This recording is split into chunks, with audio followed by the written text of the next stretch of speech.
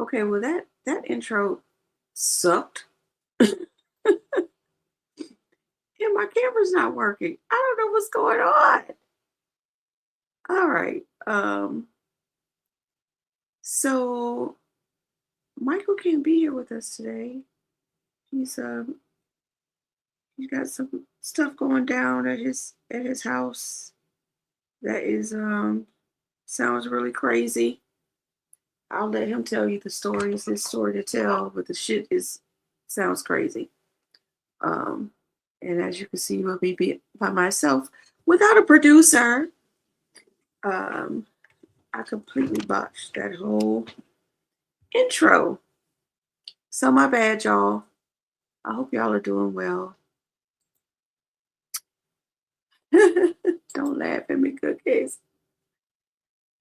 Uh, so, like last Thursday, we were watching this with Bree, and we cut it off because we were tired. We were ready to go. But seems like she was about to go into some really interesting stuff. So I kind of wanted to finish it. I don't know if y'all want to finish it with me. Let me do this because my camera doesn't work any damn way.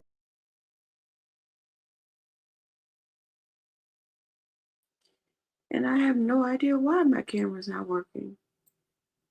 All right, so let me play this. Here we go. Again, this is not a criticism of Mark at all, but I would have liked to have heard some discussion about worker ownership. I think that there's this Tone, why should people join us on April 23rd for the AI Advantage? Because I know you know it's all going to shit. Just send nudes. All right, here we go. Government owns everything, or private companies, capitalists own everything, and there's none of this conception of the idea that the workers own it. And when you're talking about the redistribution, I forget what she was just saying, the question is where all the profits go. Well, that question is answered very differently if it's a worker-owned business that has an incentive to redistribute back to themselves in the form of salary instead of dividends and sending jobs overseas to squeeze every last penny out for shareholder value. Any socialists want to say anything about worker ownership before I move on? Well, yeah, I mean. So basically, she's talking about B corporations, I'm assuming. And I don't blame Mark for not. I mean, that's like getting into a whole nother level. We probably couldn't have gotten to. But yeah, and I think it's interesting. And again, different places of the world have different ways of dealing with this. But in the Nordic countries, you see a high degree of worker cooperatives that, have functioned pretty well in the economy and have done very well. And it also would be interesting because a lot of these people will be like, oh, I can never work for anyone. I got to be my own boss, blah, blah, blah. And it's like, they're obviously only thinking about that in terms of being the owner of something. But it would be interesting presenting a different model of like, well, yeah, you're kind of not working for a boss, but you're all kind of in it together, owning something. Yeah. Yeah, but they had already accepted the Jay-Z premise that we're not allowed to think of a world that doesn't exist. So that realm of the discussion was precluded from the beginning. So even if Mark had thought this looks serious. It is a little serious, but I'm gonna try to not be so serious. But the thing about B corporations, what makes you an owner is that you have you own the stock equally, I think. If I'm not mistaken. And unless the Dow is 50,000, a little Pam Bondi joke. Does it even matter the way the stock goes up and down?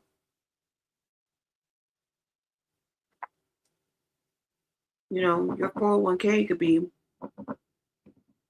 you could think you could retire off of it one day, and then the next day you lost all of your savings. Which is why they moved from pensions to 401ks any damn way.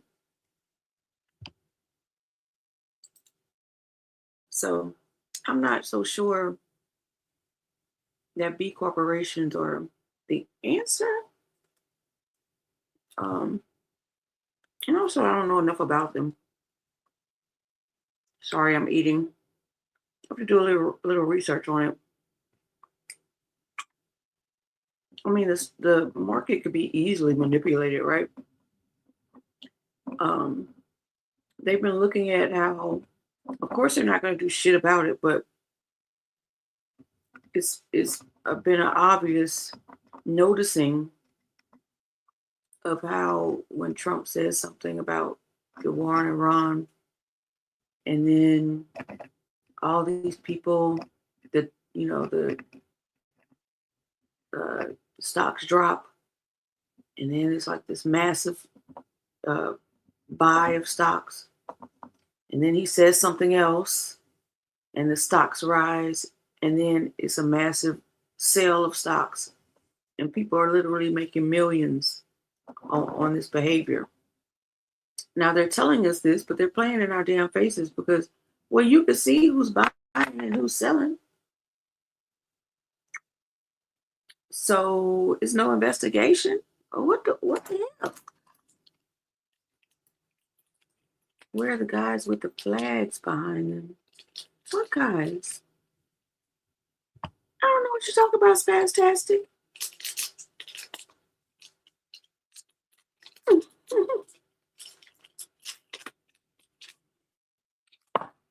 Alex Jones? Tucker Carlson? I don't know what you're talking about. But anyway, I'll play a little. I'm going to stop and move on to something else. And then we can come back to it because it is like 20 minutes left. So I don't want to bore you. That it was going to be, yeah. It's remarkable. I mean, this is why Star Trek. This is why I talk about Star Trek constantly in this podcast, because I feel like it's one of the easiest avenues to getting people to broaden their political imaginations. And to that end, the last point I have, floor is open for. Before I do, okay. Somebody said something about the guy who created Star Trek. I forgot, but it wasn't good. Let me see if I can find it. I don't want to throw out accusations.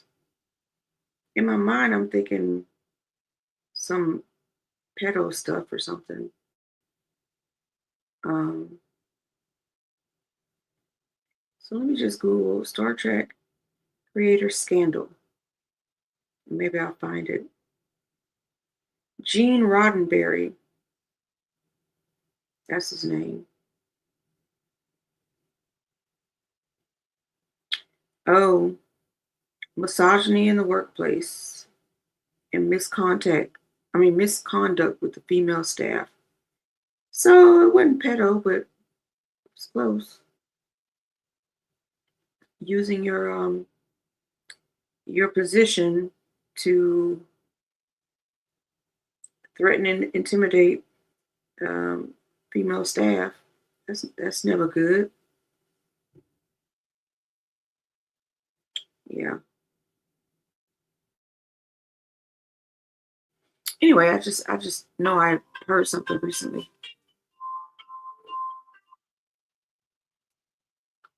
For you guys, as long as you want to keep talking about this, but there was some interesting psychology. I was really wrestling with the psychology, like why these guys kept getting so sort of angry and personalizing. There was like a kind of a wound that kept rising. They were triggered by something. Mark is basically telling them, hey, the problems in the world and the problems that have been specific or disproportionate to the Black community are not actually your fault. You're not stupid. You're not a monkey. You're not avaricious. Like, there's nothing wrong with you. There's a systemic issue that's been preventing you from achieving the American dream. And you don't have to beat yourself up about the fact that you're not Jay-Z. Jay-Z is hardly Jay-Z. Jay-Z is unbelievably anomalous. It's like hoping that you wake up with the voice of a Mariah Carey. That can't be the way we all think we're going to survive. Release yourself from judgment and come this other way. And when Bernie did this in 2016, I remember it felt like a national catharsis where people, remember when he did that, like, the town hall, the healthcare town hall, and all these people who were kind of insecure about talking about how they couldn't provide healthcare for their families suddenly were like, oh, what do you mean? Like, it doesn't have to be this way. I'm not a bad father because I can't provide healthcare for my family. I always analogize it to that scene in Good Will Hunting when, you know, Robin Williams hugs Matt Damon and says, it's not your fault. It's not your fault. It's not your fault. Like, yeah. It's a beautiful thing to realize, oh my God, it wasn't just my own moral failings. But I just didn't work hard enough. But these guys seem to be having the opposite reaction. Putting money aside. All right. Building wealth that I actually didn't hear any of that because my friend just rang the doorbell. He's hungry. And he's coming over to fix himself a plate. So I didn't really hear shit she just said. Hi, Dabby Dabs. No, it was definitely Star Trek. Yeah, not Star Wars. Yeah. I actually didn't hear shit she just said, so I apologize for that. It's not the same show they had on this video. Let me see. He paid Michelle. Hi. He paid Michelle Nichols out of pocket because the network at the time refused to pay her because they didn't want a black woman on the show as part of the main crew. Oh, is that right? Interesting. So you could be a good person and a piece of shit at the same time, I guess. I don't know him. These are just allegations that I read on the interwebs. So it's not like he was charged with anything. It's just things people were saying about him, I think.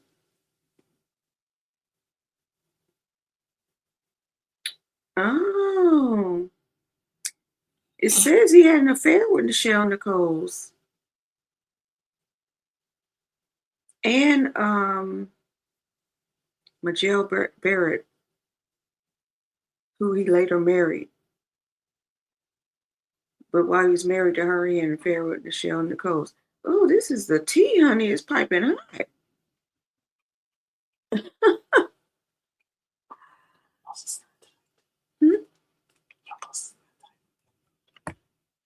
Hold on one second, you guys.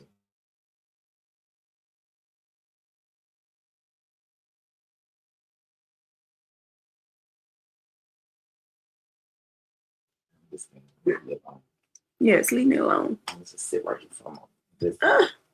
My friend said I look cute today and y'all can't even see me. My camera's not working. So you're just going to take my word for it, okay? I'm looking cute today, okay? Hi, Rondo. Oh, is that right? I Love Lucy got Star Trek on the air. See, I wasn't a big Star Wars, Star Trek person. Mm-hmm. Star Trek is the one with that black guy with the funny glasses. With the ears. Like he couldn't, if he took the glasses off, his eyes would like, yeah. Oh, I did watch Star Trek a lot. Star Wars was Star Trek. Okay. I'm sorry. I did watch Star Wars too, actually. The one I liked the most was Spaceballs. Y'all remember Spaceballs? I love Spaceballs. Spaceballs was awesome. You got to get out of here. I can't. Sorry, I had to kick my friend out because I couldn't pay attention. All right, he married Majel, yes. She's the voice of the computer and Deanna Troy's mom. So we got a big Star Trek fan in the house. Good looking, but not as smoking hot as Michelle. Now I gotta look these people up to see their faces. Lieutenant Uhura was Nichelle Nichols. But I still don't know who that is. I gotta search the internet. Let me see how smoke. Oh yeah, she was smoking hot. I remember her. Face beat for the gods, honey.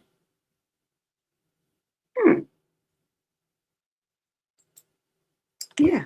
All right. So anyway, let me finish this, or at least keep going a little bit, and then we could move on. Because it's a lot of crazy shit going on that I'd like to talk about. Something by being told that it's very unlikely that they're going to be Jay-Z, but there's something else that they could be. What do you think that's about? That's being raised with tough love. I mean, like let's be real with ourselves.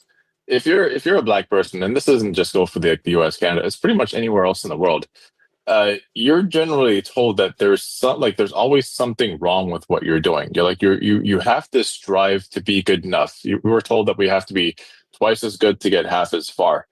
And I think, I mean, on the one hand, it is positive motivation to know that, yeah, the odds are stacked against you, but you can still succeed.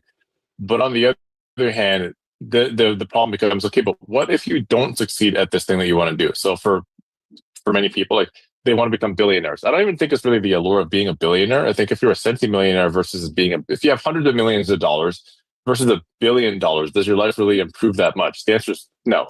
I think they want to be well recognized by the people around them. They want to be recognized by the community. They want to be held up as a positive example. And so being called a quote unquote billionaire, that's what will help them arrive at that status. The problem is, what does that bring you, and what does that bring the community? Well, I mean, it brings you massive personal wealth, but does it improve a lot of your people? No. It just gets you adoring fans for a minute until the moment they turn on you. I remember Jay-Z's popularity has been waxing and waning for decades now. I remember when Occupy Wall Street was happening. He came out with some T-shirts that said "Occupy All Streets," and everybody loved him for a second. Like, oh my gosh, Jay-Z, he's in on this movement. Somebody as rich as him and as famous as him. All lives matter to Occupy. Exactly. Hang on, wait till I get through this one. So everybody was really happy that he was supporting Occupy Wall Street. The message was, well, don't just occupy Wall Street, occupy all streets. Like, we should all be demanding more from the time. Shit. Look what I just did. Anyway, I don't remember that. But I definitely just messed up. I took this thing all the way back to the beginning. So my bad for that.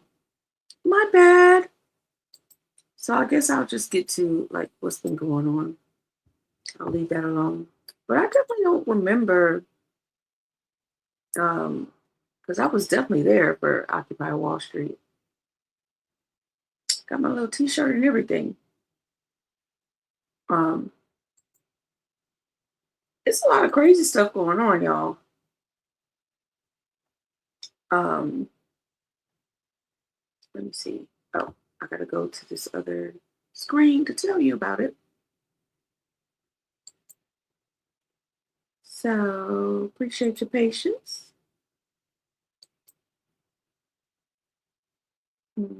Is this it? Okay. Palantir. Let me make it bigger. Peter Thiel is like, I don't know. He really looks like a reptile in a suit. Like something's off about him.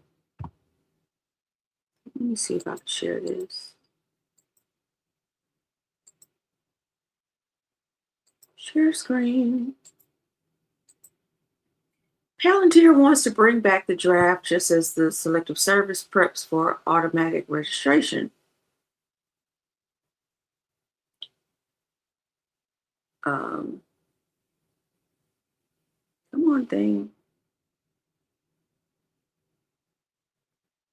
Come on. Well, while I'm waiting, oh, you know what? It wants me to subscribe. You little shits. Well, maybe we could just listen.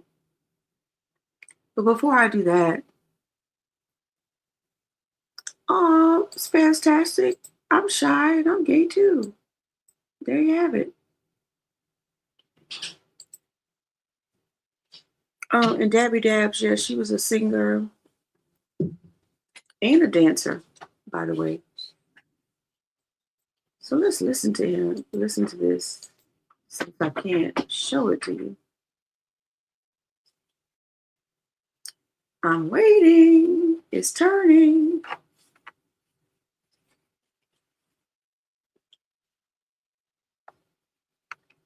Okay, that sucks. It's not moving. All right, I guess I can't show that. I'm sorry, y'all. Well, yeah, Palantir wants to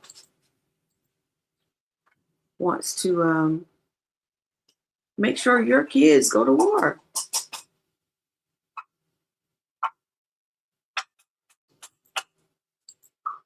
And since I can't show it, I'll just move on. This one is crazy, y'all. Like, fascism is here. Fascism is here. This girl, poor thing, she got hit with a felony for making a joke in a WhatsApp channel with her fellow classmates. It was like this event that they had at the school, and nobody wanted to go. People, like complaining that they didn't want to go, but you know how schools do sometimes, like it's a requirement that you attend certain events. It goes towards your grade and stuff.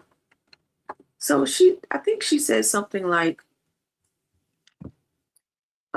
maybe I could ask Bibi Netanyahu to drop a bonbon on the event so we don't have to attend. She didn't even say bomb. She said bonbon. Like, I think that's like bonbons. It's like I don't know, something you get from Dollar General or something. I think it's like chocolate with marshmallow inside, maybe. I don't know. I don't eat bonbons. But this landed her in jail. So let me play this so y'all, I don't know if y'all have heard about this. It is 23-year-old FIU student charged with a felony over Wait, gotta start over. There we go. 23-year-old FIU student charged with a felony over messages she wrote in a school group chat. Gabriela Saldana facing a judge Thursday morning. According to her arrest report, this went down in a WhatsApp group chat of about 215 students, where students were discussing an event that was to take place Friday at the Ocean Bank Convocation Center on campus to make their capstone presentations. An FIU police officer read some of the statements in court. The exact words utilized was, "There's going to be a bomb in the Ocean Bank Convocation Center, and it's going to be at Jonathan's fault," one of the members in the chat. 7 News obtaining some bits of that chat. It seemed the student wanted the event rescheduled and wrote, quote, "Netanyahu, if you can hear me, drop some bonbons for us capstone students in Ocean Bank Convention Center." Okay, hold on. Spaztastic said that's a bomb threat. You're in a WhatsApp chat, so it's a closed group. And Netanyahu will never see that in his life. And does she really have any influence over what Netanyahu will or will not do? Like, it sounds like a joke to me. Not a real bomb threat. Like, like, come on. I don't see that at all. Am I crazy, y'all? Am I the only one that thinks that this is ridiculous? That this is fascism? A slippery slope to fascism? Other students wrote they didn't take that text lightly. She later in the chat wrote, quote, "I wrote a dumb joke that should not have been made." I can understand your position, Ms. Corey, and you're saying this is a joke, but to an objective person, it's not a joke, and there would be enough for probable cause. I'm not saying it's enough for beyond a reasonable doubt. I don't know what the state's going to be able to prove at trial. But for purposes of this hearing, I believe there is enough for probable cause. Oh, come on. First of all, this judge is a Zionist. I mean, like a known Zionist. She gets like awards from the Jewish something law something. I don't know. Okay. Safety isn't political. Okay, I guess. I just don't see it at all. Let me see what people are saying. Let's see what if other people see it. Oh, I gotta log in. Crap. Let me see if I can log in. Hopefully I saved my password on my computer. On my computer. So let's see. Did I? All right, I'm getting in there.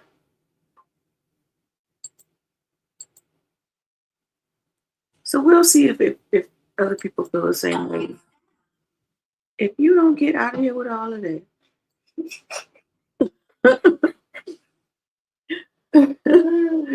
I'm gonna have to kick you out twice. All right, so now I can show it because I'm logged in. So here we go.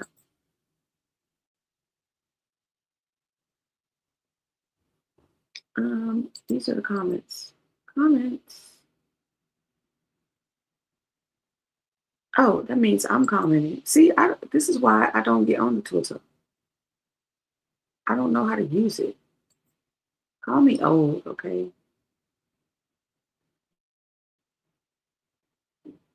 Ooh, what? No, wow, that's a lot. Are these new tweets? These aren't the comments. Like, I think I have to click on this. Now 2 of y'all are in here? Y'all, come on. Y'all got to go. Girl, I'm not staying here. I'm rolling in something. Yeah, but y'all talking and distracting me. Let me see. Did I click this? Yo, I don't even know how to do it. Come here and show me how to look at my comments. Oh, somebody said the judge is Jewish. That's just a quote. I'm showing my age, y'all.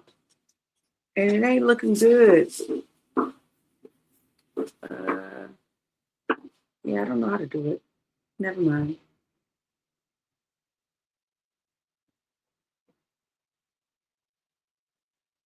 So in North Korea, you cannot criticize North Korean government. In the United States, you cannot criticize the Israeli government. Like, I wonder, Spastastic, do you consider this a felony worthy, this post right here?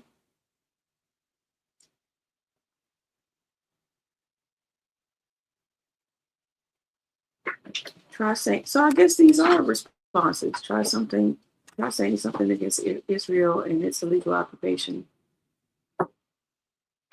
Palestine isn't the only place occupied.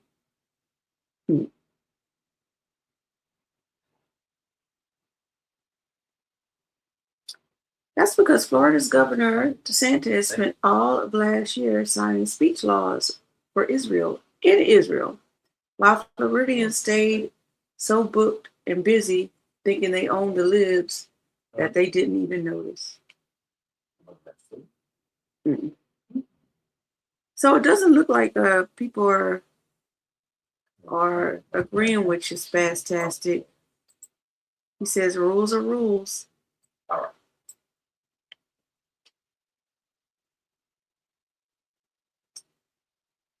So they won't arrest anyone from Epstein files, but arrest a student for joking about Satan Yahoo.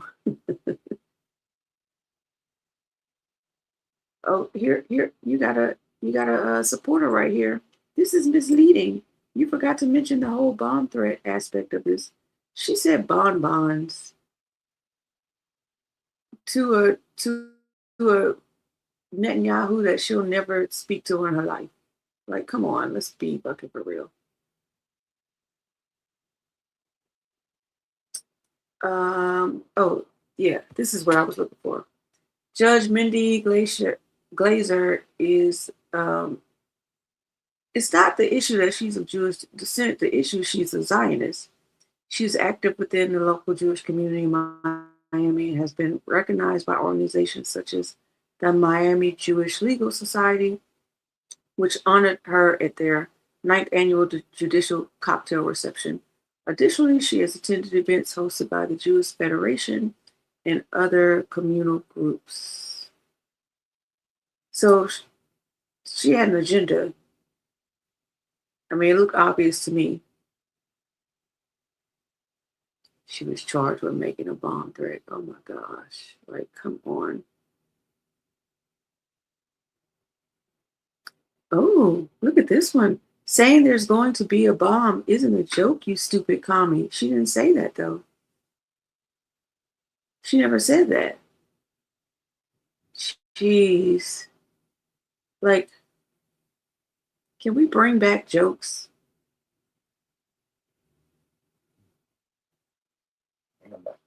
Bring them back. Ooh, okay. All right, so anyway, I just think that's a slippery slope to fascism where you can't I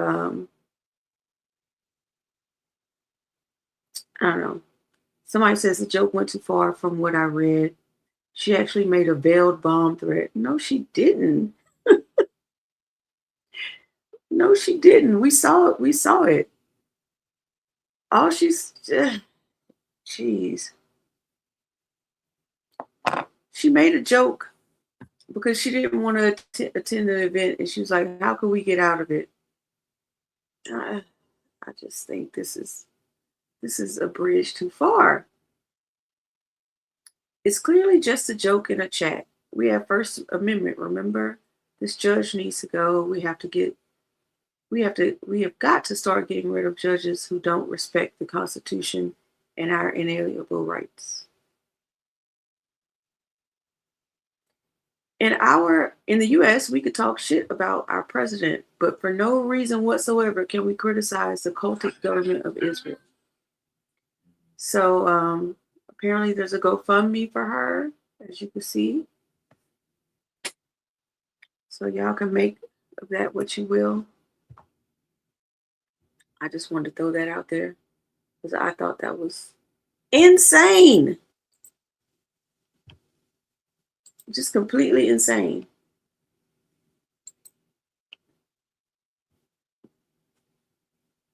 So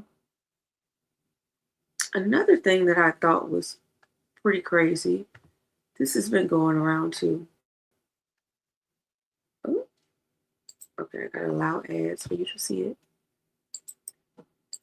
So people have been talking about some website that has about 62 million men that have been discussing amongst themselves how to drug their girlfriends and wives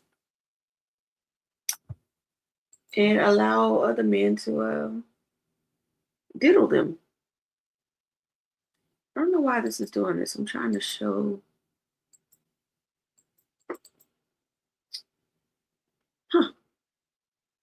I had this up, but now it's doing this. It wants me to subscribe. I'm not subscribing to Snopes. I wish I could show it to you. Because it was like they found it to be mostly true. Remember that man in France? He got sent to prison because he was drugging his wife and dudes would pay him to have sex with her. And he would film it and everything. And it was like over 100 men. before she realized what was going on. That's insane. The person that you marry, that's supposed to be like your protector, He need to be shot. is your op. That's crazy to me. But apparently there's 62 million other men out there that that are with the shits. No, it wasn't a Muslim site. Why would you say that? Where'd you get that from? I forgot the name of the site. I could try to look it up though.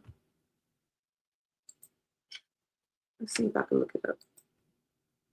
62 million men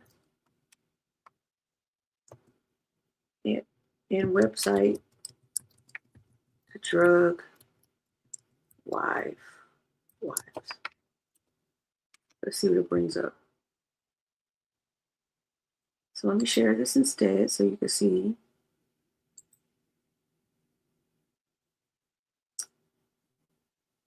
Yeah.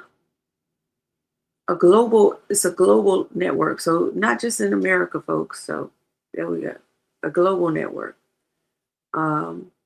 Referred to as the online Grape Academy. So this number, the 62 million, refers to the total monthly visits to Motherless, that's the name of the site, Motherless, in February 2026, an adult website that hosts a wide variety of content. It does not represent 62 million unique men participating in the Rape Academy. That's why Snopes said it was partially true. That's what I was trying to remember. So yeah. Motherless. Whew. Talk about mama issues. This is what I was talking about, the case connection. Oh, it's all here. The investigation was partly inspired by her Giselle Pellicot case in France. Her husband would drug her for a decade and recruited, this says dozens of men to assault her, but I distinctly remember it was like over 100. So, hi, Miss Macy. How are ya? I'm not going to be too long today because Mike's not here anyway. And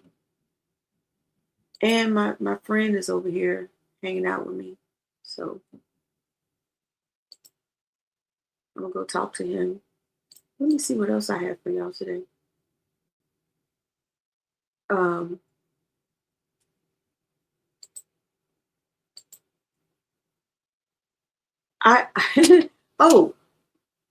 Julius Malema won his case. What is his official title in South Africa?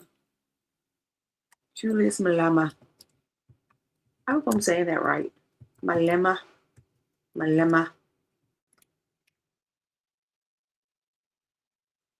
I'm looking it up so I can see. He's the member of the National Assembly of South Africa. But I thought, leader of the Economic Freedom Fighters, EFF. It's a communist party known for its red berets. He was charged with like shooting his gun or something. About, I don't even know how many years ago that was, but they arrested him now. It was like 6 years ago or something crazy. And he got convicted with 5 years in prison. He got sentenced to 5 years in prison. But I think somehow let me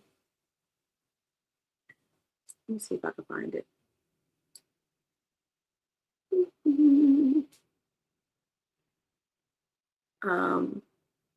I think they got it reduced or something like that.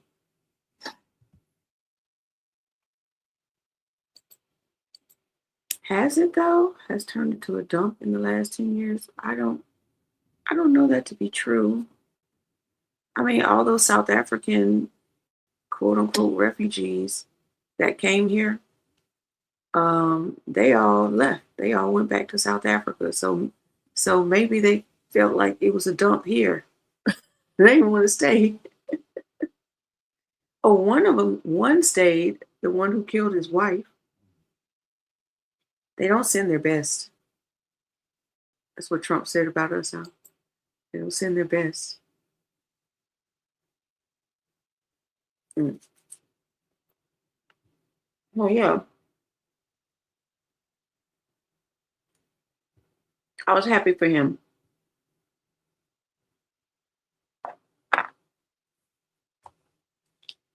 And what else is going on? Oh, y'all, Luigi is intensifying. I mean, intensifying. Let me show you this. Let me show you this, and then I'll tell you why I think that.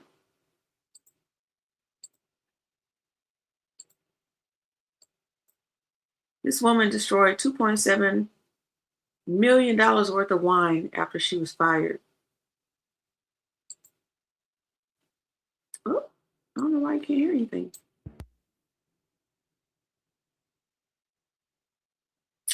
I don't know why you can't hear anything. But you get the visuals. There was this other man, he got fired at this warehouse, and he took the forklift and just started tearing shit up. He was just running over shit. I guess he said, I got time to go to jail today.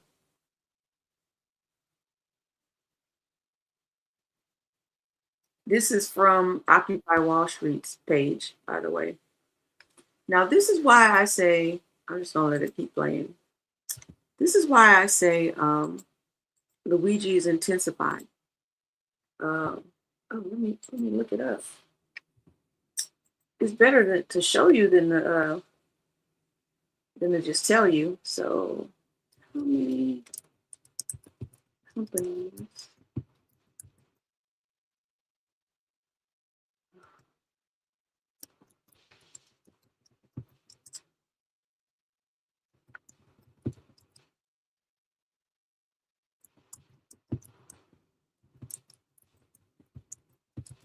All right. So this is stemming from that fire. Remember the fire in Canada? We had talked about this. Well, that dude got like life in prison or something. So now people are getting they're getting more savvy with it. Okay. People are going into the bathrooms of like Walmart's, Targets. Let me look for locations and what are the locations? Oh wait, hold on. Okay. They're going into bathrooms because bathroom you can't have a camera in the bathroom, of course. And they are putting the expandable foam in the toilet. So they'll flush the toilet, and as the water goes down, they spray all the foam. Oh, you can't see this, huh? Oops. I didn't realize you were still looking at that. Let me see if I can fix it. No, I just got to stop this and start. So when they flush the toilets, when the water goes down, then they spray all the foam in there and walk out. And once that foam gets hard, the entire system is like messed up. All the plumbing is damaged, causing extensive money to repair. So this is like the way that they're combating going to prison. Because how are they going to know who did it? I mean, I guess you could look at the cameras, but you don't really have proof if people are going in and out of the bathroom. How do you know who did it?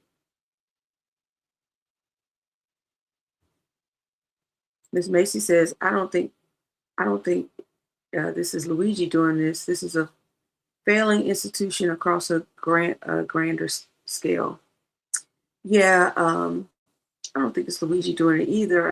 I always say Luigi intensifies because everybody always, like when there's like things happening to workers, the common thing to say these days is, where's Luigi when you need him, or we need another Luigi, and they say stuff like that. So that's why I say that. So Dabby Dabs, yes, they are insured. That is true. But the amount of damage, so like, can be in hundreds of thousands. And then you have to consider like the time they have to either shut down or because you got to have a working toilet in places like that. So let me see if I could do a deeper dive. I kind of like this AI, but what are the locations and companies? Let's see what they tell me.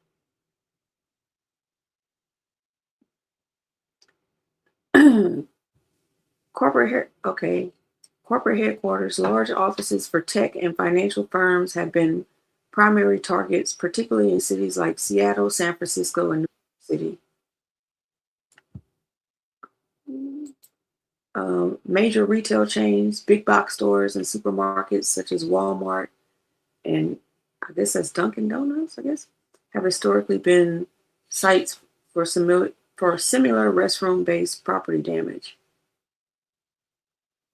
Public and transit facilities, high traffic areas like airport terminals and major train stations have also been seen an uptick in these incidents as part of the broader April 2026 trend. The trend is often associated with the misuse of specific industrial products found at major household retailers like Home Depot and Lowe's. So yeah, I mean, it's a felony. So I don't know if you got time. If you got time today, that's what you want to do.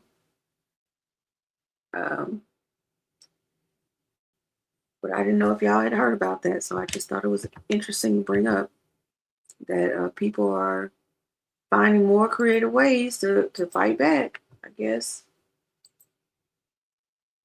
So whether you agree with it or not, don't mean it ain't happening. So, yeah.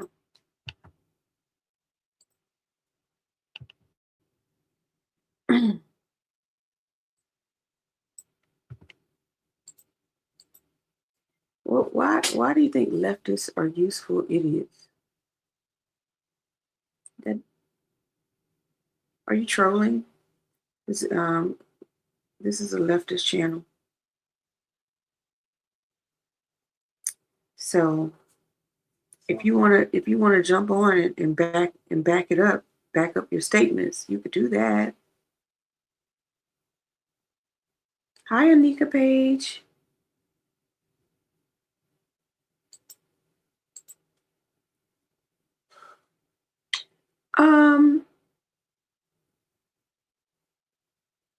Yeah, I don't know the specifics of that either, Dabby Dabs. One of the warehouse fires didn't accomplish it. His employer contracted with another company. That company had nothing to do with the warehouse. I don't know what you're talking about specifically, so I can't speak on it. I know Amazon caught on fire. It's been like 6 different companies in the last month.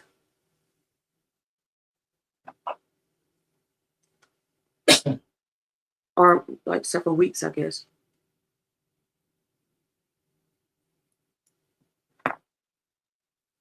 I know I saw Amazon,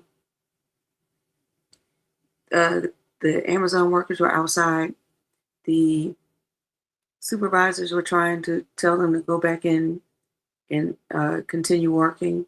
They had a gas leak, and the gas leak wasn't fixed yet, but they wanted them to go back inside, continue working, and basically sniff all this gas while they're working. Just didn't really care about the workers at all, because I bet you don't want to have your ass in there sniffing on gas and working, picking up packages and this and no, unacceptable. Unacceptable. I think there's going to be some more Amazon unions coming up. The one in America, the only one we have right now is in New York, in Queens. I think it's in Queens because of Chris Smalls, who is a strong advocate. Activist. He was on the flotilla to Gaza. In fact, he was I think he was the only black man on the flotilla, and they took him and beat him. They took him into custody and beat the shit out of him. I guess for having the nerve to be black. I don't know. Crazy. But the reason I say I think Amazon's going to be having some more unions, like I saw this clip of these Amazon workers that one of their co-workers got fired, and I think he was having a baby in like 3 weeks or 6 weeks or something. They fired him, and it was of the opinion of all the workers that he was a really good worker, did his job very well, but they fired him because he was doing too much. He was advocating too much for his fellow his fellow co-workers. So I guess they felt like he was a troublemaker. But what they didn't count on is the fact that all his co-workers stood in solidarity with him.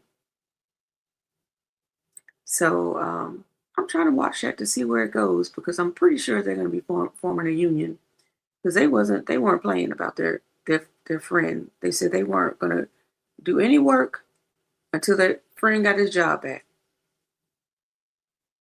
because they had no reason to fire him other than the fact that he was advocating for his fellow colleagues.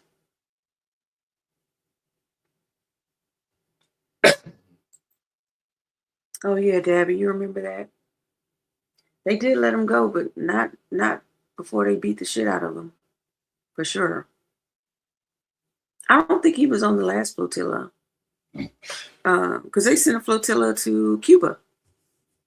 I don't think he was on that one though.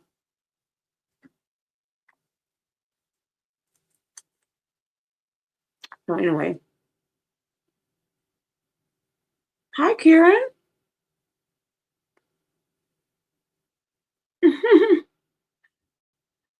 It's fast tactic cooking for capital.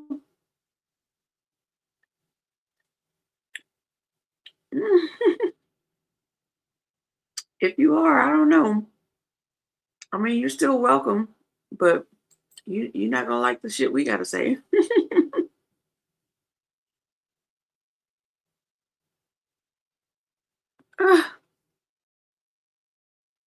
All right, so I thought this was interesting too. I want to play this for you guys. Dominique Lee in The Place to Be. 100 million people that's ruled by the Epsteins have over my country, a country that has lifted over 800 million people out of poverty.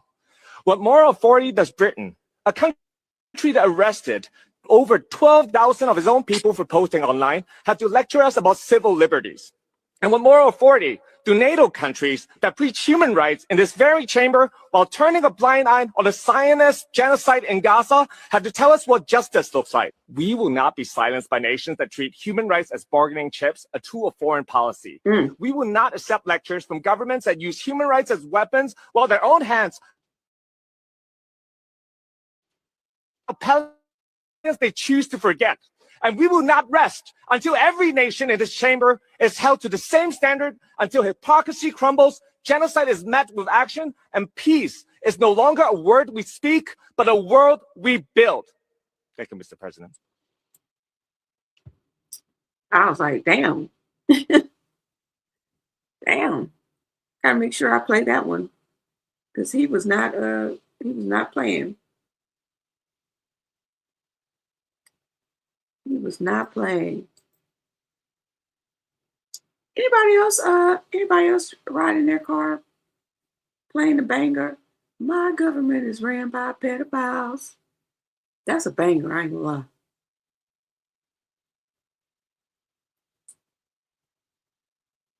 Mike haven't texted me yet. He spit fire in their face, absolutely. He was like, who are you? You can't tell me shit. In fact, go sit down. You in timeout.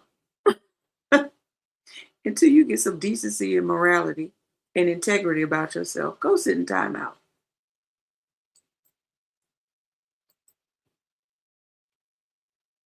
Yeah, I think that's the best one too. Platitudes, I don't know. China's doing way better about their people than us, so I don't think platitudes is the right word. Platitudes is when our Congress writes strongly worded letters and nothing comes of it.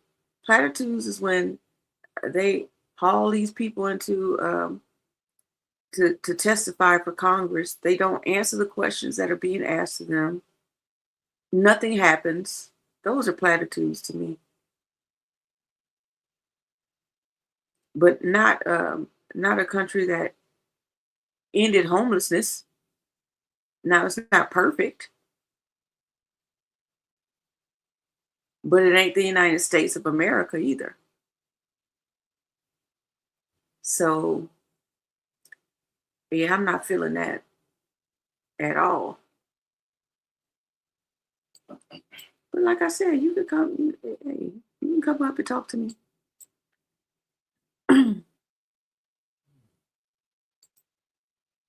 I mean, yeah, who has communist China invaded in the last 40 years? Now, to be fair, Debbie Dabs, they will they don't invade. They help countries build infrastructure, but of course there's a price to pay for that. Like they're just not doing it out of the kindness of their heart either. But at least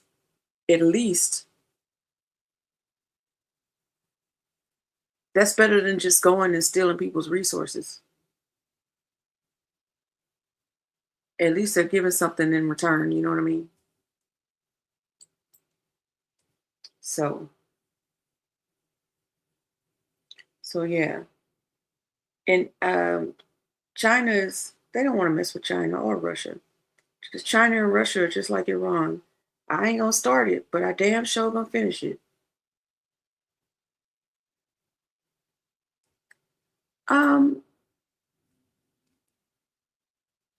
Technically, China is not a communist country. They want to,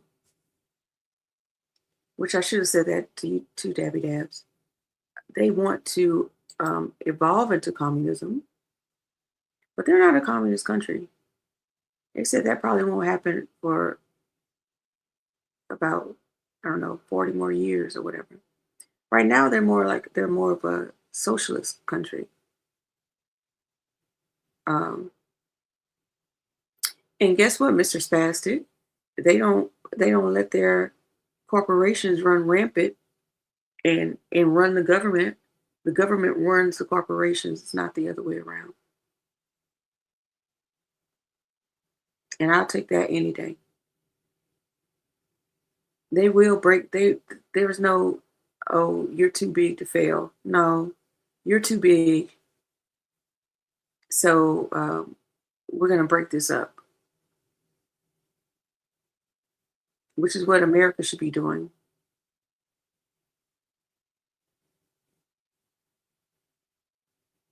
Instead of using socialism to save capitalism every, I don't know what, is the failures are happening more exponentially now. It used to be like every 10 years. Now it seems like it's like every 6 years or so. And each industry gets their turn to cheat the American people out of their tax dollars. And they just keep going. They just put it in rotation.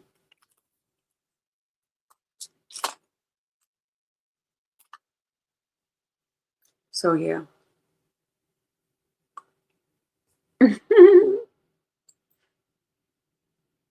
They don't have any. You know what they have? They have let me see if I can find this for you. Because it's not this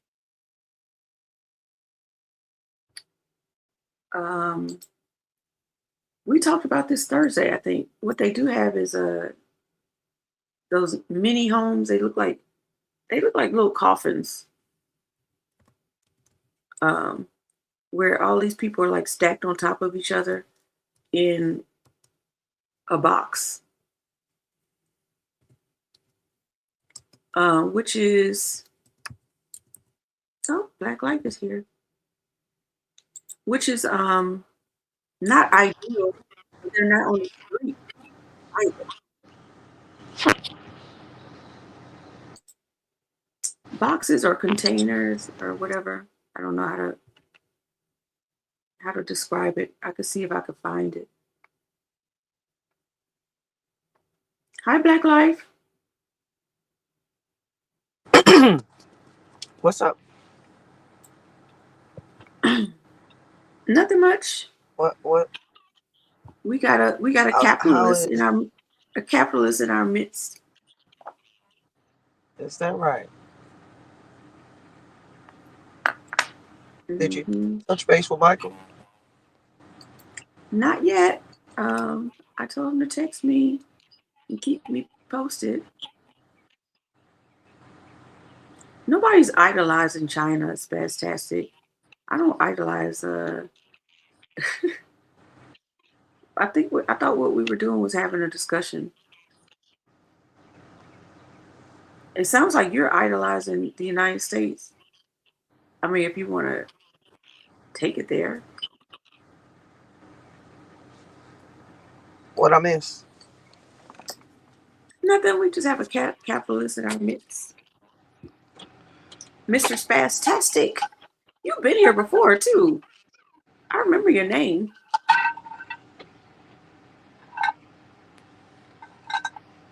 Yeah, I remember you. I'm trying to find these box homes that China has.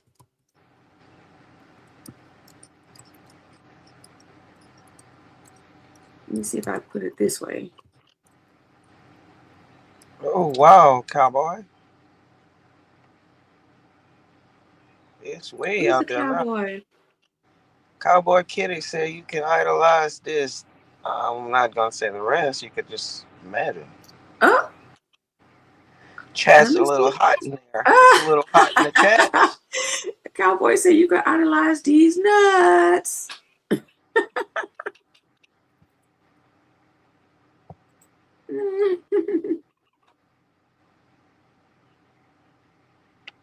The chat is always undefeated. Okay, I found it. They're calling them coffin homes. They are very tiny homes. Let me see if I can share.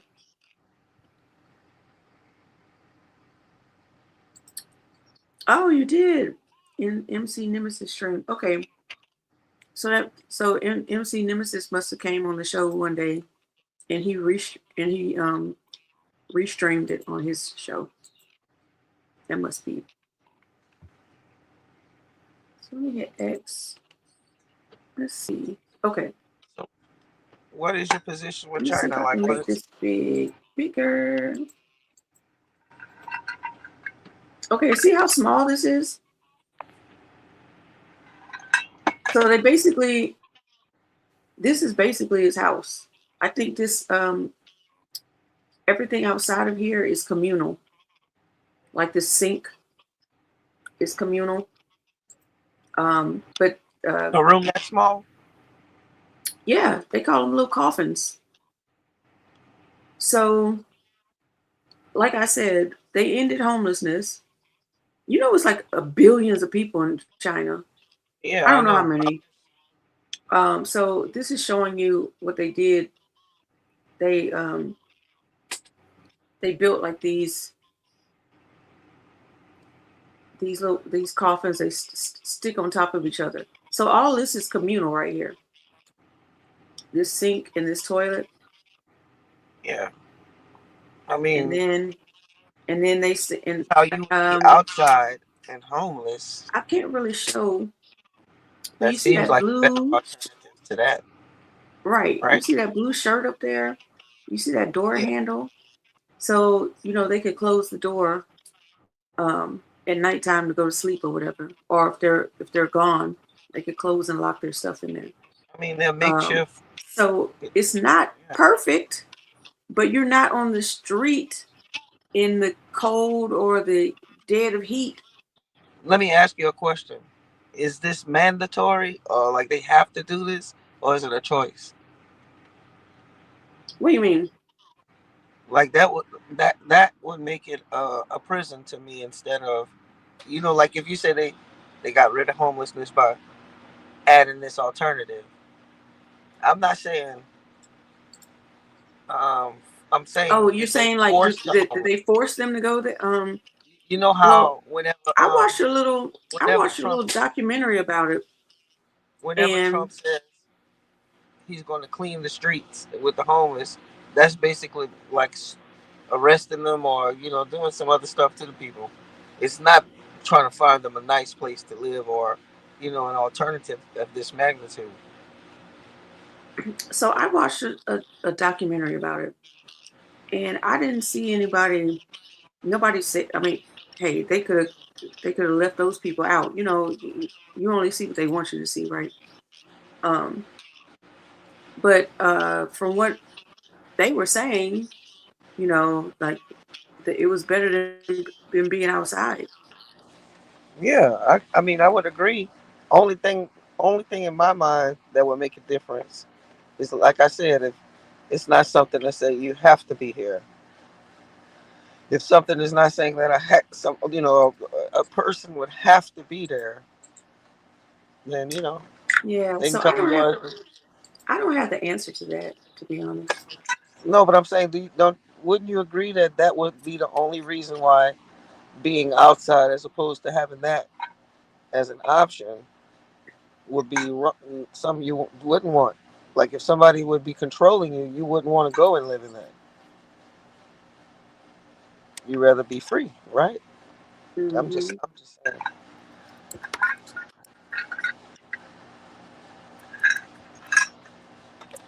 Yes, I understand.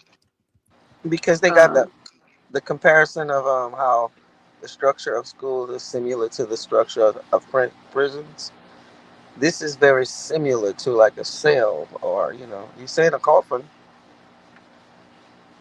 with a little amenities. Come on, it's not that far. so I'm going to show you this. See if I can share this instead. Because you know how I said, it's small, um, but some apartments in New York City are small. Yeah, I know. Cowboy said coffin homes were in the Look, nursing this is homes the in apartment. New York. That's the whole apartment. That's it. So that's like a coffin home, but you could stand up in it, right? That's the only difference. You could stand up in this one, and that's $1,200. No joke.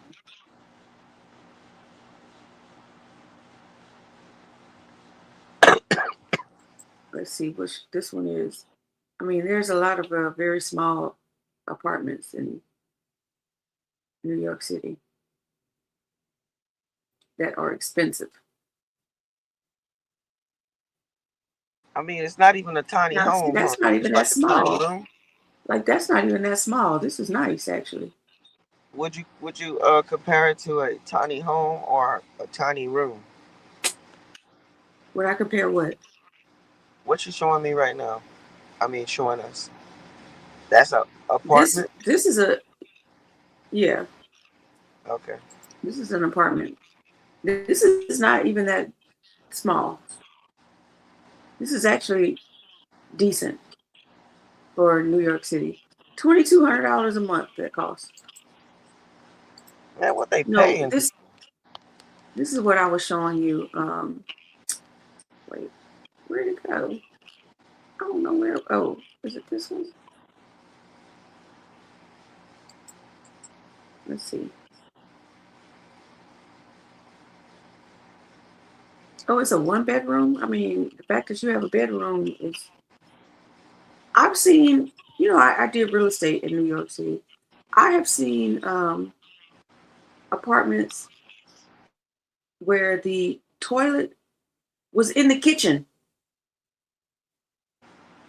Crazy. I guess for plumbing, because they started like cutting up apartments and making them smaller, making what was a 1 bedroom. I mean, like a one apartment, cutting it up and making it to 2 apartments.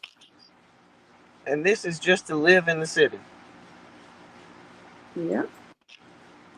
where you can go outside the city and have a normal house. I mean, there are I'm normal proud. houses. There are normal houses in the city too. I know. I'm They're just just saying it's like expensive. I'm just saying there's a plethora of this. Yeah. Crazy town. Not all of it. I know. I've seen some of it look like regular. Regular schmegular. Oh, I like that guy. He goes all over the. That's his whole apartment.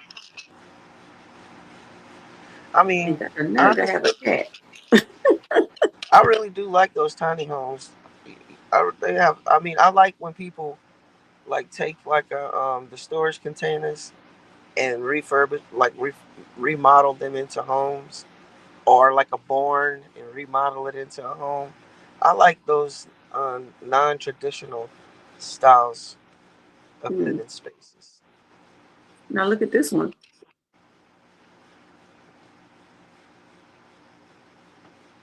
That's her entire apartment. Ooh, you got the nerve to have a dog? Oh no. That smell, I could smell it through the screen. See how her they do this a lot too. The bed is to make up for some to allow them to have more space. You notice the bed is at the top. They make like a little loft. So that's her couch. And then right above where they are, that's where her bed is. So they're gonna show you her coming. Yeah, that's her bed. They got a serious discussion about China going on in the Mm. chat. Oh, do they? Okay, let me get back to the chat. Let me see.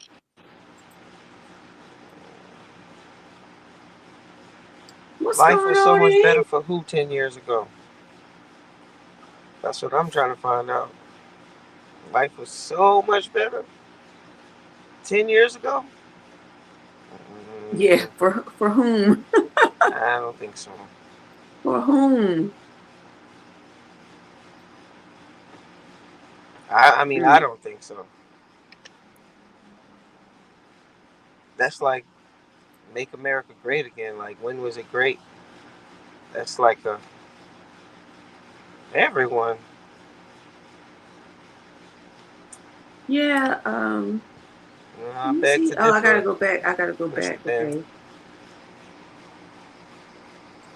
Mr. Spastastic says, I doubt China has Social Security or pensions. Well, Maybe hell, we ain't do. I got can't hear pensions. you, so I'm gonna go out and come back in. Okay. Something must have occurred. We don't have pensions.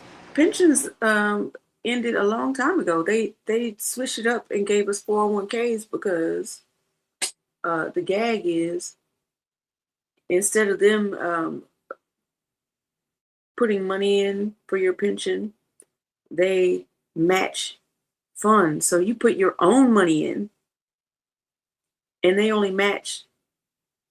A lot of companies only match up to 3%, and it's all in 401k. So then Wall Street could gamble with your damn retirement money. And if they lose, oh well, they keep keeping on. Oh, I gotta kick her. That way when she comes back, it'll be fine. Yep, see, I did it just in time too. Hello? What's that?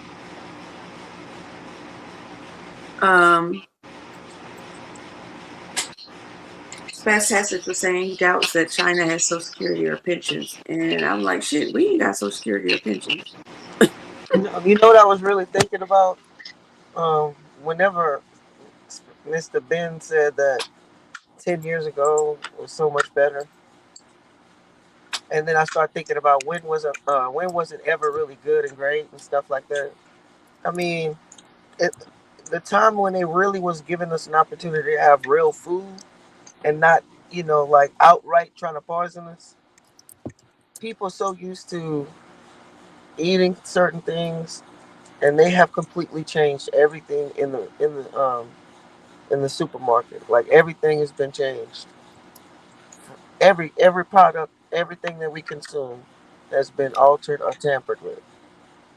Hmm.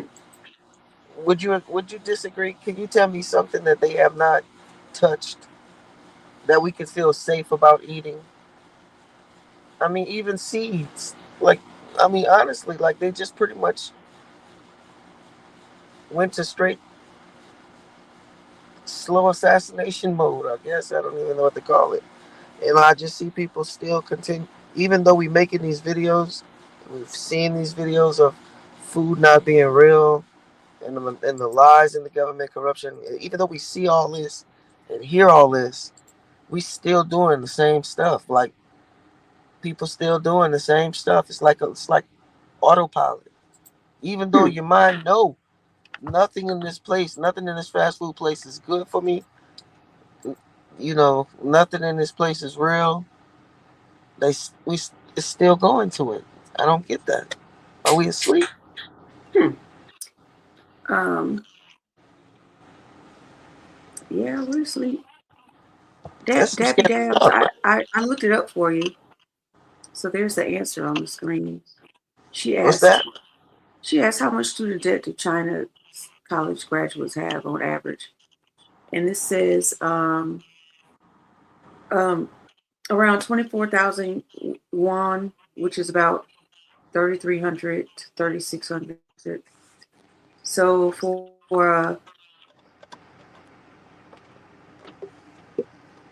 and that's for a typical graduate. When you hear people on Fox talking about the cost of raising a child has quadrupled or went up to so much, I don't I'm not going to quote the specific statistic, but I do know that they were complaining about the cost of having a child or care for a child. And this is Fox, people who already got it made. I mean, that's a big reason why they wanted to end abortion, because they need, well, one, they want more white babies, and two, they want more worker bees. And so they're trying to But force look at people. And three, they want more poverty, because I see four, they want to fill those private prisons. I seen this video, and it was saying how I'm wondering if it was comparing China it was definitely comparing other countries to United States and what they invested in the last 20 years or so. It's like not in education, as you see how we rank across across the world in education, not in infrastructure, not in you know empowering citizens, in educating citizens. I mean, look at where the money went, man. Look at in 20 years, 20 to 30 years, look at where the money, like, it's evident of what country invested in what and which was more successful, right? It's evident. You don't even have to, like, you could take off the country's names and just show the actions in like a paragraph form, not with fucking pictures. And you would have no choice but to pick out which one was successful, right? But people get up in their feelings when you start talking about other people doing things better. You start sounding unpatriotic and shit like that instead of honest and true. I mean, when you look at the average reading level in the United States, that's the biggest indicator. Because a non-educated society, It's pretty sad. yeah, It's you're not pretty gonna get sad many that fruits you try blazing to. out of that. It's like this. It's basically they sold a dream, American dream. They sold us a dream. They sold a dream until the damn internet started making this an even playing field of information finding. You know what I'm saying? Like revealing information, and some of the people continue their busy lives and go on about their business and don't even look at it. While you got a lot of inquisitive motherfuckers who will do deep dives into certain topics, and now people are starting to realize every fucking thing they done taught us is bullshit. It's You a know what I'm lie. saying? Like It's a everything, straight up lie. every fucking thing, from the moon landing to if you could you know that song where that woman be singing about Thanksgiving stuff. You name it. They need to make another fucking Beans, music. greens, tomatoes, potatoes. Yes, they need to You make name another it. version with all the lies that we have been fed. Because we've been fed greens, beans, potatoes of lies. You know what I'm saying? It's like, it's some insanity stuff, bro. It's crazy. I mean, never expect the oppressor to give you the education and the tools you need to free yourself from their oppression. Ever.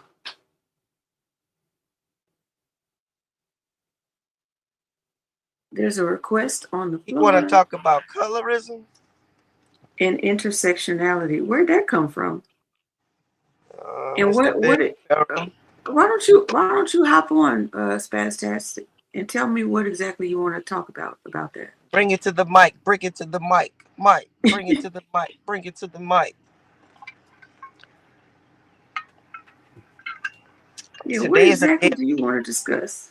Yeah, today is a day of dialogue, right? So bring it to the mic. Step onto the floor. Step on. Black Life. Somebody's trying to buy my property. Somebody's trying to buy your property, eh? Mm-hmm. Because it's a hot commodity, I'm looking at baby. my phone. It's a hot commodity. You can do a lot of great things there, but you know. Debbie Dabs, I think I read 3 David Icke books. Is it Icke or Icke? I think I read 3 of his books. Yep. It's amazing. It is amazing. Look, all right, I'm not going to say ever because that'll be foolish to say, but a great percentage of the things that we have been accustomed to hearing as conspiracy theorists. Why is that shit now factual? Factual. I mean, it's real stuff. Look, same. Spaztastic says property is capitalism. So when you live in a capitalist society, you're just because you don't agree with it, what am I supposed to do? Bow out of it completely? Am I not supposed to have a place to live? Well, or like I don't understand. What are you saying?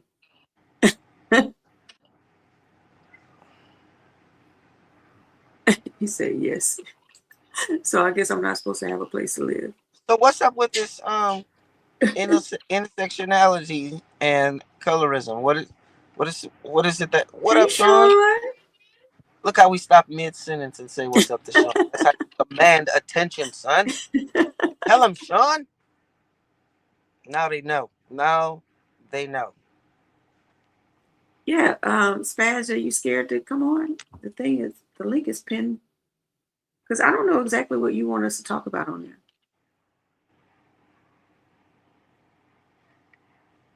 So yeah. One second.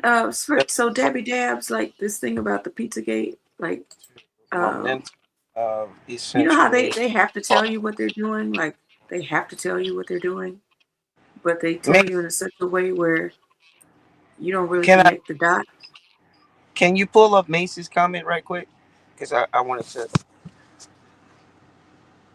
to respond. I want to know why there isn't one sector in the third party movement that hasn't continued the momentum of the essential needs for all. Before I answer that particular question, I want to know why the hell there's no formidable Democrat doing any goddamn thing about this time of what's going on right now. What is the game for Democrats? Wait and see. Because they're Let's centrists. But look, let's wait and see, or let's put on some glasses and go stand on TV and start talking shit. If I see Hakeem Jeffries with one more pair of shades on, trying to act cool, I'm gonna lose my top. I'm gonna lose it. Well, I want to answer. I kind of want to answer this because, like, the third party movement is so fractured right now. First of all, there's too many goddamn third parties. Like there's too many that aren't. They don't have a significant power structure. So I feel like there's some consolidation that needs to happen. Also, they don't have the money. So that's something that's really important. Like there should be no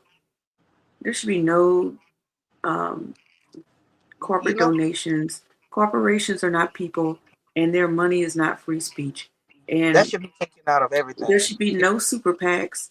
There should be, I would call them political bucks.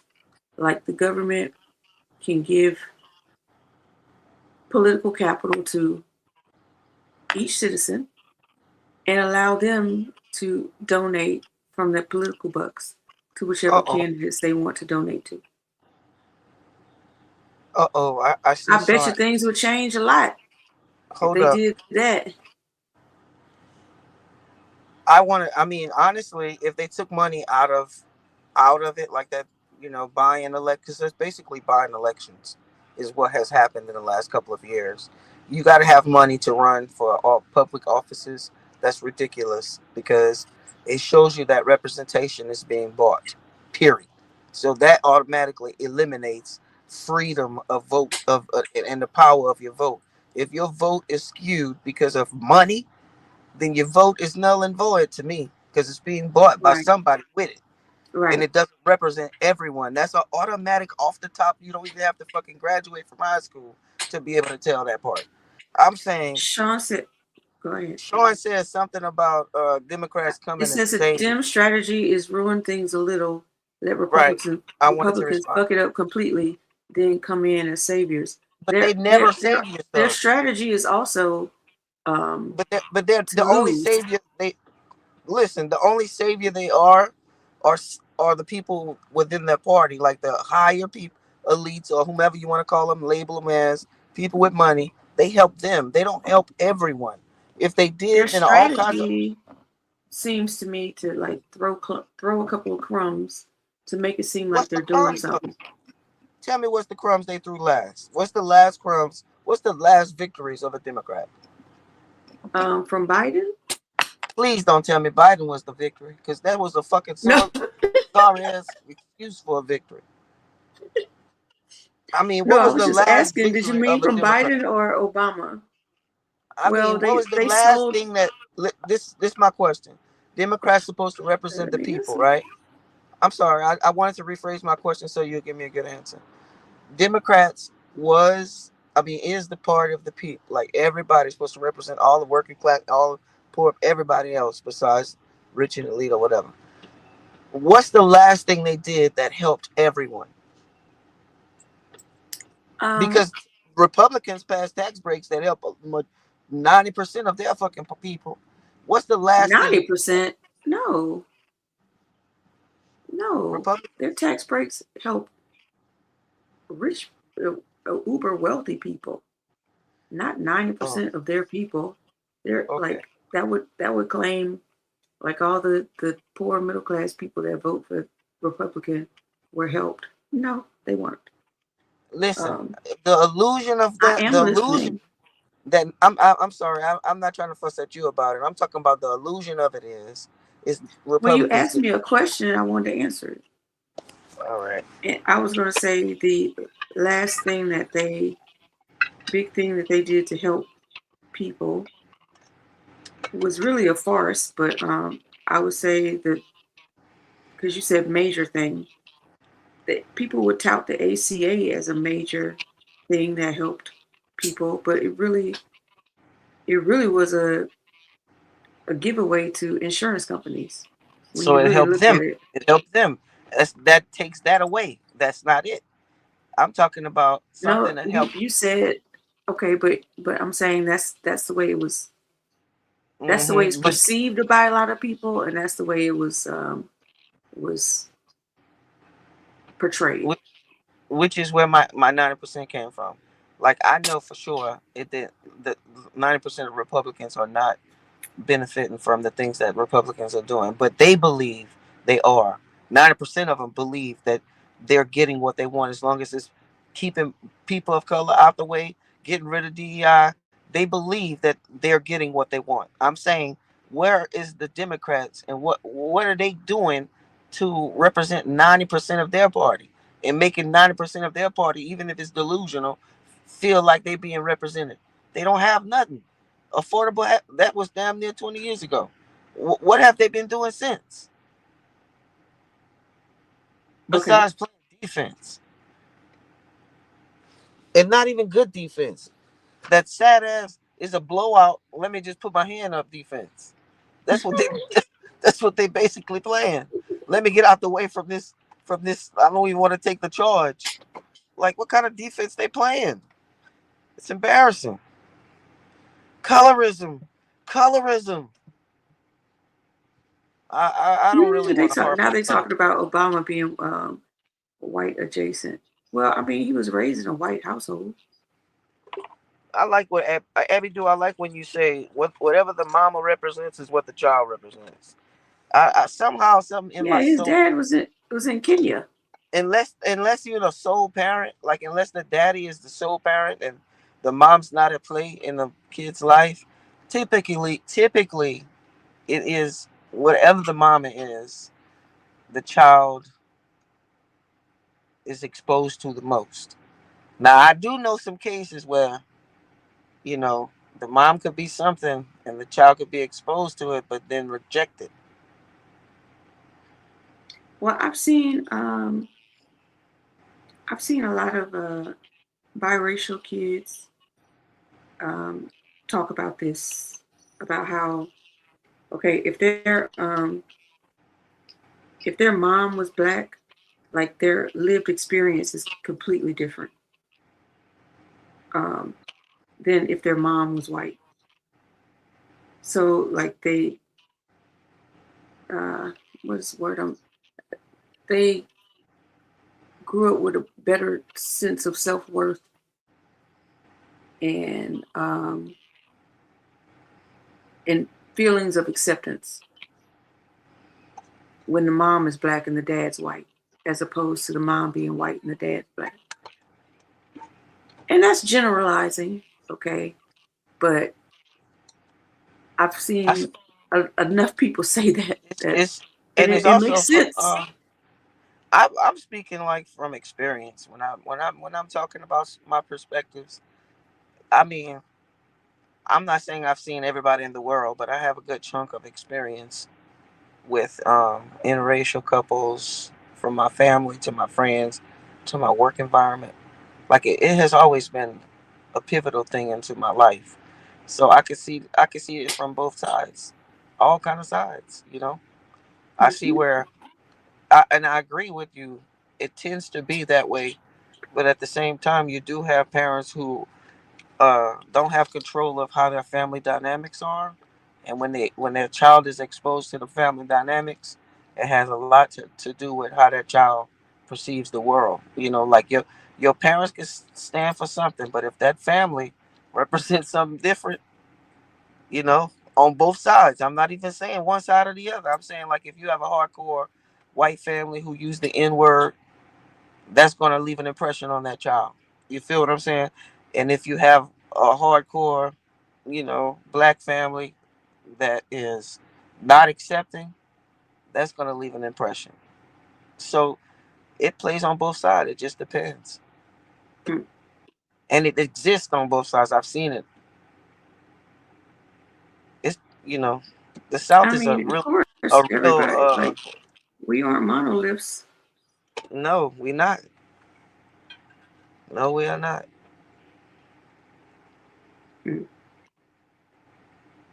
I still don't know Well, what he wants us to the talk new about black. colorism. Wait, what? Vince says trans is the new black now. Anyhow, what? What? Well, trans. I think Well, that first says of trans. all, black is the only black. Thank you, Andy. Do I don't know what Mr. Ben talking about here, What are you but talking about? trans is no, trans is nowhere near black unless the trans is a black. I'm being respectful. I'm just saying.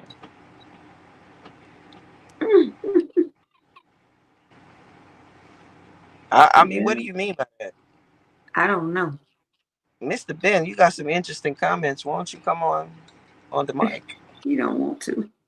I think you just type and type in. No, I gotta think about what that means. Oh, dang. Michael said he can't go back home until tomorrow. What? They paying for my place? No. Man, you what? This America I is know. horrible, bro. How you He's put me in out of my Canada. home? He's in Canada. I know, but I don't care. I'm going across the world and say this. How you put me out of my home and disrupt my life, and I'm supposed to be paying for it? That's just like the rights, man. We don't have human rights no more. It's just horrible how you just dog you out. That's horrible. I'm sorry, Michael. For the record, He said he he's was trying to pissed. be a good. He was trying to be a good friend, and that's what he get. This is what he get for being a good friend, looking out for his fellows. I didn't really tell anybody that what happened. I figured he could Oh, tell my me bad. himself. No, it's No, I'm not fine. going to elaborate. I don't want to elaborate, but I'm saying, look what you get for being good. You get put out of your freaking home. Yeah. Yeah, that's crazy. Sean said, "What happened? He want the tea." I just don't know. The only reason I'm not saying anything, Sean, is because he called me right before. He called me right before we were supposed to go live and told me he couldn't come right away, and just gave me a real quick synopsis of what's And going on. Michael, he was already on 110. Not Oh, he even 10. was, yeah. He was on his 110th. I said, please don't crash out, Michael. Please. He said, I almost did. I'm not laughing at him, bro. I'm not laughing at him. He just an intense fella. When I feel like I need that juice, that's who I need to turn to. He got that Hulk in him, man.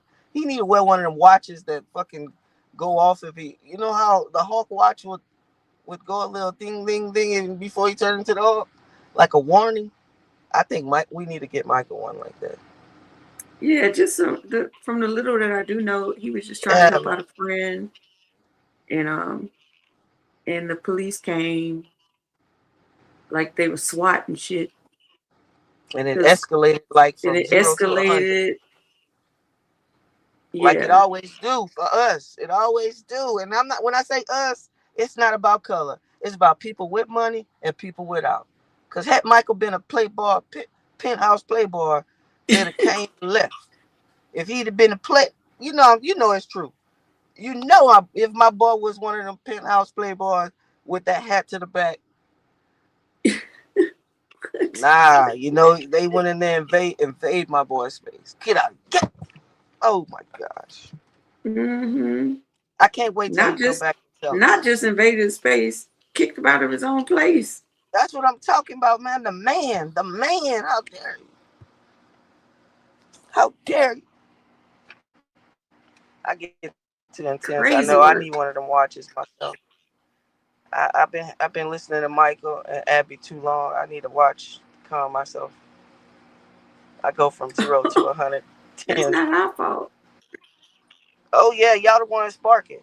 Y'all spark it, and then comes Sean and Rondo and Jackie in the background, pumping it up like, yeah. Well, they'll have me going, oh my God, I'm so lucky. That's why I need to get back into coaching, because I need an outlet for some victories.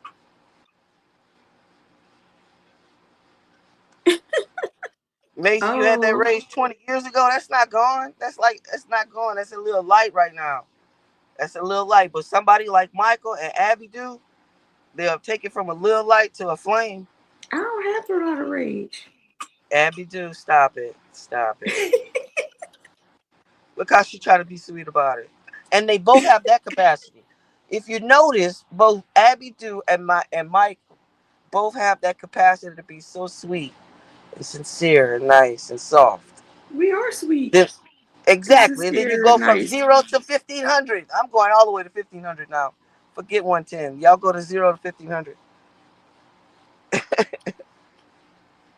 Yeah, I don't know what she's talking about. Well, we need to make a highlight reel. Don't make me go fishing back there. The moment I can make I have the time to make reels for y'all, I'm going back and put all Michael explosive reels and put them like it all in a little clip. Oh my God, where's thanks, Fantastic. He said we're nice, he has to say. Very respectful and welcoming. Yes, even to capitalists. I'm just playing. I'm just shooting the shit with the spaz. I wish you would have came on, Ben. Macy. There's this I wish Ben would have came on though. There's this really good book. It's a really short read too, so you can read it in like, I don't know, 30 minutes. It's called The 4 Agreements. The what? 4 Agreements. Oh, The 4 Agreements. Yes. Yeah. By John Miguel Ruiz. I think that's his name. Let me look it up. And when I read that book, it just like opened my eyes to not getting so angry about stuff. Because Really? This is also a clip, by the way. I'm going to play this clip for the view. What did you say, Abby? You what? You don't really get angry.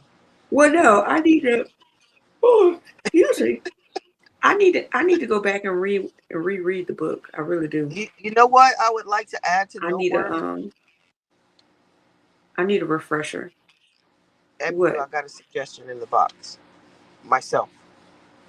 You know what I would like to add to Noteworthy? A book recommendation. It could be someone recommending a book, like a video of someone. Like they have this girl that I follow that reads a lot of books, right, and recommends a lot of books. We have that in our Discord though. Oh, you recommend books? Yeah, people have been recommending books in there. I know, but I have a bunch of books I need to put in there then. But look, your show is called Noteworthy. So I would like to I just would like to suggest adding that little nugget, especially at the end. You got to How go you to always Discord. I'm not a Discord person. It sounds like a bad disco. I'll show it to you. Ben ain't that the fucking truth. What did Ben say? What did If oh, if you you don't don't laugh, laugh, you'll cry. That's true. oh Ain't that the God bless the truth. man, but laughing is so much better. Even though crying is necessary sometimes, laughing is so much better. It's so fun. Discord is actually great, Sean. I That's never what he really, I say. never really explored it. I must say. I find it interesting. I don't go on it enough. Only because I'm a creature of habit, in my older age. And like I didn't even know what Discord was until Abby, until Noteworthy. This is the second time that I heard you tonight say that, and you know what I want to do? Challenge you. I want to challenge you, and also I would like to do this with you. I mean, this to is a not be challenge. to not act old and stuck in my ways. No, not just that. For us to take like a workshop on the newer technology tools. They have free ones. They have free classes, and I Or would just like like, AI and stuff. yeah, like they have free Ugh. even TikTok stuff. Like even simple tools that how you can use them to your advantage. One of the major things that will definitely improve the channel and increase your subs is more active More shorts and stuff. reels, Y'all, more I don't know. I shorts. don't. I don't know how to use TikTok. It's not difficult, but I'm Should just I saying be I would ashamed to say that? I have no no, idea how to use but TikTok. you should be ashamed to say if you say you don't want to learn or you're not going to. Now that is something to be ashamed about. But if you want to learn, it's available to you. So driving me Macy, I know you probably heard me say this because I can't read fast either.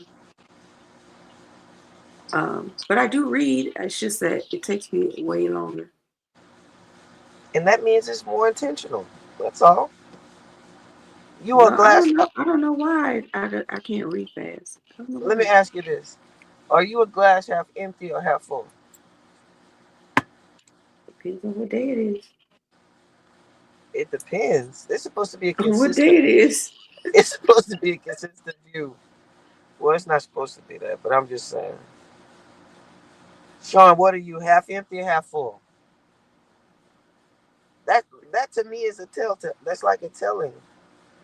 Not I say for the most part, I say half full, but I do have those half empty days, you know. if you are not willing to grow and not really thinking of possibilities, to me that's a half empty. Mm. Abby, you have a CB voter 620 Hi, CBC, in the CBC. place to be.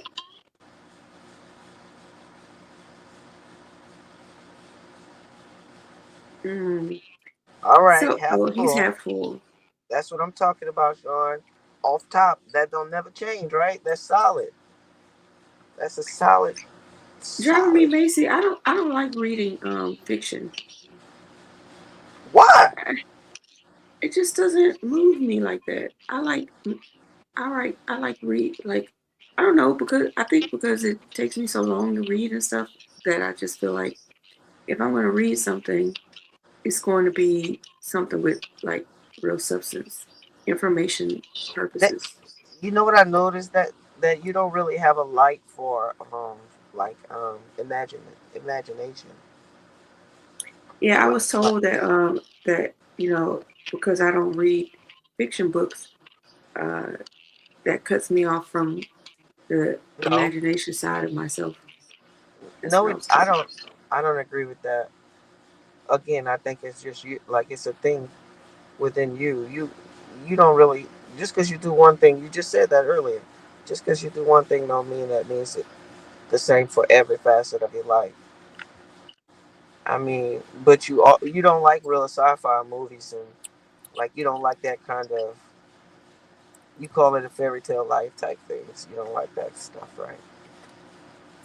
I like sci-fi. Okay. Just not that much. Like I can't. I You like like, I like Black Mirror. yeah, yeah, something that has some kind of base in. I don't even know what kind of base in because I'm Black about Mirror to. starting to look real life now. I know exactly. Now I'm about to make you laugh. Okay. Um. Reality means half empty.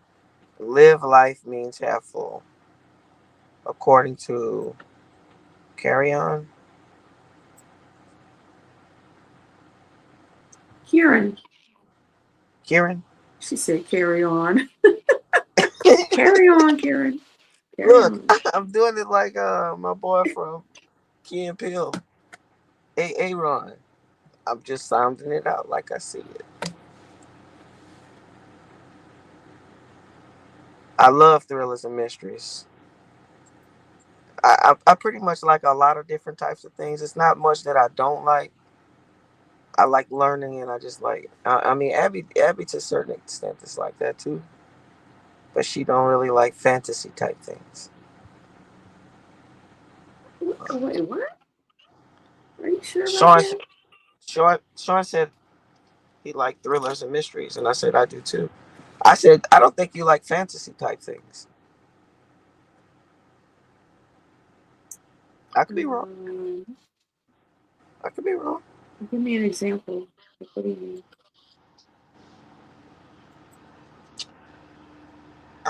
As far as a movie or show or something. Yeah, I'm about to make you laugh. Okay. Guess who's Bazak? I gotta Hmm. share it. Hold on. Uh, You sharing I'm it on trying to the pull it up. screen? I'm about to. Uh-oh. Oh, Trump. here it is. Sunflowers? Oh, wait, can you I, see it? I want sunflowers, Macy. I wish we had some. Unicorns and I love goblins. sunflowers. I don't know if she like unicorns and goblins.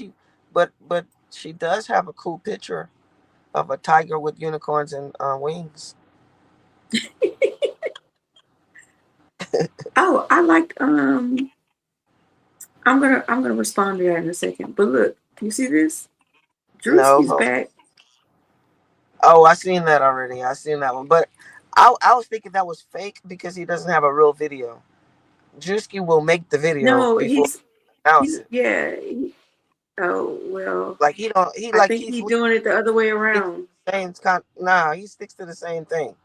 Like Keith Lee. Keith Lee is not gonna tell you I'm coming No, to I your think he's restaurant. doing it the other way around because look, hold on. I gotta show you. Oh, I gotta show you this, and then you'll understand why I say that. Okay. So let me share this instead. Why is it not changing? All right, I gotta stop sharing. Drewski Vance. All right. So apparently they had some exchanges over. Oh, you can't see that yet. Well, I'll be. There we go. So JD Vance says, my wife sent me this thinking it was me. Not gonna lie, at first glance I understood why, but this is ridiculous. Dressing up like that, mocking somebody's appearance and hiding behind it's just a joke doesn't make it any less wrong. Drewski went too far with this one, and Erica Kirk has every right to be upset. So JD says, so Drewski says, JD, don't get involved unless you want your own episode. You over here acting offended on Erica's behalf when the whole internet already cast you without an audience. I mean, without an audition. Stay out of it before I really start having fun. So I think he's putting out a teaser. I don't know what happened to Black Light. So I'm gonna go back to this unicorns and goblins.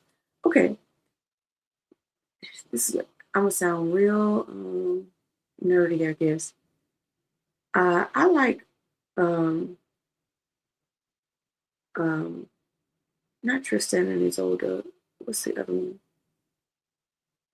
Now I can't even. Oh, Rheingold. I think that's what it's called. Rheingold. It is basically what Lord of the Rings is based on. Oh, hi, Michael Pan. So Rheingold is it's an opera by Sergei Rachmaninoff. It's like a 6-hour opera. Oh, it's so good. And it talks about the ring, like the whole thing is getting the ring. Oh, I thought I brought you one. My bad, Michael. I don't know if anybody else has seen that. Yeah, how But you doing? that's my jam.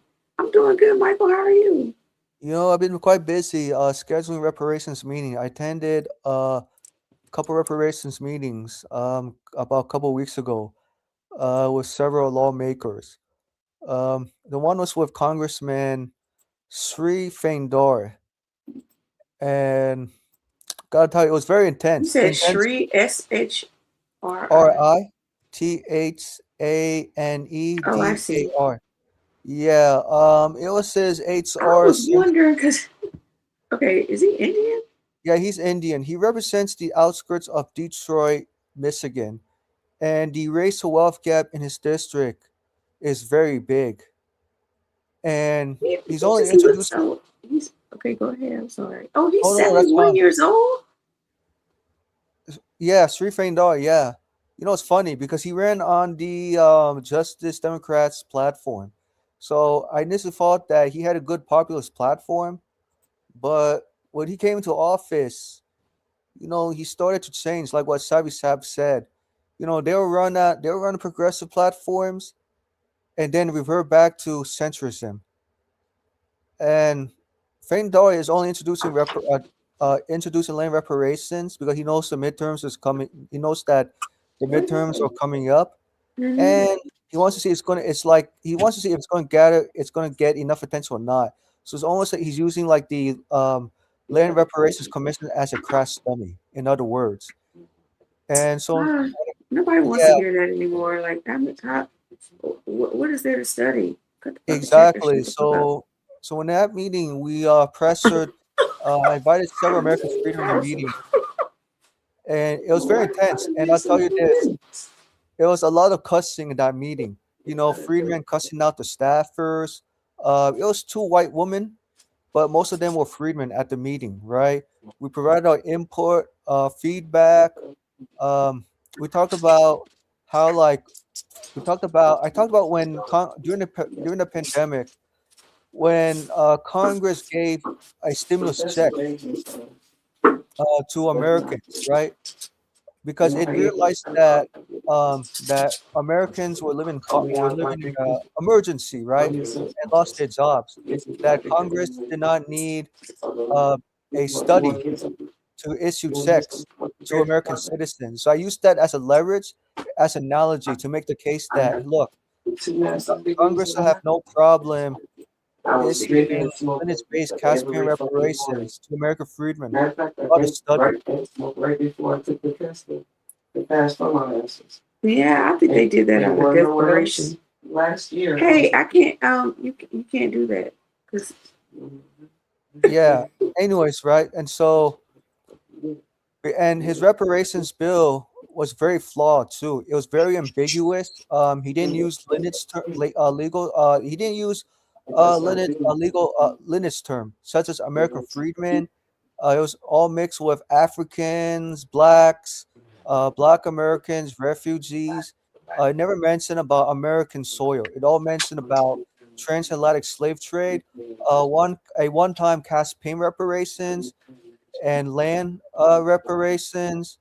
And then it's mentioned about in 60 days after the commission is completed, a House of Representatives, and this is going to, I'm not sure it says appoint whom exactly. It was very vague. Didn't have a beginning date and ending date. So that was a problem in Sri Fendor's reparations bill. Interesting. Yeah. I'm sorry. I'm gonna come right back to you, but I gotta finish this up because oh yeah, I don't want to interrupt. this is what we were talking about before. So I made a mistake and said Rachmaninoff. Rachmaninoff is a pianist. Sorry, Sergei Rachmaninoff. The composer of the Das Rheingold is Richard Wagner. And it's a four opera cycle, and it's called Daring des Nibelungen.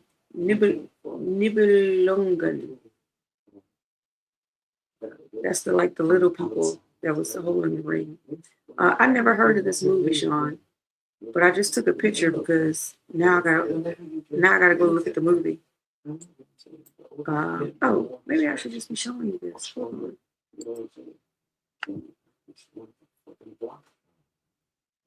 So the world premiere was in 1869. This says 2 hours and 30 minutes. Maybe I'm getting this mixed up with Tristan and Isolde then, because yeah, that one's 6 hours. Tristan and Isolde, I think. I think I got them mixed up. But yeah, this is a great opera. If anybody's in the opera. So I just wanted to say that part. Thank you, Michael.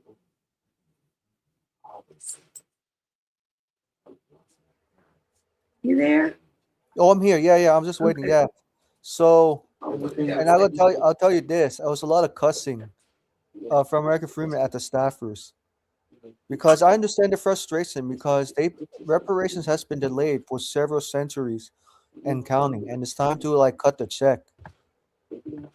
So it was mostly 6 people attended a meeting, and I talk about how lineage-based cash-payment reparations for American freedmen child slave were definitely an emergency, and there's no.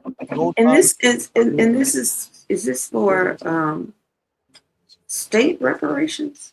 This is for federal. Congressman. National. This is national, right? Because we wanted to hold Congressman Sri Fendor accountable, especially when introducing the reparations commission in this moment we're living in right now. Especially, he wants the FBA's vote. Then he needs to cut the check. It's very simple.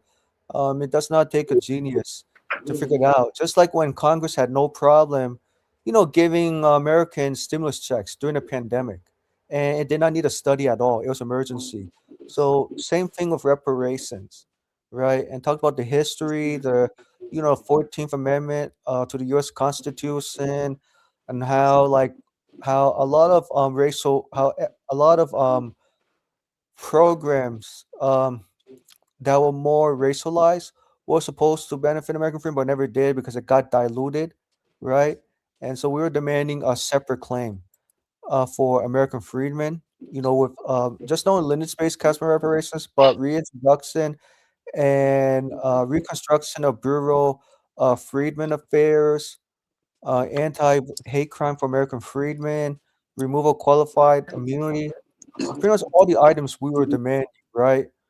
And as well as I gave the staffers like 60 days to do right before the midterms. Otherwise, all American freedom voters are going to vote Trump or Republican in the midterm. What? No, they're not. No. I mean, I use it as a core. You know what I mean? You know what they would do? They would just not vote. Right, but I know some more. Trust me, right? Because we're giving the Democrats at that meeting the benefit of the doubt, and we want the Democrats to be angry, frustrated, right? That was my purpose, to use leverage, use force. And one guy, his name is Sabaka, said the Democrats, they feminize brothers, that they don't want brothers to demand something. And the lady left the meeting early on. She's a FBA, independent candidate running for Congress in Texas. And she did not have reparations on her platform, but she did have a deadline how to get there, but no substance on cash payment reparations. And so I realized from there it was going to be a problem because several American freemen want to check, whereas someone like her wants to do it gradually. And you know when gradualism and boldness don't really click together. So yeah, in the process right now, following up with the staffer. And you know what's interesting too? What surprised me was the staffer sent me an email that fast in the same day. That's what really surprised me. It's because the lady I invited, she's purely a radical Republican, like 100% FBA, right?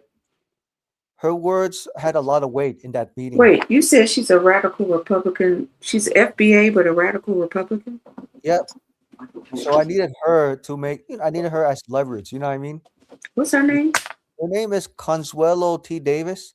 She has a YouTube channel called Friedman _ channel.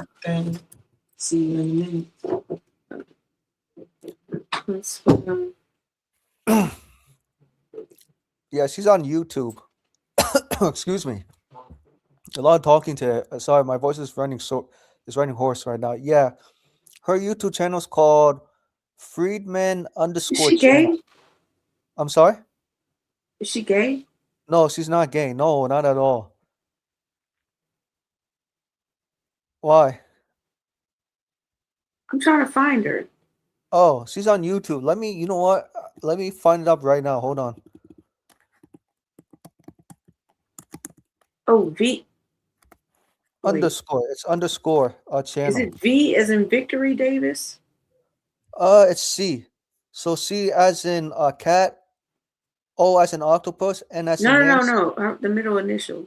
Is it V as in Victory or T? Just initial T. Just initial T.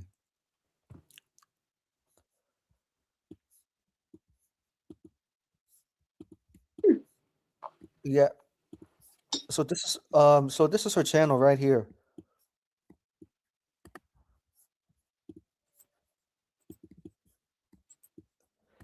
C is for FBA or American Freedom, 100%. It has to be 100% separation. And a Republican. That's interesting. Yeah. So she works very close. She has a lot of connections to President Trump, and she visited the White House several times to influence lineage-based policies for American freedmen. Okay. I know this comes shocking to you, like you're surprised, because I mean, it doesn't make sense. Sounds like an oxymoron, but okay. Right, but I know, but she's for her people, for freedmen. So she thinks the best way to really to punish Democrats is voting Republicans and getting Donald Trump, cutting programs left and right. She interviewed James Fishback. Yeah, I think he's James Fishback, that like racist dude. Yeah. This was like back a couple months ago. Before he made a comment. He's running for, I think he's running in Byron Donald's He's seat. He's running for governor of Florida. I mean, sorry, the other one. I'm so sorry. Sorry, he's running for governor. My bad. Yeah, so she did an interview with him. But Miss Consuelo Davis has a lot of experience doing advocacy work, and she's been doing this for over 20 plus years. She used to be a Democrat. She stopped voting for Democrat, I think, after Bill Clinton's second term in office, and jumped straight into the Republican Party. Well, after she left the Democratic Party, she became independent over time, and then switched over to the Republican Party. Okay. Yes, because she feels like under the Democratic leadership, there's not going to be any progress. Progress is going to remain the same. So that's why she emphasized reparations. But then she changed her strategy over time because she realized that working with both parties, especially the Demon Rats, gave her a hard time, make excuses to her. Why y'all demon rats and maggots? When I say demon rats, because several FBAs are calling Democrats demon rats because they're evil, they're demonic, they don't have American freedmen's interests. They're using LGBTQ, to feminize the American freedmen. And American freedmen said, "Hell no, we're not having that. We're not dealing with this LGBTQ crap." I'm just paraphrasing what American freedmen told me. So don't take my words. What? Yeah, for granted, right? No, I could see some people saying that, but that Right, is meaning not meaning that the Democrats did too much for LGBTQ under Obama's presidency for 8 years. And what they're saying is that the Democrats don't want American freedmen to demand substance, to be firm. They want American freedmen voters to be soft. And American freedmen, especially brothers, are like, no, we're not going to be soft. Heck no. The issue is you're taking a marginalized group and blaming them for getting some type of civil rights. That them getting civil rights isn't going to change what's going on with the demands that we have. Mm-hmm. So that's just punching down at other people that instead of saying, "Oh, okay, that's great. I'm glad you got, I'm glad you got your civil rights," but that has shit to do with what we're demanding, and our demands are still not being met. So let's stay focused on what are we going to do about my demands. Right, exactly. But I'm just saying that right. I know, but the way I'm just quoting what American freedmen told me. It's not me who make this up. I'm just telling you that I was working with American freedmen and reparations. That's what they told me. What do you mean by that? American Freedmen is that an organization? It's not an organization, but I'm working with this guy on a YouTube channel. His show is called Frontline Black News. Jesse Paris, aka Chucky something. He's running for House District in Denver, Colorado, with lineage-based policies for American freedmen of chattel slavery, and he's like very hardcore lineage-based, right? And yes, he used to be a Democrat before until 2013. Yes, he voted for Obama twice. So look, okay, I got to read this comment. Spastastic says, "I think modern life must be very easy if human rights are the most important issues." So,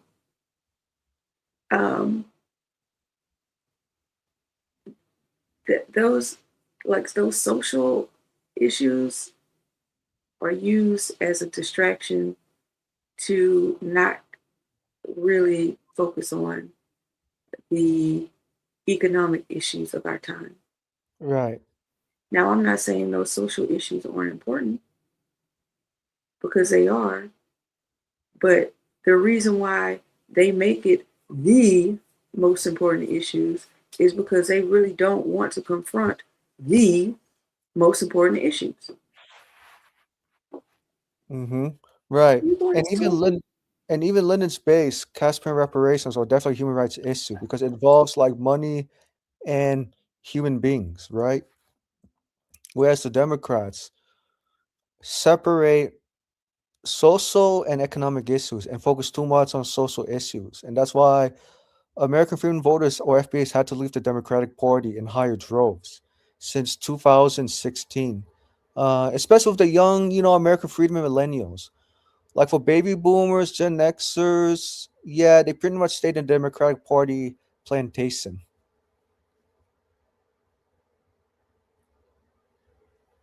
And so this is where we're at right now, 2026. Sending a message to multiple parties, right? If they're not going to cut the check for American freedmen, then that means the parties don't get the American freedmen's vote.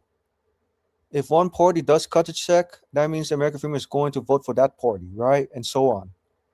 So it's really like about playing chess, with three parties. And when I say three parties, yeah, I'm not only talking about Democrats, Republicans, but I'm talking about the Green Party, Justice Party, and so on.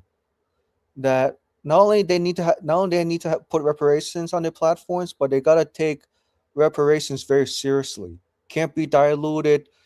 For people of color, African Americans, it has to say explicitly and specifically American freedmen, lineage, legal status claim. Otherwise, the third parties who dilute are not going to get the vote from American freedmen. So Debbie Dab says, imagine knowing Simplecrats won't give reparations yet for some reason thinking Republicans will. You know who likes to use the favorite nicknames for both parties? Are you familiar with the reparationist perspective, also known as Angela Nirvana? No. She is very hardcore reparationist. And yes, she's strongly against illegal immigration. She calls like Newsom, New Scum, Kamala, Kamkala, KKK. She calls Democrats demon rats, Republicans, Repub KKK. Get it? Because both of them are on the same code. Both of them are pretty much are the same are wings of the same bird, Mm-hmm. and associate themselves with white supremacy. Mm-hmm. But she told her viewers, it's time to get off the couch and vote. This is not the time to sit on the couch. Oh, please. Because she wants Donald Trump. Y'all go vote blue harder. Right. Oh no, she wants you to vote red. Right, like full red. The reparations perspective, like deep red, especially in California, where she's from, because California is obviously dark blue, and it's a mostly immigrant state, and it's a lot of immigrants everywhere in California. My gosh, it's like going to a foreign country. So that's why she's saying, brothers and sisters, don't sit on couch. You need to vote red or vote third party, whoever you vote for, because we need to send man, this is who we're talking about. Yeah. I'm just going to share it so you can see. Her name is Consuela T. What? Davis. Consuela T. Davis. Mm-hmm. I mean, I got to go back and where is this interview? Oh, yeah, it's been interview maybe with like her and yep, James that's it. Fishback. I got to go watch it. Mm-hmm. Just to, I don't know if it's gonna make me laugh or piss me the hell off. I don't know.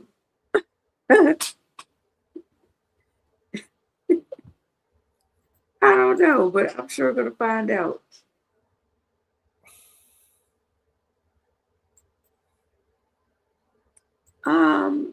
They're not the same thing, totally different. No, it's not the same thing. Because Black Lives Matter started out grassroots and got co-opted. Mm-hmm. By like the Karens, Becky's. It's not the same thing. They swooped in and saw that the movement was like real and gaining traction, and they needed to do something to tamper it down. And so they co-opted it and created that organization. And but the movement, but Black Lives Matter is it's a movement. It's not an organization. Just because they created an organization doesn't mean we have to. It's a movement. Yeah, it doesn't mean we have to, diss the entire movement because of the organization. Right. We didn't ask for that. Exactly. What's ESG? ESG, I'm not sure what he means by that. I know what he means by HRC. That's the for Human sure. Rights Campaign, Human Rights right? Campaign, right. And But let me I tell don't know Mr. Ben, let me tell Mr. Ben Spatstick. Sir, if you really care about American freedmen or liberation, you need to volunteer for reparations. It can't be like programs, universal programs serving as reparations, and then reparations get diluted, and other groups of people benefit from buffets, but American freedmen only get crumbs. And sir, American freedmen had to be separate from other racialized groups. And I'm just telling this person as a white man to, take this very seriously and not dilute other people's claims. Because those days of like seeing kumbaya, oh, the Lord, kumbaya, are over. And if that white man wants to, so he's a true ally like myself, then he needs to get in touch with several American freedmen and work on lineage-based policies. Oh, sorry. No, you're fine. I want to address the comment once you're done. Yeah, and contact, and I was telling Mr.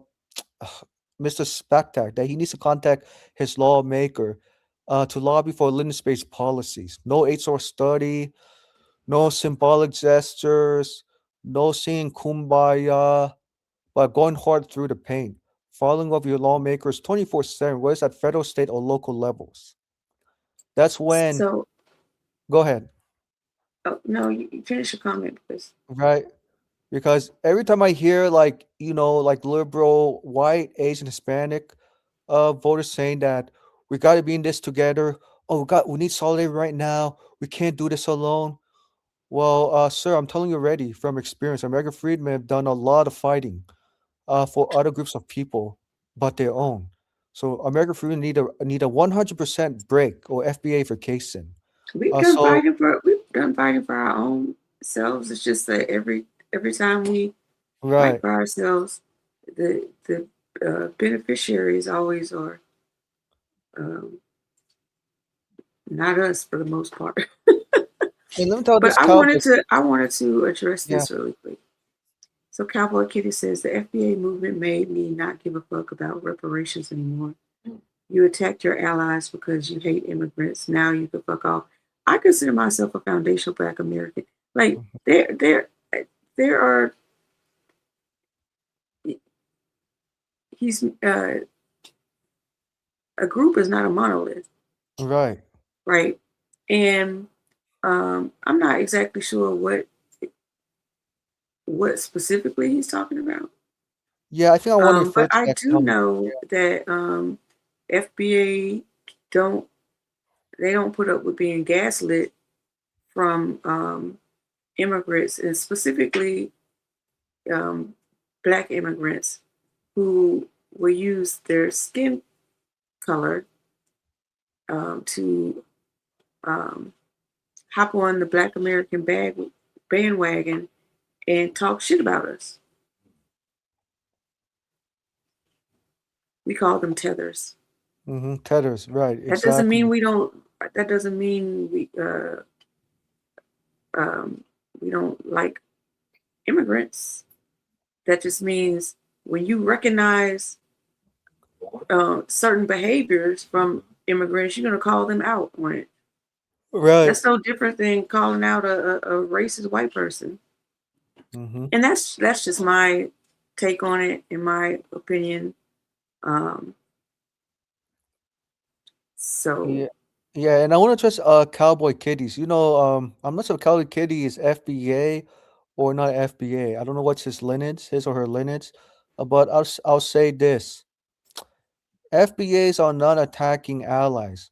It's really allies who are criticizing FBAs because the allies, collectively speaking. Oh no, I know what he's talking about now. Okay, so he's saying FBA as a whole loves ICE. Who kidnapped and and is torturing my family. Let So me- I don't think It's not, and there are some FBAs who are like ICE into what agents. ICE is doing. There are that's not. Yes. He's not lying about that, but that's not all. That's not all. All of them. Right. No, a lot of us can't stand ICE Right. But at the and same hate what right. they're doing. Right, exactly. And at the same time, cowboy kitties, look, you can't put the blame on FBAs who are not stopping the ICE raids. Like cowboy kitties, if you have an issue with ICE, you need to really direct your attention to white people. White people are the ones who control 90% of the economic resources of this country, and they're the ones who are calling for ICE raids of illegal immigrants.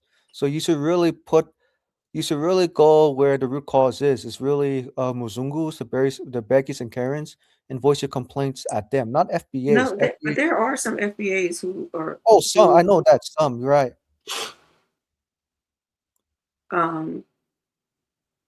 Yeah. Oh, Sean saying, please think before you speak about this because you don't know him. Well, he's going through a lot with his sister-in-law. Okay, I'm who sorry. I was didn't mean to. taken by ICE. ICE. Okay, I apologize. It's not me trying to insult his struggles, but at the same time, majority of immigrants don't want to work with American freedmen, and so that's the repercussions, and that's why I want to address according and cowboy kitties. Look, if you Do y'all want, remember that guy who Going to the store. Yes. But I'm not gonna write right back. I'm going to the grocery store and grab some stuff first. Look. No. Why don't you go to the store first and then go to the grocery store? I can do it. Okay, sorry about that. Do y'all remember it was on a Tuesday too? She was on my first here. It's on the chair. Sorry, y'all. It was a Tuesday.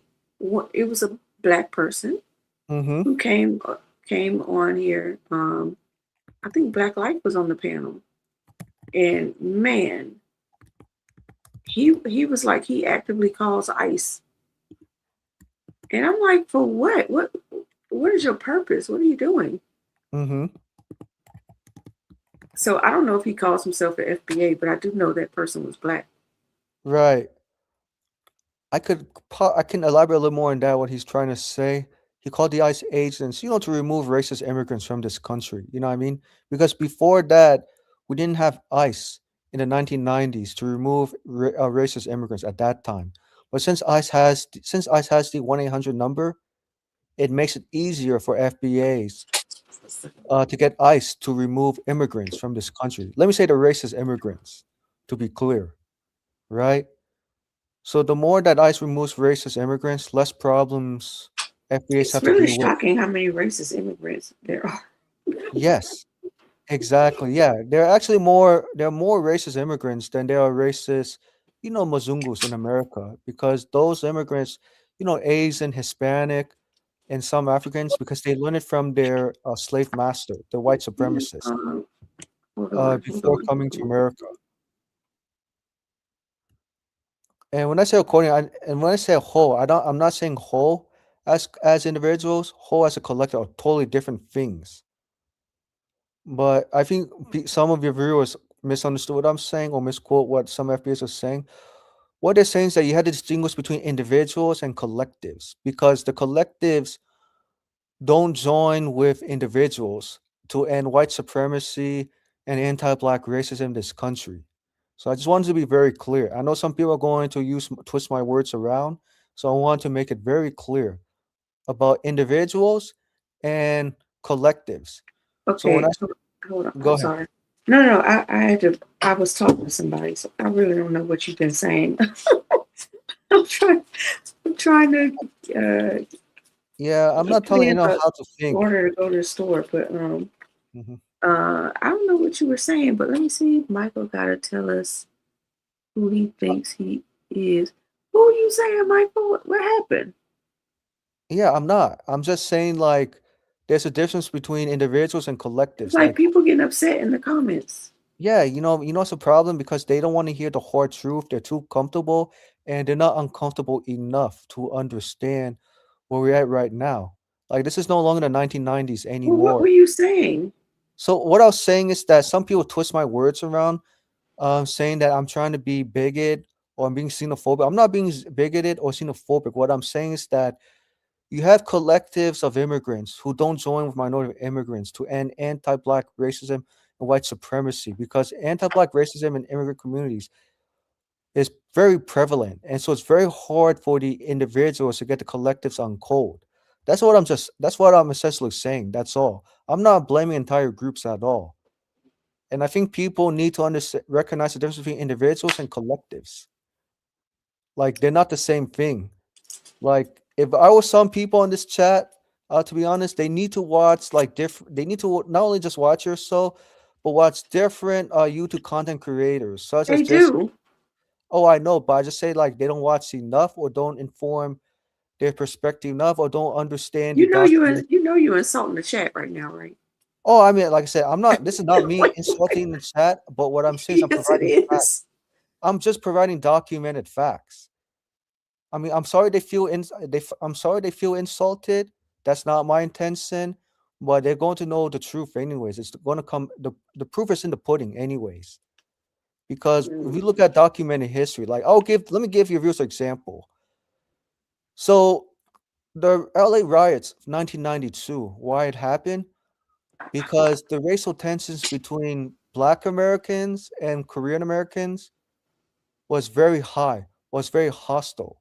Both groups did not get along very well. Are you Why? talking about after Rodney King? Oh, this was before Rodney King. I'm just giving what happened before the Rodney King case and after, right? So Latassa Sarling got unalived by a racist Korean store owner in March of 1991. This was, I think, like a week after Rodney King got brutalized by the police in the same month, maybe like weeks apart, right? So when Latassa Sarling wanted to pick up an orange juice, at that time it cost like what, 88 cents to $1. So as she was walking to the counter, right? And I think I feel like I remember this. right, but I just want to give They you tried to viewers accuse her of stealing the orange juice. exactly. Or she was not going to pay for it, but at the end she was trying to grab like a $1 bill to pay for the juice. And so so the Korean store owner grabbed Latassa Harling's hair, like her hair, right? And Latassa Harling was trying to fight her off as defense, right? So Latassa Harling had to punch the store owner just to like escape.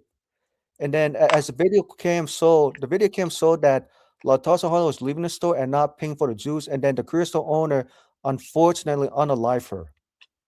And the store owner, the next year in 92, got probation instead of life. And that's what set off the riots in 1992. And Like even prior, so let's just talk about prior to that. The Asian community, they had like those stores and stuff. They weren't allowed to open stores in white neighborhoods. They were absolutely forbade from doing that.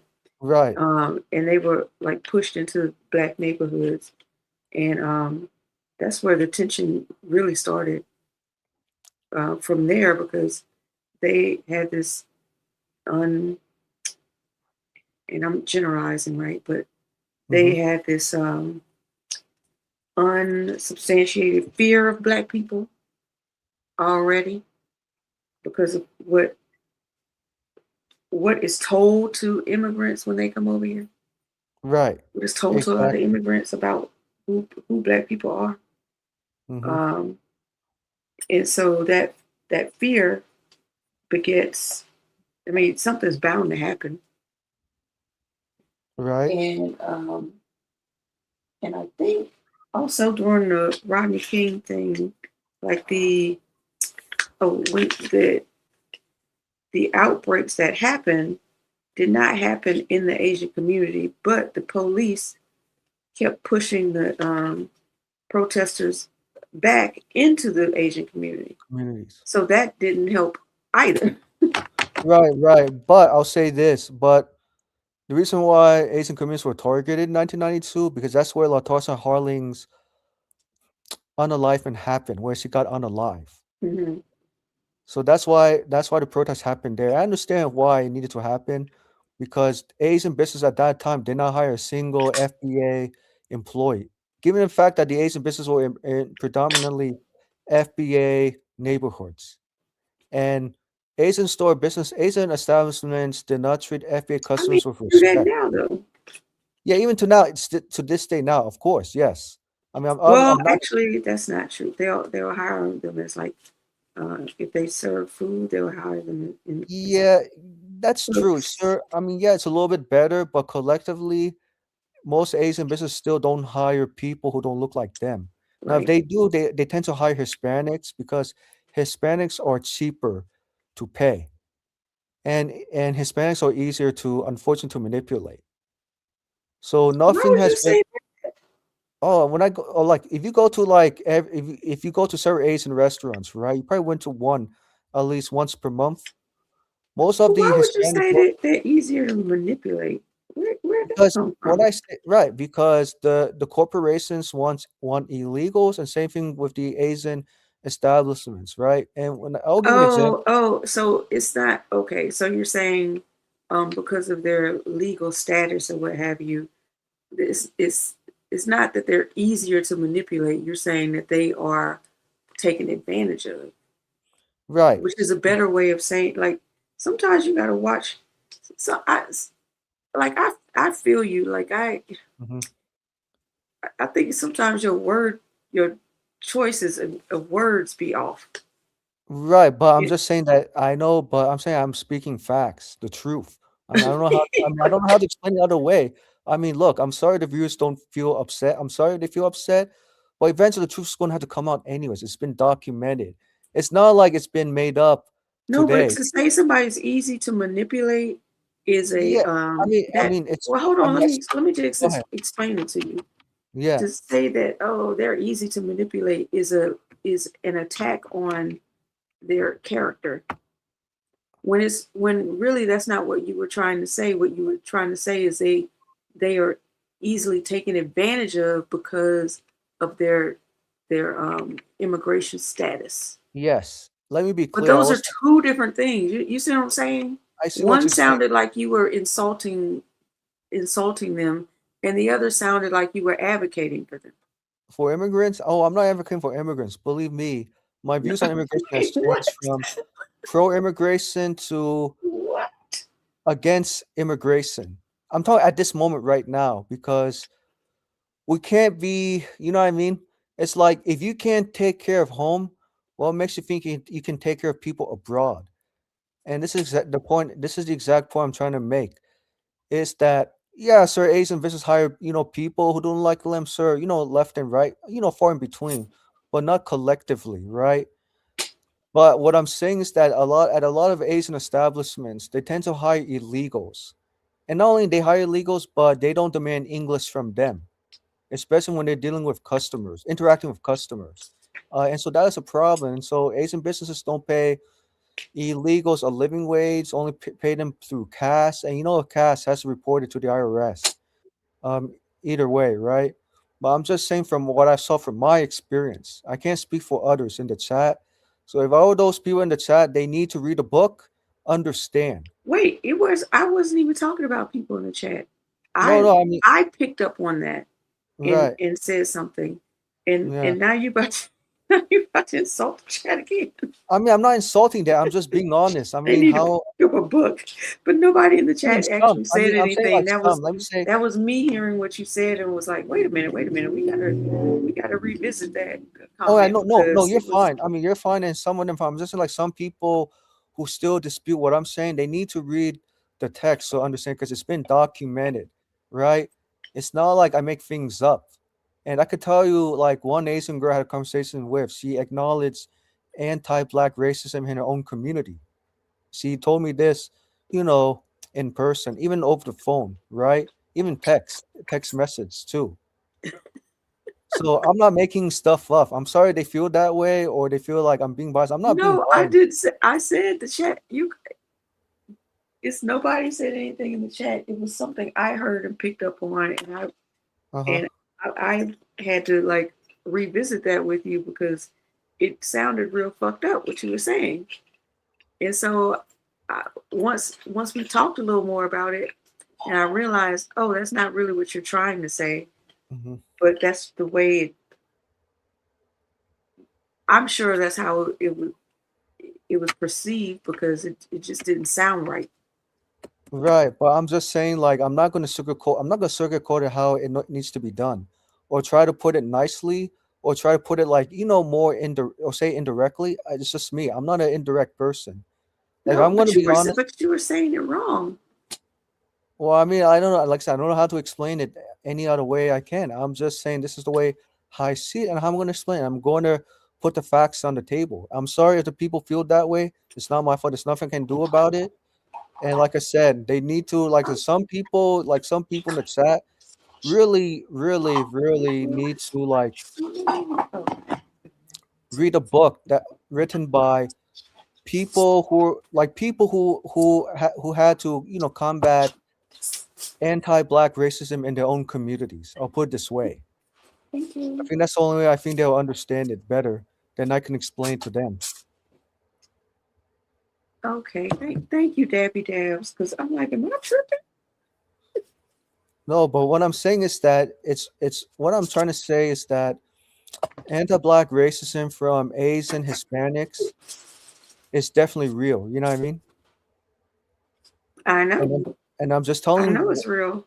Right, I know you know it's real, but I'm saying like some people in the chat don't understand what I'm trying to say, or they're trying to misconstrue my words. I just told you nobody in the chat was mentioning it. That was me. I know, but I'm just all saying came from me. Right.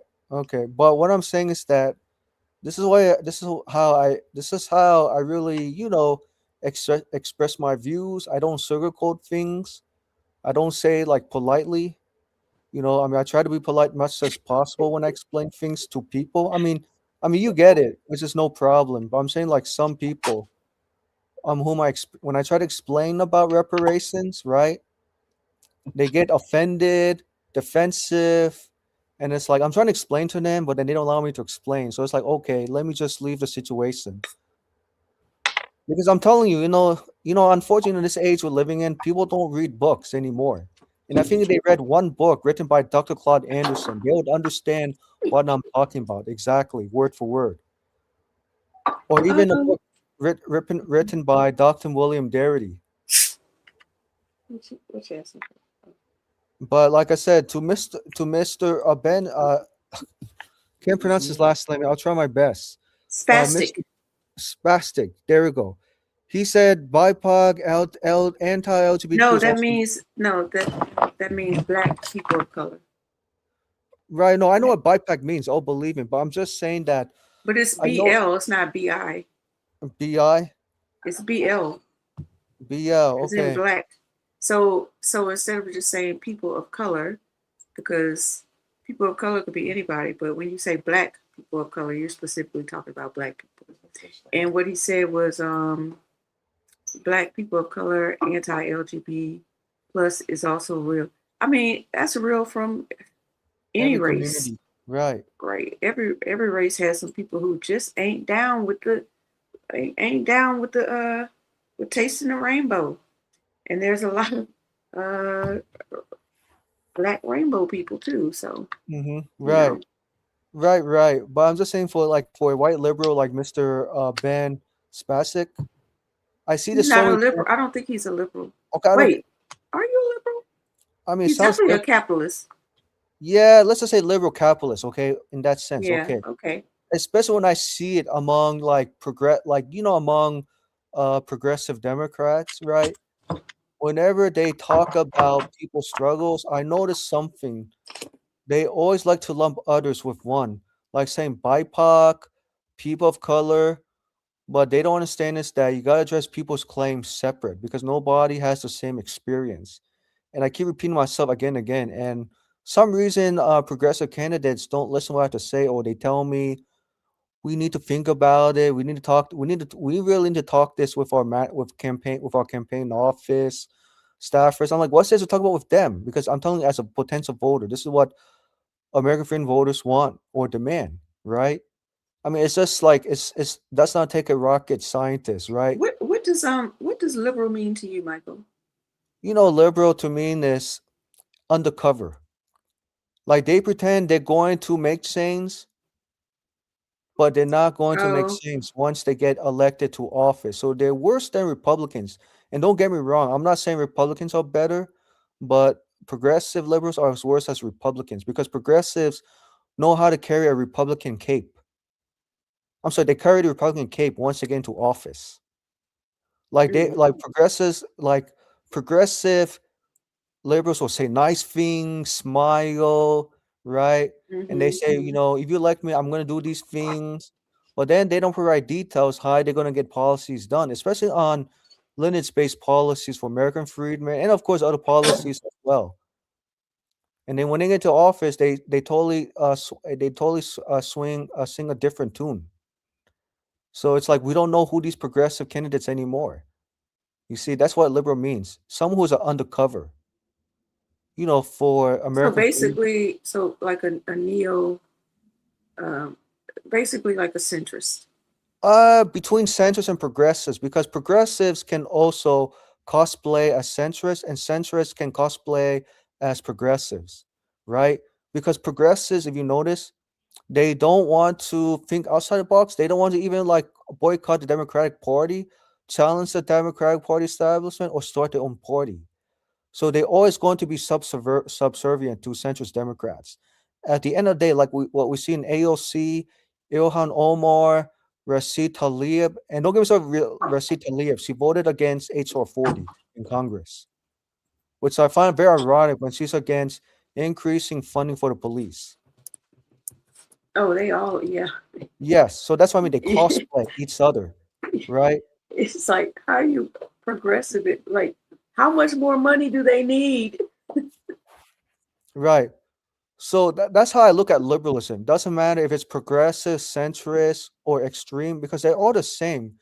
The only difference between progressives and centrists is that progressives are a little bit more, I think, overt in how they want to work on reparations. You know, they don't support caste, but they support reparations as programs. Whereas centrists, they're vague. They say, "Oh, we need to do a study on reparations. We need more information. We don't want to disappoint white voters." One is Wait a minute, covert, one is overt. Spaz, I thought you didn't like labels. You all labeled up now. Right. I mean, I'm just He saying, said, like, he thinks you mean like a globalist.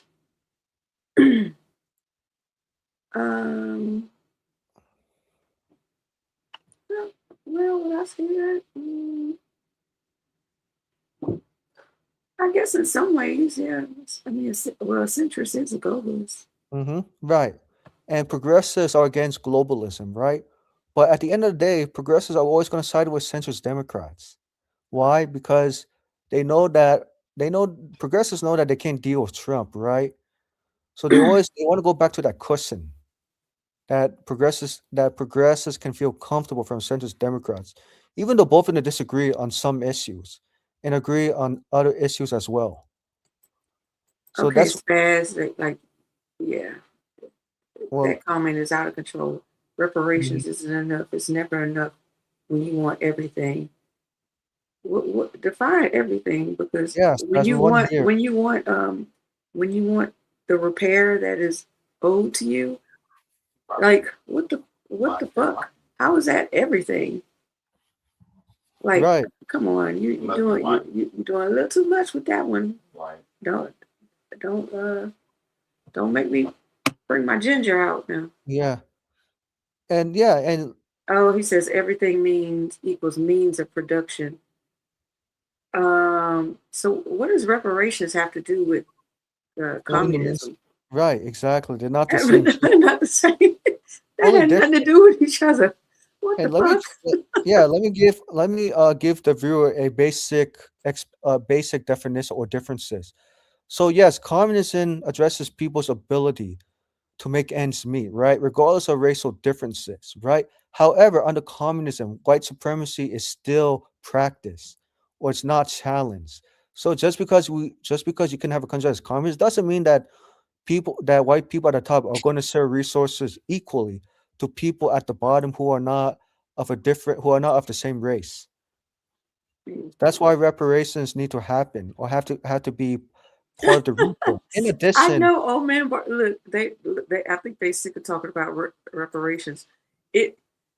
I'm sorry, old man Bart. He said, "Oh, here we go again." But it's because Spastic brought it up with that comment. Like what? yeah, That there's a made comment that no right. sense to me. Yeah, there's a comment from according Lord One talking about Republicans, and I want to address his comment. I think let me see. Let me Michael, pull have it up. you ever seen Animal Farm? I've seen it, but it was so long ago, I can't really remember. Yeah. That's one of those things that you should revisit. You know, every couple of decades, you should go back and revisit. That's something I read when I was in shit. I was in grade school, but like, was it elementary or middle? I need a lighter. I need a lighter, Thomas. Oh. Can you bring me a lighter? Oh, never mind. I have one right here. Okay.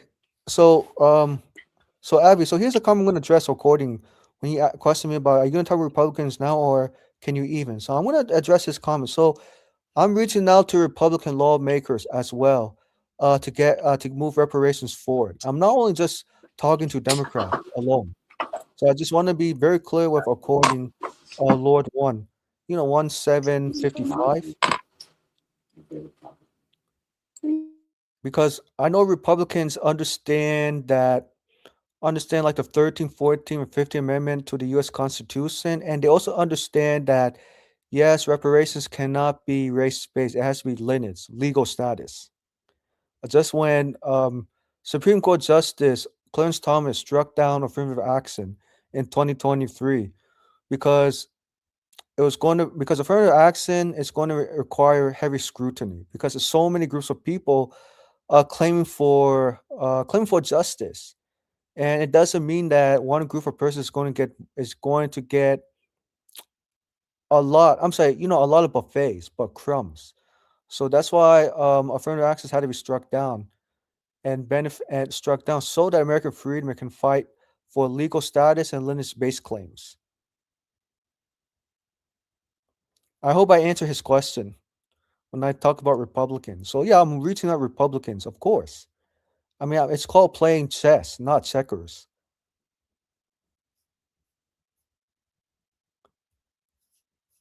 And so that's Sorry, a comment. I was talking to my friend. Oh, Who that's is? okay. Are you leaving? Okay.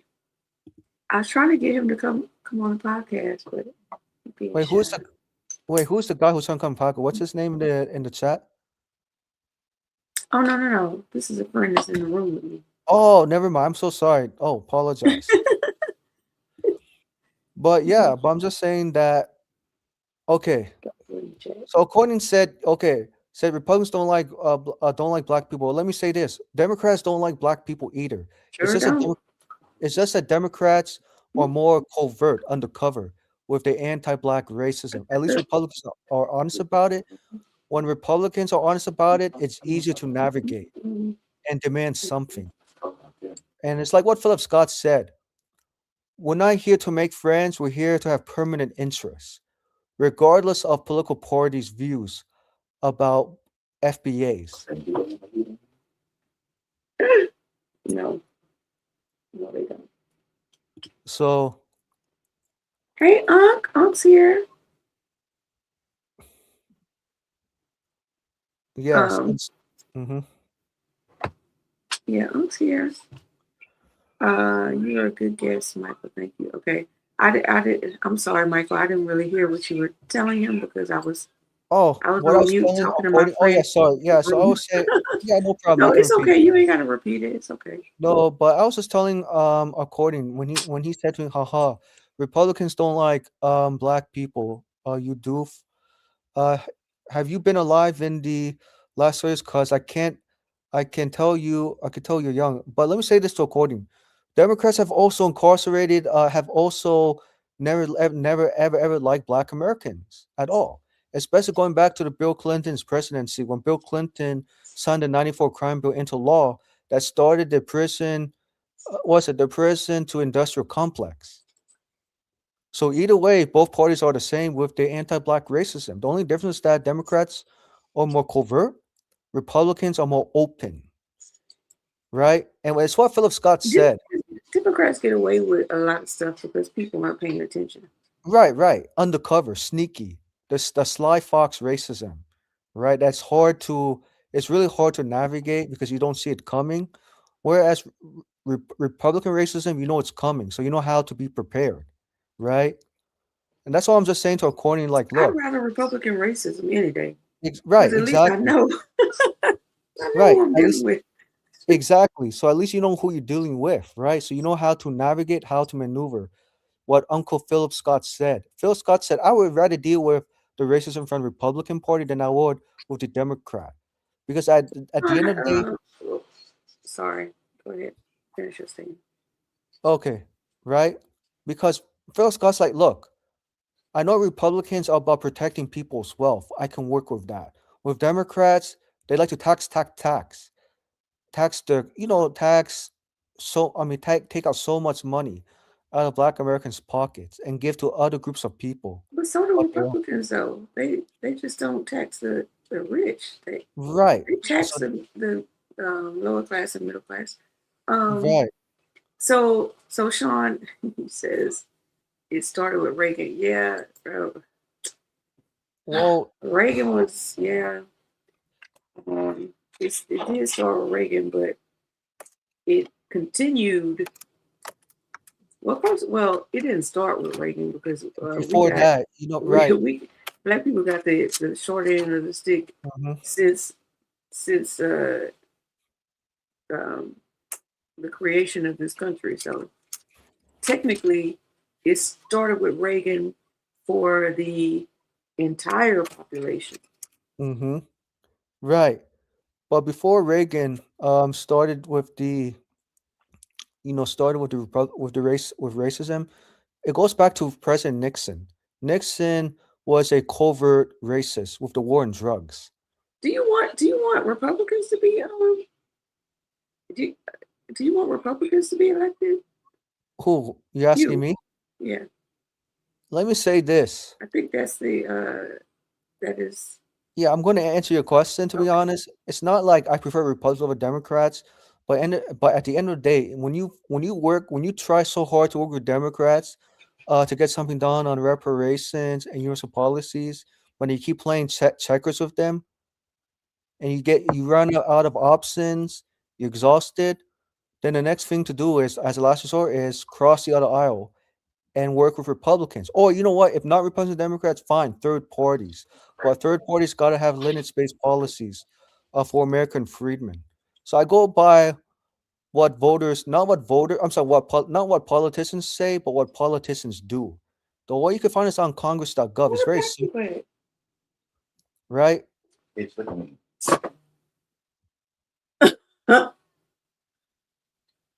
Right. I'm sorry. No, that's okay. My friend is showing me a picture of the Jackson family. Mm-hmm. And ain't no black people. They the only black people in the whole family. What kind of bullshit is that? Y'all made all that money and giving it right back to white people. Exactly. Right. Dummies. All their wealth is gonna go right back to the white community in 2 generations. Mm-hmm. And I know, like, the white community is definitely not going to make things affordable when the black Americans want to buy it back, right? And that's what Democrats do. Democrats are known as the gentrifiers, right? But they do it so well behind American freedmen's back. It's because Democrats use policies to prevent American from rising above. Whereas Republicans are not saying, hey, we're not going to do anything, right? The only way you can tell who's more racist is through policies, right? Actions. Because actions speak louder than words. And it goes back to Bill Clinton. I'm sure you're familiar with Abby. Bill Clinton's 94 crime bill, a three strikes law. And okay, then, but what about Project 2025? oh, Project 25, like I said, that's been in the making for several decades and counting. It's nothing new. What is new is that Donald It's Trump accelerated. accelerated from the past. Yes. Yes, because Reagan, Reagan was radical. So you would vote for those people? Like I said, sometimes here's a saying. You can 80% disagree with that party, but 20% you can agree with to get something done. Like, in other words, what is this something that you're assuming is going to get done? okay, like for example, like Friedman, right? When they tried very hard to get Democrats on code of reparations, most Democrats ignored them. What do Friedman activists say? If Democrats are not going to get this crap done, it's not getting anything done for us, then we're going to go next to the Republican Party. And did they get anything done? Let me say this. Trump's platinum plan for FBAs. How about that? Trump It's what? just Trump's platinum plan that says, under my administration, black-owned businesses are going to get this X amount of money. They're going to get funding. HBCUs are going to receive funding. We're going to tackle crime. Wait, hold on. That HBCU thing is a bold-faced lie. Right. That's a bold-faced lie, because what he did was he stopped all the funding.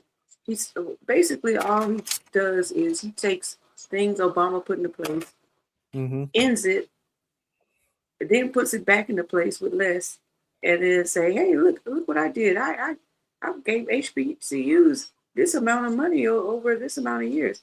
Okay, well, that's only half of what Obama was giving them. So, right. But people don't, if you don't do the research, the assumption is, look what Trump is doing for the HBCUs. He didn't do shit for HBCUs. He actually cut programs. Right. But Abby, say that to American Freedmans, they're gonna say, Abby, you're wrong. Donald Trump did something for FBAs.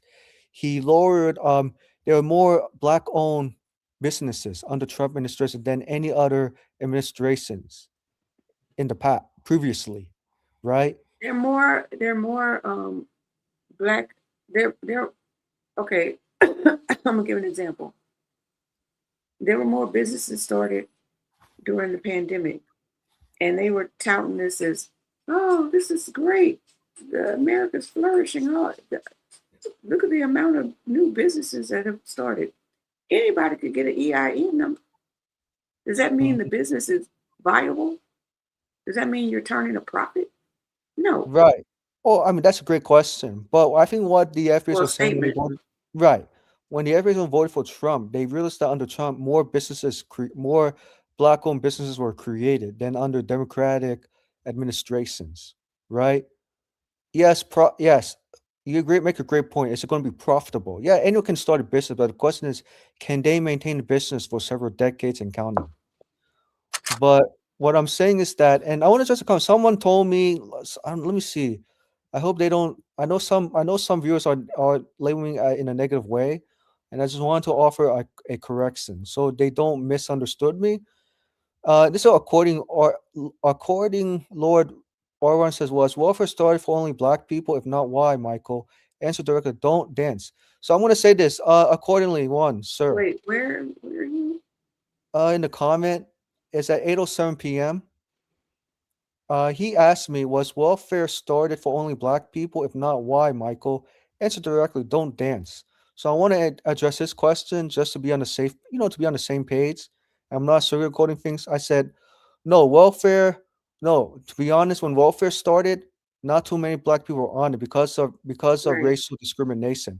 Most people on welfare is actually white people, and has always has been through documentation, right? So I'm not saying I don't know why he's thinking that I'm trying to paint, black people welfare. No, I didn't say that. I think there's a lot of misunderstanding, not really reading documents. Well, there are more white people on welfare than black people pay into the system. So I want to be clear on that, right? Why? Because because the government doesn't value black people as 3/5. They just want black Americans to pay taxes, right? Like a plantation, right?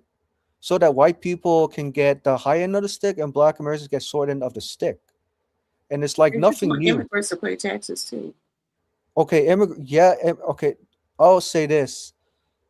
Yes, immigrants do pay taxes, but some that came here illegally, even if they are contributing to the system, if it's because they didn't show documentation, they delayed to go to immigration courts.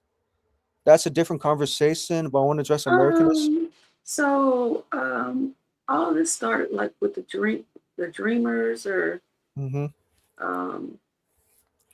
where they were like, oh, if you guys come out of the shadows, and they did that to get the data on who was here.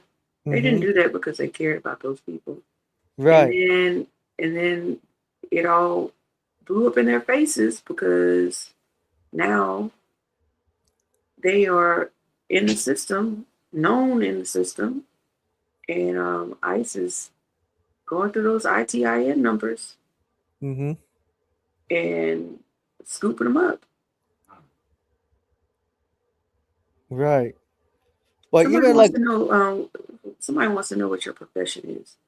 You don't have to say if you don't feel comfortable. wait, say it. I can hear. Say that one more Somebody time. wants to know what your profession is, and I said you don't have to say if you don't feel comfortable. I would just say I'm a contractor, but transitioning into something new. Like a 1099 contract. More like something like getting out of home healthcare business for sure. Like you can call me a home healthcare provider, in other words. Right. But anyway, so I digress. So yeah, some people like, and I want to address the comments when someone asks about the 20%. So I want to be clear on that, right?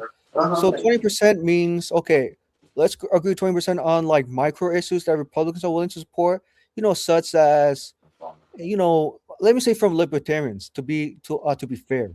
Libertarians are against qualified immunity, right? They're against racial profiling. So that's why I mean by 20% agree with them. Are there like 80% of issues I don't agree with libertarians? Of course, right? So sometimes you have to cross the other aisle when you can't get something done with your own party. So I'm not picking parties, picking sides, but sometimes you got to cross the other aisle. Sometimes you got to form your own political party or join a third party. But and you think the Libertarian Party is the third party to join? Well, I'm just saying like Americans want options for third party voting, right? I mean, yeah, you have some American voters don't want to vote Greens because of some issues they don't agree with, right? But at the end of the day, we need to have options at the table, have multiple parties outside of Democrats and Republicans, right? Are there like some issues that Green Party and the Libertarians agree on? Of course. Ending forever foreign conflicts, right? Respecting civil liberties, right? Ending qualified immunity. Yes, those are things they do agree on. The areas that both libertarians and Greens don't agree on. So the Greens support Medicare for all, tuition debt-free, public education and vocational training, a strong social safety net. The Libertarian Party, on the other hand, don't agree with social welfare spending. Which is wild because this is another punching down issue because the percentage of tax dollars that goes to social benefits is so low. Mm-hmm. It is like one of the smallest pieces on the pie. Right. I mean, smallest piece, on the pie. So if you really were concerned about spending, you would, and considering the fact that you're saying libertarians don't want forever wars, then why wouldn't their main concern be the defense budget? Right. I mean, they're against. Oh, trust me, they're against defense spending. It's just that the libertarians want to be completely left alone from the government. In other words, private property over government, or the government not intervening. In other words, have zero government, so everything becomes commoditized. So in other words, they want to be left alone. I hope that makes sense where libertarians are coming from. I'm not saying this. I agree No, with they libertarians. believe in a super small government. Yes, I know that. Right, right. But they want the benefits of a. They like the benefits of a big government, while Right. bringing a small government. Mm-hmm. Um, Right. Because and- libertarians, also disagree with the Green Party on the Second Amendment rights, right? And I know you definitely align with the libertarian on preserving the Second Amendment rights to the U.S. Constitution, Abby, right? Mhm. Whereas the Greens say we need to have gun safety in this country. We need to ban ammunition, assault weapons, ghost guns. I know that part does not align with your views on Second Amendment rights. Wait, what doesn't align with my views? Say The say Green it. Party. So the Green Party is pretty much, you can say, almost anti Second Amendment, or they don't believe that, or they believe that the Second Amendment needs to be modified to prevent people from owning so many, you know what I mean, pew pew pew, right, weapons. So they want Americans since I feel weapons, right, or have gun control. In other words, I mean, good luck with that. That's not gonna happen. right. But I'm just like looking at Greens and libertarians. It's not me advocating for libertarians, but just understanding where they're coming from. And I'm sorry, there's some issues I agree with the libertarians on, some issues I agree with the Green Party on, of course, right? But at the end of the day, sometimes you have to work across the aisle if you can't get something done with your own party. Because when you play checkers with one party, and then your party um tries to inhibit your progress, then what's the point? So you had to cross the other aisle sometimes. I'm not saying always, right? So that's why third parties are very beneficial, right? And I'm just not saying that the Green Party should be the only third party. There should be multiple third parties. Whether it's Green Party, Libertarian, Justice Party, Constitutionalists, etc. Well, they should be funded properly so they actually have a chance. Right. And that's not happening. So that's why like they're obsolete isn't the word. And I want to just a comment. Some people told me that, oh, I'm watching a lot of black mega content creators who are getting paid by Republican Party or Trump. No, they're not. Because if they were getting paid by Trump Republicans, they would have received a check from Republicans and Trump. Wait, but And how do you not know that though? How do you know they oh, weren't? well, like I said, let me say this because Phil Scott, Uncle Phil had to address this issue so many times with You viewers. love that damn Phil Scott. Yeah, I want to offer. I just want to offer the correction. You know what I mean? Say, look, Phil Scott doesn't even live in the United States. no, he does. Houston, Texas. But I know he travels a lot to Africa, right? But let I me say thought he this. moved to Ghana. He don't live in No, Ghana. not yet. But he's in the process of moving because to move to a different country takes time in terms of applying for visa, having a business established. Also, his daughter is still in school. You know what I mean? So I think he wants to. Ghana gives dual citizenship. Right. But I think Philip Scott, he wants to do it in a very meticulous way. You know what I mean? He doesn't want to do it where some of his brothers moved there so fast and then they had to come back home.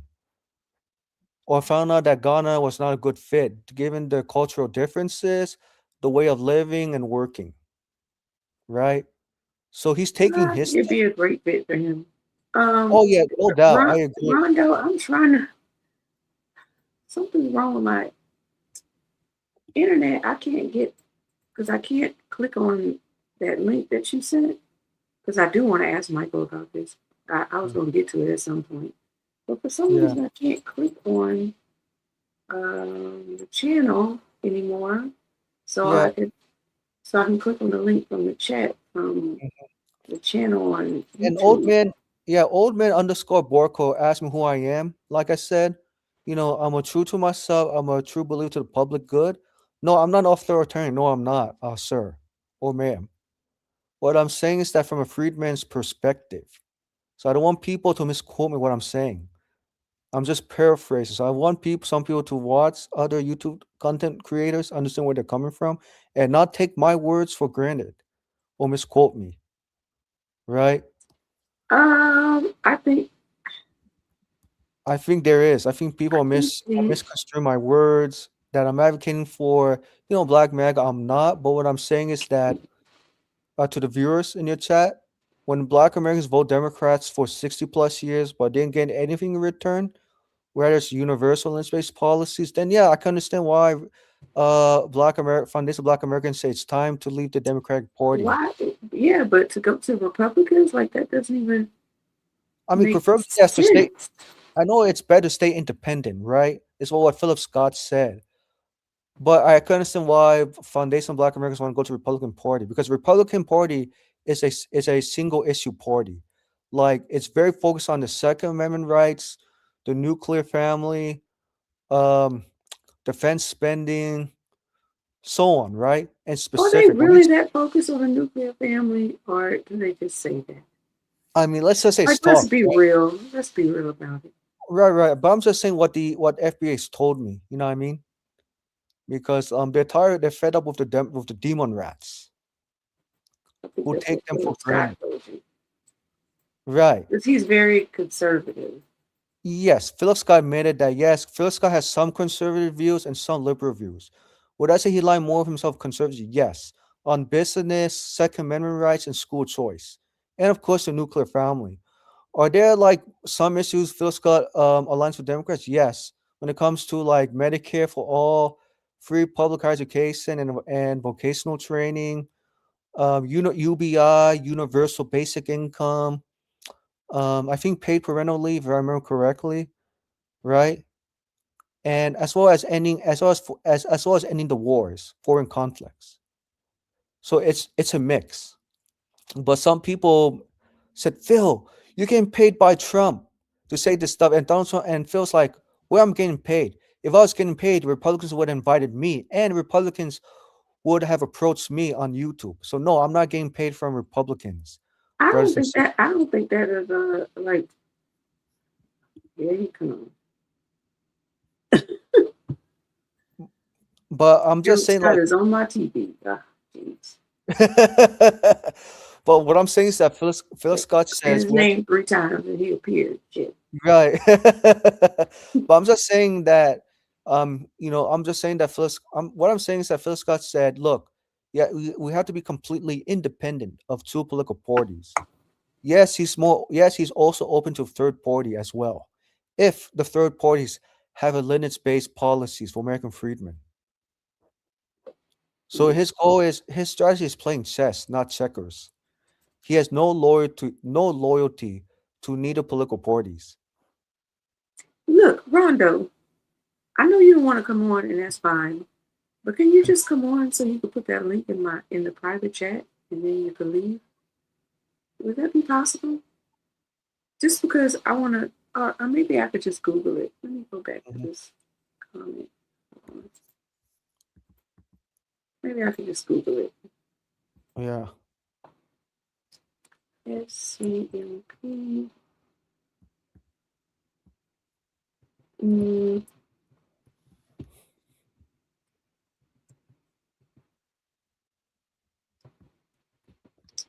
Let's see. Because we talked about this the other day, but you weren't here, Michael. Okay, I found it. Okay. Perfect. So we were talking about, like some of the fallout of the war with it, or the excursion with Iran. And one of the fallouts is that North Korea and South Korea are talking again. They're in talks. And also China and Taiwan are in talks. So there we go. Xi Jinping stresses patience on Taiwan reunification in talks with opposition leader. In a rare meeting, Communist Party chief said resolving cross-strait issues will take time according to Shane Yuan and delegation member.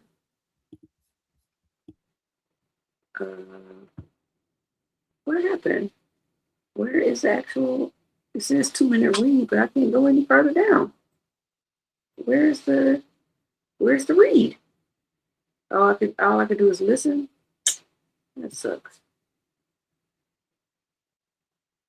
Well, anyway,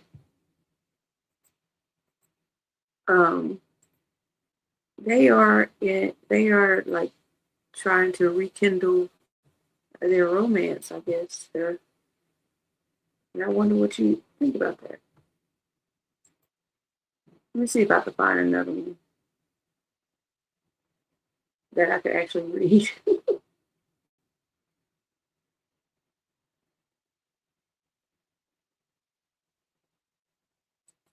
Okay. By the way, what does this person mean? Kia Ron Pine 8806. He said, "I'm only here for Abby and Sat and the prospect of BJG OnlyFans at according Lord One." Brianna Joy Gray. Mm-hmm. Right. That's I what just wanted to BJG. right. Just want to clarify. It's nothing like negative at me or someone saying bad stuff about me. Just want to clarify. No, I think she was just talking.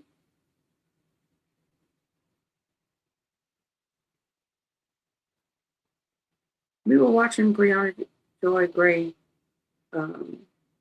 Thursday. And we tried to finish watching it today, but I messed it up and knocked it out. They were talking about black capitalists versus black communists. It's a very interesting show. You should watch it. All right, so I found one that actually does give me a way to read it. So let's look at this one. Beijing's 10-point plan sends strong signal to ordinary Taiwanese. Beijing's cross-strait measures convey to people in Taiwan that engagement with the mainland can deliver concrete results. This was published, what's today, 21st, so 4 days ago? Oh, that would be 3 days, right? Yeah, 3 days ago. Beijing's decision to resume direct flights to Taiwan, alongside 9 other measures to deepen cross-strait exchanges and ties, shows the value of dialogue. These steps announced immediately after, I am not going to be able to pronounce it, Chairwoman Cheng Li-wan's recent 6-day visit, including a meeting with Communist Party leader Xi Jinping, are a reminder that trust and cooperation are more likely to result in improvement to fraught relations, while confrontation leads only to stagnation. These measures go beyond symbolic gestures, opening the mainland Chinese market to some Taiwanese agricultural products, emitting film and television works, and easing restrictions on individual travel are positive moves for economic, cultural, and social ties. They are a reminder that reunification under the One China principle is not a threat, but a pathway to shared prosperity and stability. What do you think about that so far?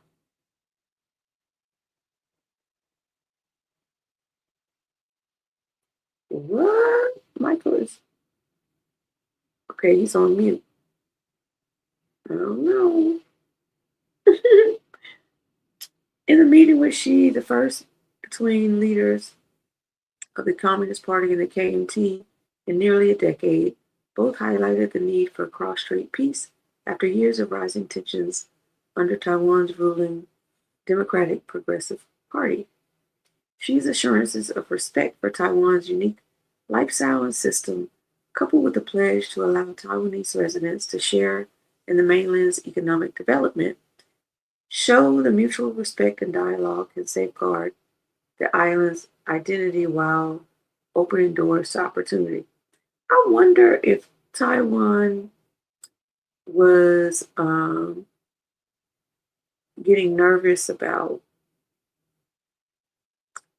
America's ability or inability to provide them with support and protection. Let me see what the chat says. Rondo, that's the thing there. Oh, y'all. Y'all. Okay. Hold on, let me tell my friend goodbye. All right, Taurus, thanks for hanging out. It was kind of like you were watching the podcast. Yeah. We're not watching. You were listening. All right. You want to just a little, but I want to hang out with you, but I mean it's business. maybe later. We'll see. I'm not gonna be on long since Michael isn't here. That's my co-host. No, not my nephew. Another Michael.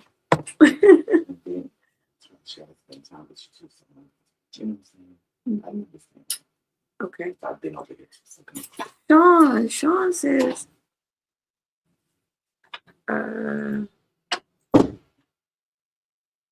think you have a motive. I think you are a snake. Wow. But not my call when you being here. Just so you know how I feel. Oh, wow. Well, damn.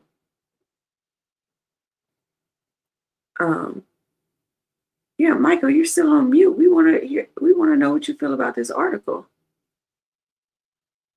Because I guess, Rondo, you remember before when we talked about this, he was not in favor of Taiwan. No, he felt like Taiwan was their own. They weren't a part of China, and he wasn't in favor of them. The one China rule, and I think his people are like half. He has like Taiwanese and Chinese in his lineage, if I can remember correctly.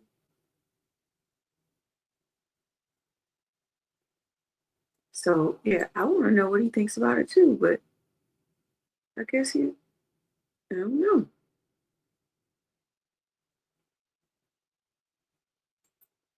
Oh, you just heard about today? Yeah, we talked about this before on a Tuesday, and I was like, man, I wish Michael was here.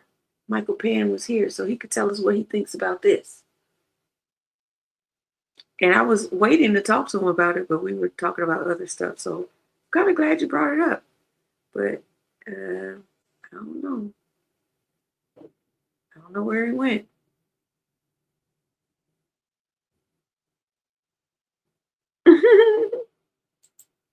Rondo, I saw you and him walking in the rain.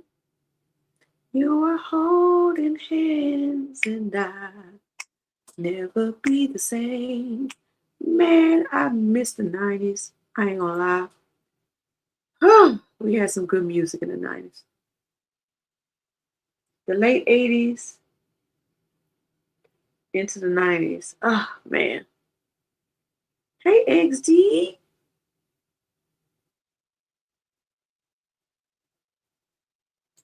What did he say? He said something along the lines that is China's culturally nefarious and will subjugate you covertly. He loves that word.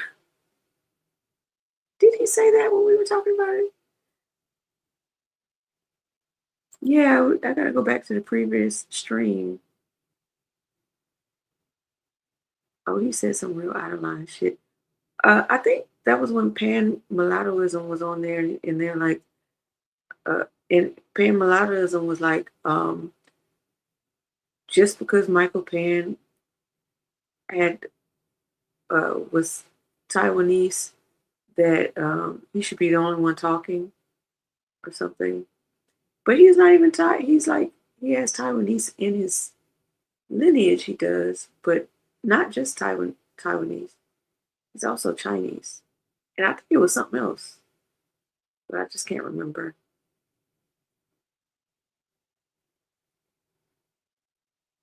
Yeah, that's crazy. Crazy work.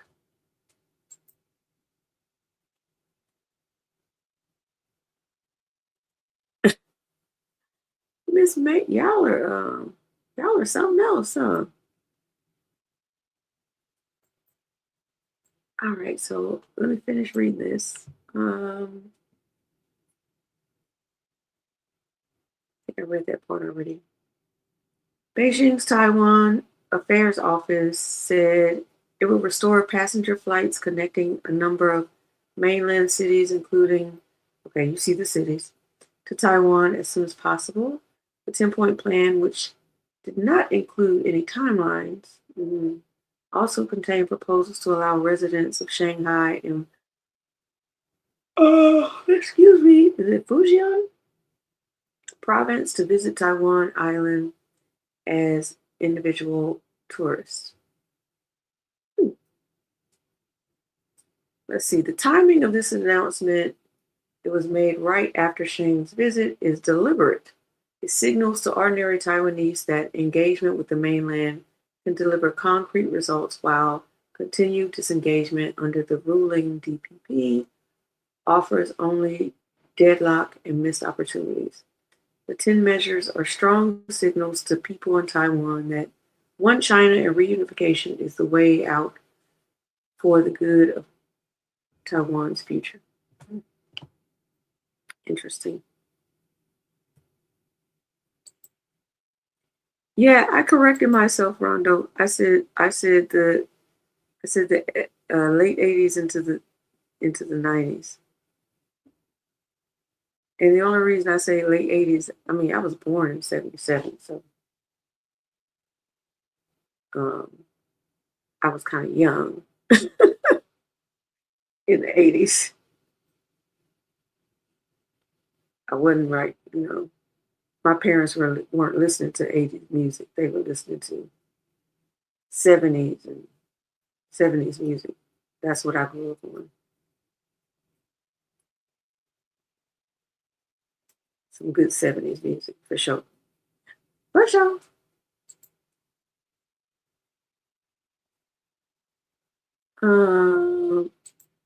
Miss Dabby Dabs.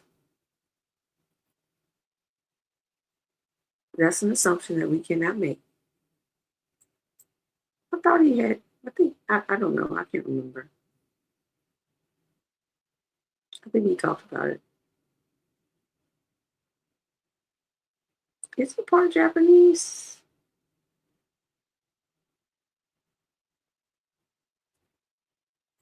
Can't remember him saying that, but then again, if you remember it, then hey.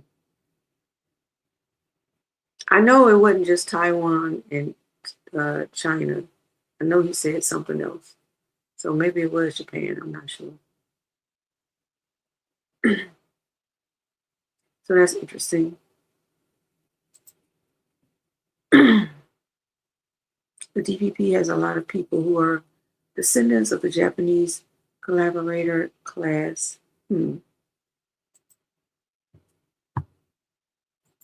Speaking of, I want to play something I thought was interesting.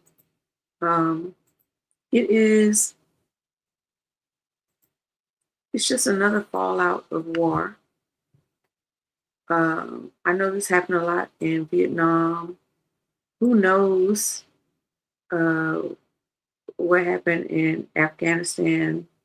Yeah, he's still on mute. Afghanistan and Iraq. I guess we won't know until decades down the line, but peep this out. Uh-oh, I'm not gonna hear anything. Why is it doing that? It's like you can sort of hear it, but then it stops. Maybe I need to see how it does that. You can hear it like right in the beginning, and then it goes out. Let me refresh. Let's see what this does. Okay. pisses me off, these men sleeping around, getting these ladies pregnant in whatever circumstance, going back to England and washing their hands of it. There are around 100 documented cases of children fathered by military personnel near Britain's largest overseas military training area in Kenya. Many of the soldiers left the country and were never traced. One of those children is Peter. So I tried my best to find my dad. I didn't give up on him. We went to the British camp with my mom. We tried to get some help from them, but they always chased us away. The youngest child is a year and a half. The eldest one is a man in his own right who is nearly 70. And we've got cases every decade between this two. BBC World of Secrets and Africa Eye followed the story of Kenyans searching for their British fathers. For the first time in UK family courts, commercial DNA databases have been used to identify their fathers and establish contact. So far, the lawyers have connected multiple fathers with their children, including Peter. I'm fine, Dad. At first, I couldn't speak, My heart was shaking. The only words came out of my mouth was, I called him Dad, Since starting this project, new people are contacting James Netto, keen to have their DNA taken and their fathers located. I always make birthdays for my son. I will try to do my best and not to repeat the mistakes my dad did. A Ministry of Defence spokesperson said, "We are deeply concerned by the allegations regarding children left without appropriate support. Sexual exploitation or the abandonment of parental obligations is unacceptable." It really pisses me. Yeah, like that's a fallout of war that we don't really talk about much. Oh, Michael left. Michael Penn pieced out on you, Rondo, before he answered the question. Or before he gave his thoughts. Michael, you coming up? Michael's here. I didn't want to tell your story. I wanted you to tell your own story. You want to come up and tell them what happened? I gave like a little brief synopsis, but I didn't go into the detail that I wanted, since it's your story, I wanted you to tell it. That's convenient. That's convenient. Maybe something happened, you never know. But anyway, that is the unspoken fallout of these occupations and wars and stuff like that. All of these children that are created through grape or maybe fetishization. My tongue sounded real twisted trying to say that word, fetishization.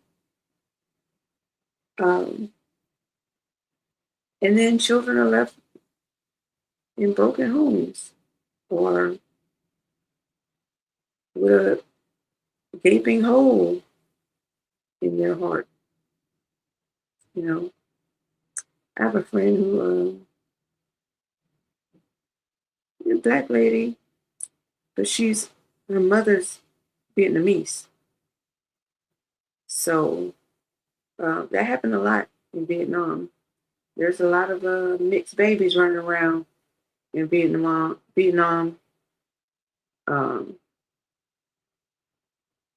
Because of that war, and we only kind of know that now because they don't give you the information in real time, right? They have a tendency to wait for decades and decades or whatever for that initial sting to wear off, and then they trickle down the information of the real atrocities.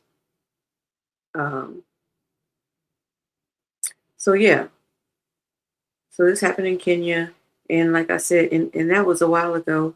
So like I said, I don't know how many Afghan kids, how many Iraqi kids are out there with American parents, American fathers that left them.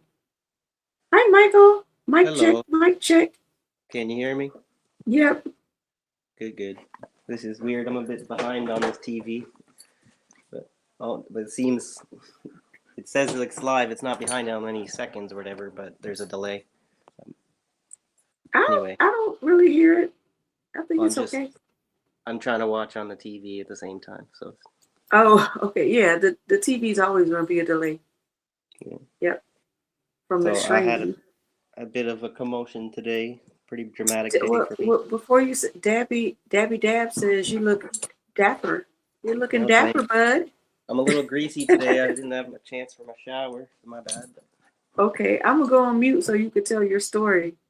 It's a hell of a story, y'all. Well, lesson of the story. Long story short, don't fucking call the cops for any help. Obviously, nobody fucked my head up. Let me just, or maybe I'll just turn my camera off. Whatever might be easier. So my neighbor's been having some problems with Wait, baby, you got Bella? Yeah. I just okay. There. Rondo said, Bella. Where she are can't you, hear Bella? me, so she's not jumping up. Hey, Bella. She's had a pretty excited day, so she's a little. Yeah. Okay, so I'm gonna mute. Go ahead. Do your thing. Okay, I was just saying. So my neighbor's been having some problems with a girl. If only people could just have relationships with people without having drama. You know what I mean? But he's been trying to be nice to this girl. She's been, from what he told me, I don't want to tell too much about somebody else's business or whatever, but he was telling me that she was kind of trying to like dominate him and blackmail him and stuff. And so like a week ago, and I was like, okay, so maybe you shouldn't fuck with this girl anymore. And he was like, yeah, okay.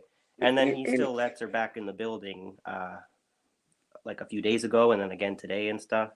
And Michael, this is Yeah, important. go ahead. He's young, and he looks up to you as a mentor.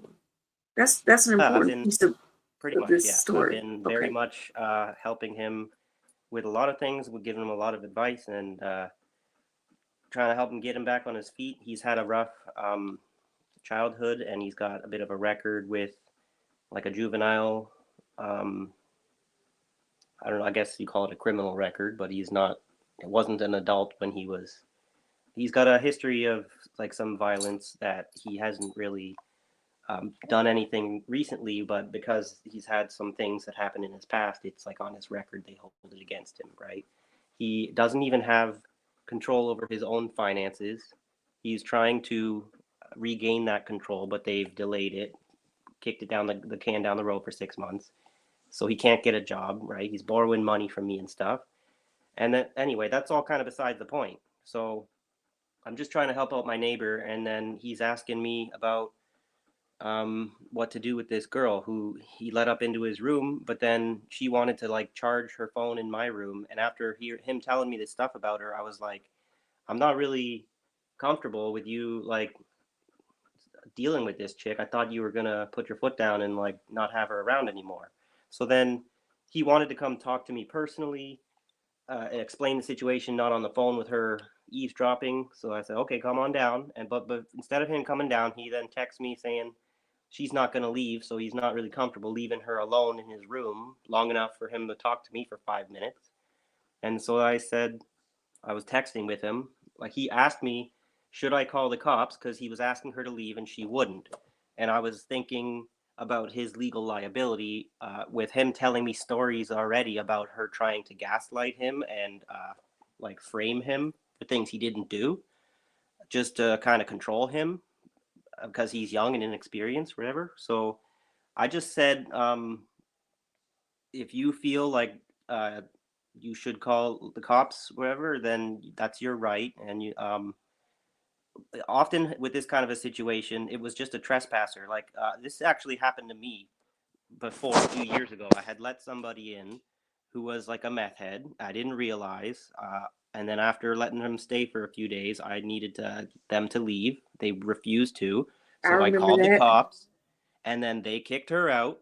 And that time when they came, because I didn't have the record that he had, I thought you were talking about the with main. a handful of people. This is I'm making the story longer than it needs to be. I'm telling about my own story from years ago. They came and they removed this person from my room, and they told me, because I invited her in, it wasn't exactly a trespassing situation, but I had the right to kick her out, because you can't just occupy somebody's house, so it's not yours. So that's how the reason why I gave him this advice is because when it happened to me, I called them, they came, she was removed, everything was fine, nobody got hurt. This time, because he had a past or whatever, when he called them, she reacted by like going across the street. He was telling me, because he could see through his window. There's a bar that I used to work at across the street. He was like making up shit about him to people across the street, and he's watching her. And then the cops show up, and he had actually come down into my room for a few minutes just to chat, and like I was just trying to like get him to chill, wait, the cops will be here any minute. And then they show up when he's still in my room, and there's like 9 cop cars come by, and like they got assault rifles and everything. They're like climbing up the stairs like it's a fucking war zone. And I'm like, what the fuck is this or whatever? We're asking you for help for a trespasser, and you're coming in as if like Rambo style or whatever, because apparently she's told them, or they had some story that the cops invented. I don't know, but I'm guessing that she made up a story because when they came, they were talking. I saw them talking to her in the parking lot before they came in the building, and then all of a sudden, there's overfunded, undereducated police force, right? So she must have told him that he has a gun. So then they have the right to go. So basically, she swatted him. So then they come and they arrest him. Like as soon as they find him in my apartment, I had to hold on to my dog, and then they had to close the door, and then they arrested him on the other side of the door in the hallway. And I'm like, what the fuck is this? So I grab out my phone and I record the whole thing or whatever. I wait for them to move out of the way so that I can leave my dog in the apartment, and I go outside the door with my phone recording, and I'm like, I'm just recording whatever, I'm not obstructing whatever. And I go out and I record for like an hour the whole thing. And then because he was in my room, first of all they asked our permission. We probably should have said no, but they asked our permission to go check our rooms because this allegation of a gun. And he said, go ahead, check my room. I said, go ahead, check my room. They did that. They didn't find any weapon, okay? But then they have to sit there. Can I ask you a question? Go ahead, yeah. Because this is something, because I know you were like spewing off stuff to me real fast because you called me like 4 minutes before the show started.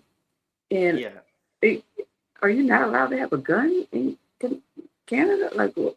You are, but I think it was like, must have been an unregistered that he was, okay. Go ahead. So you're not allowed to have like those 3D guns or whatever, or I don't know what else, like there's all kinds of things you're not allowed. But anyway, so they didn't find anything. They checked without a warrant, and then because they didn't find anything, and I think because they did all this kerfuffle and they arrested people, then they felt the need to call and wait for a warrant. So I'm not allowed to go back in my apartment. They sealed up with whatever tape, like they sealed my apartment and his apartment, even though they've already checked without the warrant. Now they're waiting.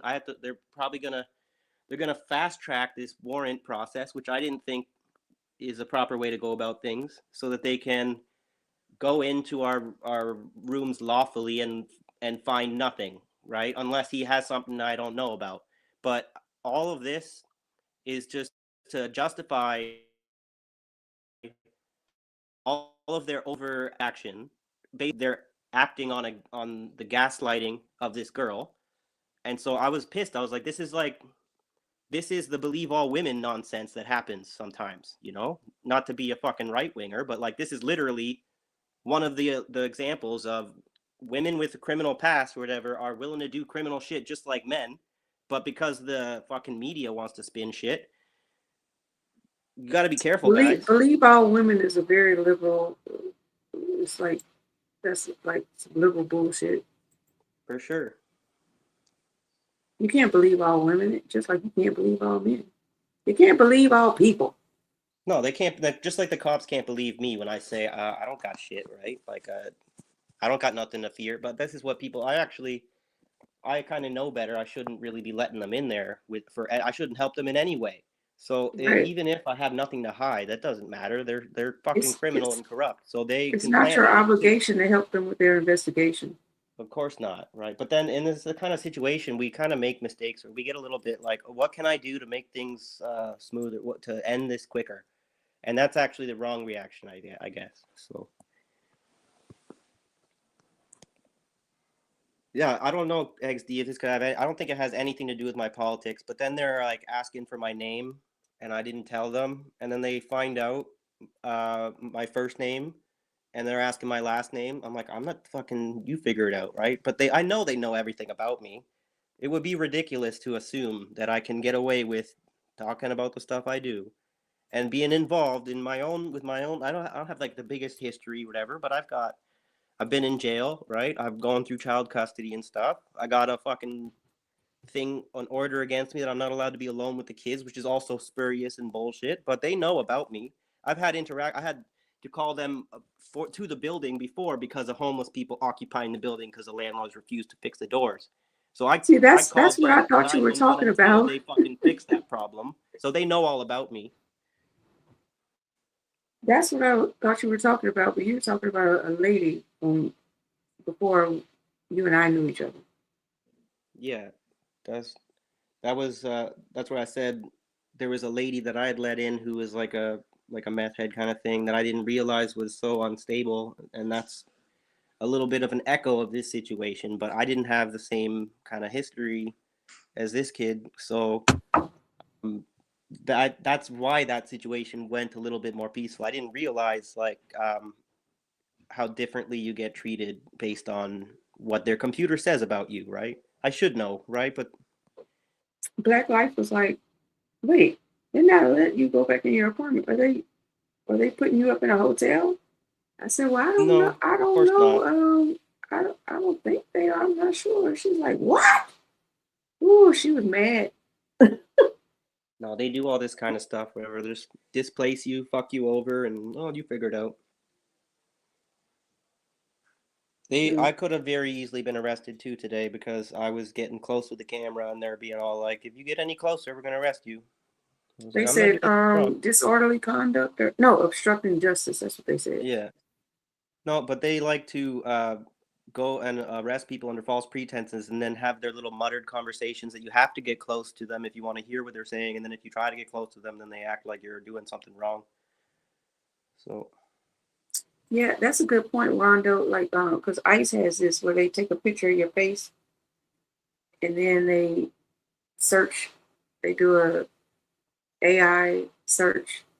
They have some tools where they could try to find you in their database. So I don't know, did they do that to you, take a picture of your face, or they just knew you from your address, looked up your address and looked up the times you called the police about like that guy and Yeah, because there was another guy I'd let live with me for like a month, and who was like a fentanyl addict. I'd made an arrangement that he could stay with me. He gave me some rent money for like 1 month. We made a verbal agreement, and the verbal agreement was you can stay with me if you're gonna stay off the fentanyl, because he was talking about being ready to try and quit, because if he didn't, he was like in his 60s and he's been smoking it for years. He's gonna die, right? And he's been homeless for fucking decades. Like, the guy is not gonna survive if he doesn't quit. So I was like, I'm gonna give you a last chance. I'm not really qualified to fucking break you from this addiction, whatever. But if you refuse to go to the hospital, you gone many times and they don't fucking help you, what I can do, whatever, is offer you to stay here if you stay off the drugs. And he could not, right? He went back on them, and I said, whatever, I can't. He was starting to disrupt, like, fentanyl addicts will be up all night. They'll be fucking starting to like scream and shit and do weird shit. It is impossible to live with people. Like, I was going sleepless nights. I was like, you gotta go. And then him and his buddy, whatever, tried to harass me and act like they had the right to get the money back from me that they gave me. And I didn't have them, like, I would have given it back if I wasn't so fucking financially strapped, but I was like, we spent it. I don't even have it. But why would you give money back to them when you I didn't fail my end of the agreement. He did. Right. But they tried to get me in trouble for that, and then the cops ended up not having any way to hold anything against me, right? So then they left me alone. But they tried to come after that for like weeks. They were trying to stalk me and threaten me from outside my front door. So this is all I'm saying. Like, I've been needing to move from this place for a long time, but I've just been not really able to, or not doing the things I need to get out of this fucking rut. So, old man Barker, you have a Rumble channel, and you didn't tell us. Oh, nice. What's your channel, so we can let everybody know. Yeah, I don't know about doing roids or nicotine. I mean, I do the nicotine, but Oh, so his channel on Rumble is Old Man Barker. So everybody go to Rumble, and we have a Rumble channel too.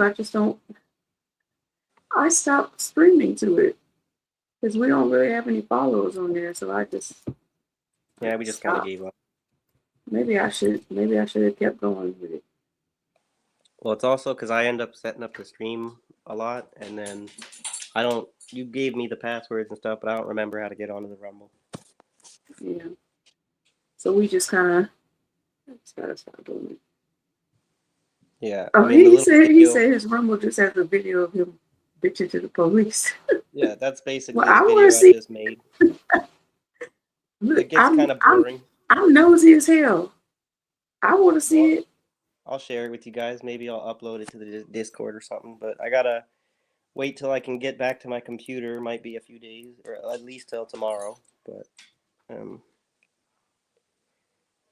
so that's like the video is not necessarily got any like damning evidence or anything. I think it's always, anytime the cops pull this kind of shit, it's always a good idea to pull out your phone, and they are all of a sudden a little bit more accountable because they're being recorded. So even if nothing really happens, that's precisely why nothing happened, because they got a little bit of surveillance on them or whatever, which is a deterrent effect, just like they use it on us, right?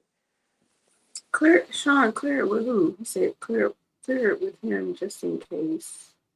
Clear it with who, Sean? Oh, before I share the video of him being arrested. Oh, with the guy. Yeah. Yeah, He might not want to be on. That makes sense. Yeah, thanks, Sean. That's a good point. Yeah, it's a good point. I hope that he's all right. He might not want the attention, downtown right now, and I bet you I should have reminded him not to say anything to them, because they're probably trying to interrogate him and find something that's not even there. But I was talking with the neighbors, and they're all telling me, "Yeah, I'll probably be out by tonight." But I don't know. I don't trust them.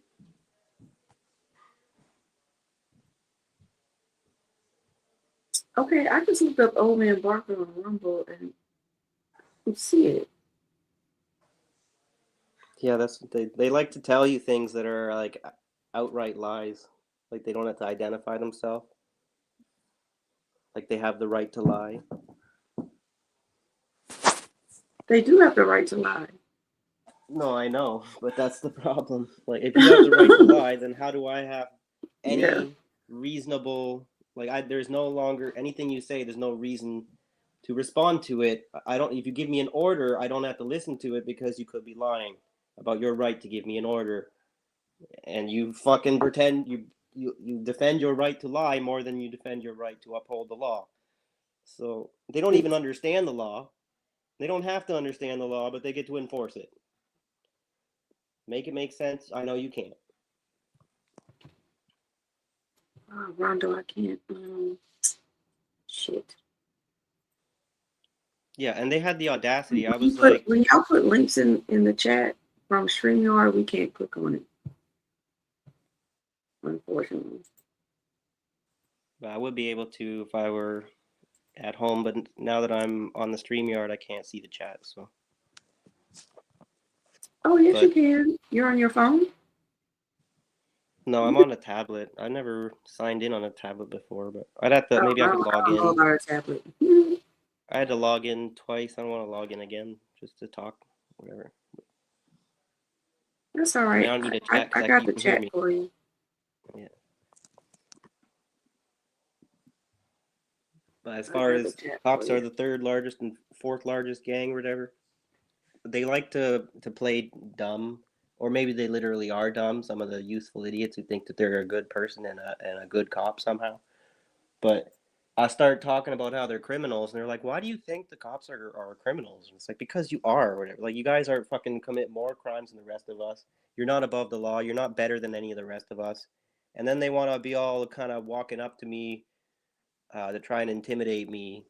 Like, you keep talking like that, I'm gonna arrest you. It's like, you are fucking proving in real time when you ask me why I don't trust cops, why I don't, because you're trying to fucking physically intimidate me while I explain to you why you guys are corrupt.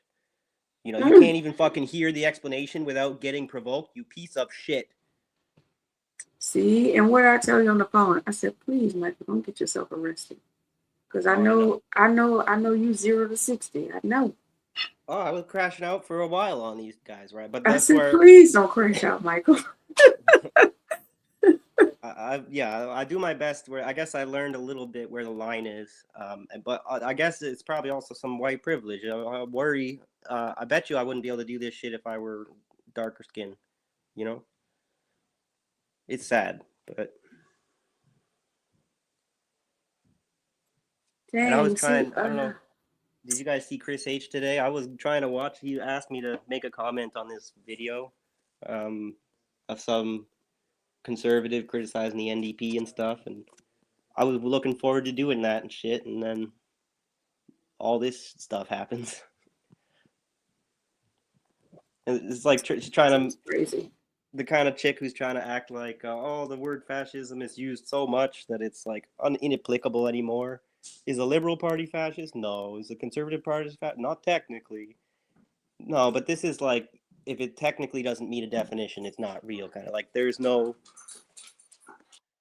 Yeah, Chris H hasn't There's been so here much today. fascism in Canada right now. It's amazing to see people like, oh, it doesn't meet the textbook definition. It's not happening. We saluted Zelensky, like the head Nazi, in our parliament, but we're not fucking fascists somehow. We kind of talked about fascism a little bit today. You hold her while I bring. Okay, one sec. My mom's bringing in her dog. Hi, Mom. Wanna say hi to the chat? Hi. Oh, here. Hi. Hi. Hi, Mom. Hi. How are you today? It is charged, but if you need more juice, this is the charger. Okay, one sec. We'll be right back. I'm gonna mute up. Okay. Yeah, like you guys are putting these links in the chat, and I'm glad you put it, because you guys can have them for each other, but I cannot. I don't know what's going on with my. I cannot click on the YouTube to get back on the channel, so I can see the chat and click on the links that you guys are sending. That really sucks. Yeah. So yeah, that's the story, folks. I mean, he said it was like 9 or 10 cops out there with guns just blazing. And I was like, what? That's crazy. Hi, Jeremiah. How are you today?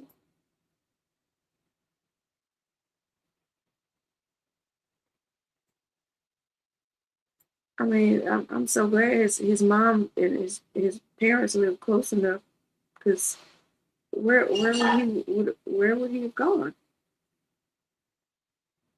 when they just take over your apartment? That's crazy. And so that dude better leave her alone. Oh, Michael Pan is back, Rondo. But shoot, I've already I guess I can look it up again. Sorry, I had to take I apologize. I had to take an important phone call. I apologize, Abby. That's okay. we had a some of us were wondering where you were aborting the conversation we were having, and now, Oh no, Rondo, I'm not. I can't find the damn article. So let me see. Yeah. Let me see if I can Google it again. Yeah, I had to take a short phone call for tomorrow's meeting. So I just want to make sure the person had all the materials handy and he understood everything, making sure he understands what he needs to say for tomorrow's reparations meeting. So I apologize for that. It's okay. Yeah. People come and go as they please on Tuesdays. Not a big Yeah. deal. I see you have a new guest on your show. No, And that's Michael. That's Michael. oh, there's two M's, Michael, and because mine is That's orange color. yes, and his is gray. Oh, okay. He's not at home. That's why you only see a M. He's at his Ah, parents' house. parents' house. Okay. I hope he's doing okay. Well, you just missed the whole story about what Mm-hmm. happened. Right. Oh, Anyways, some people like I want to be clear, what I said earlier that look, Philip Scott is not a paid Republican supporter. the last person I want to talk about is him. Yeah. Okay. But Let me see if I can find this again. yeah. So we were the other maybe last Tuesday or something, we were talking about like one of the things that has come out of this war with Iran is that North Korea and South Korea are having conversations again. They're in talks. They've been publicly like they came out, shook hands, took pictures, and went to have a meeting together. And the other one is Taiwan and China are in talks about reunification. Right. And we were just wondering what you thought about that.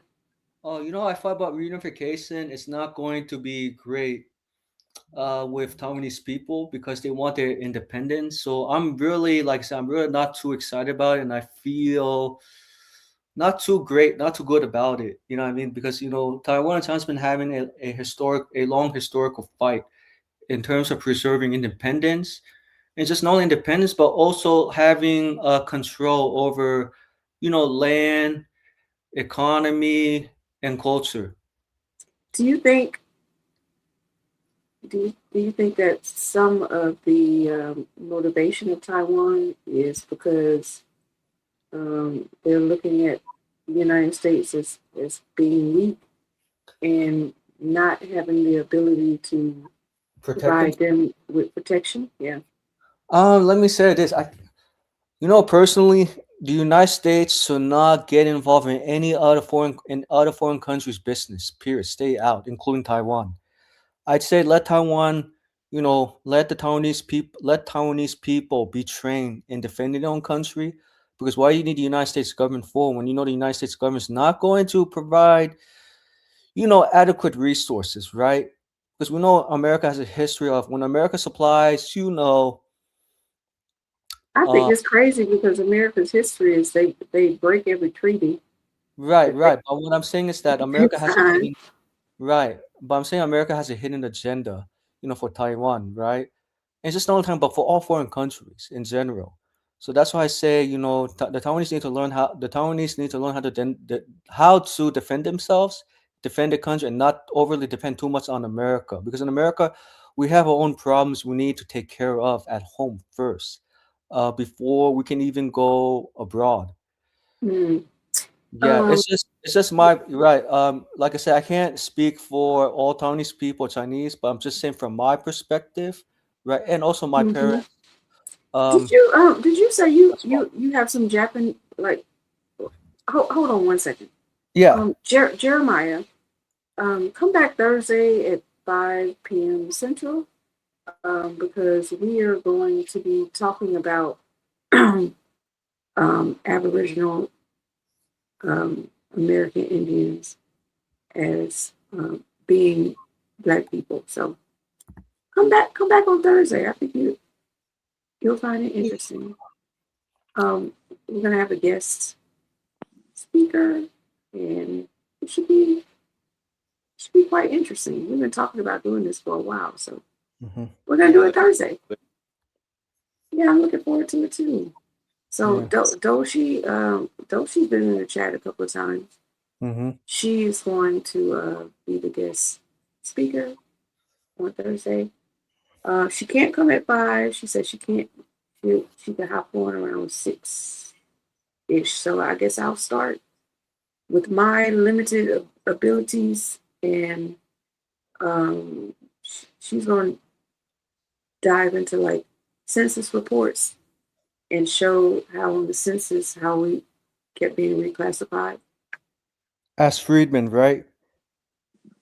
No, reclassified from Indian to Indian. Negro, Mm-hmm. and then I think it was Indian, and then Negro, colored. I can't even remember which one came first. And then Well, there was apparently like the Indians were the term Negro was a catch-all term for anyone dark. So then there was an evolution of terms. But I like that Dulcie also has a pretty good knowledge from what I've heard about the genetic, like the DNA testing side of the debate. So she's going to talk about that too. Yeah. So that should be pretty interesting. So come on back, Jeremiah. Yeah, Rondo the Moors. Yeah, exactly. Yeah, and it would be good to hear from the indigenous perspective, as well as the. I mean, it's hard to know what term to use here because there's the Black indigenous perspective, and then there's the, I don't know, the typical indigenous perspective. You kind of need to hear from both sides in this. What do you mean typical indigenous? What is that supposed to mean? I mean the stereotypical image of, well, I guess there's the. Oh, you mean Native Americans? What they're calling the Mongoloid or Asiatic kind of Native Siberian, yeah. Siberian. That's what I mean. Yeah. And Mongols, yeah. Them too about what their opinions about all this conversation is about too. I think it's only fair, right? Hi, Latrell. He means the red bones. Hey, how y'all you doing, still know me? Latrell? Hey, what's Y'all up? still know my name? Yeah, been a while. It said right there, Y'all Latrell the Great. How you doing? How you doing, Latrell? Yeah, I'm feeling like a 5-star general that's ready to conquer the whole world. What's up? How y'all doing? That's good. Good myself. That's a good way to feel. I'm all right, you know. It's better than feeling energized defeated. today. I had better days, but it wasn't me who's had the most unfortunate today. I don't know if you've been hearing my little story I just told. My friend got arrested today over some bullshit. What else is new? Hey, let me guess. Is he white or black? Hey, I could predict that. No, he white. What side? Huh? What he is? You would have had to watch. You would have had to hear the story. Oh, well, so, I mean, well, his day gonna be great, huh? You gonna get out, bro. You ain't got no punishable by life, so just hang easy, huh? Yeah, Your bail is coming. He is white, but the girl in the story is black, and is there's she? a little bit of that. Yeah. Oh well, that's a reverse. Yeah, that's a reverse call. Yeah, well. However, she was the victim. No, somebody got to go in. She was the belligerent, the Yeah, instigator. but- He was the victim, from what I know of this situation, unless I've been badly misinformed. That's a There's case some, study. There's Well, some wild hey, women out there, all right? Hey, he When the would have police been get called, dressed somebody like, going to jail. Yeah. Mr. Rogers. He would have had to been dressed like that not to go to jail. But other than that, hey, man, just hang easy, bro. You white. You right. Exactly. Right. Yeah. Right. Yeah, Yeah. Because if I don't start shit, I don't get no shit. Yeah. right. Black Life said, "Welcome back, Michael. You're free." Yeah, I'm back. I sorry. I had to No, take. not you. Oh, not The me. other Sorry, the other Michael. Michael. Right. Just Thanks, call. Tosh. Right. What's up? Yeah.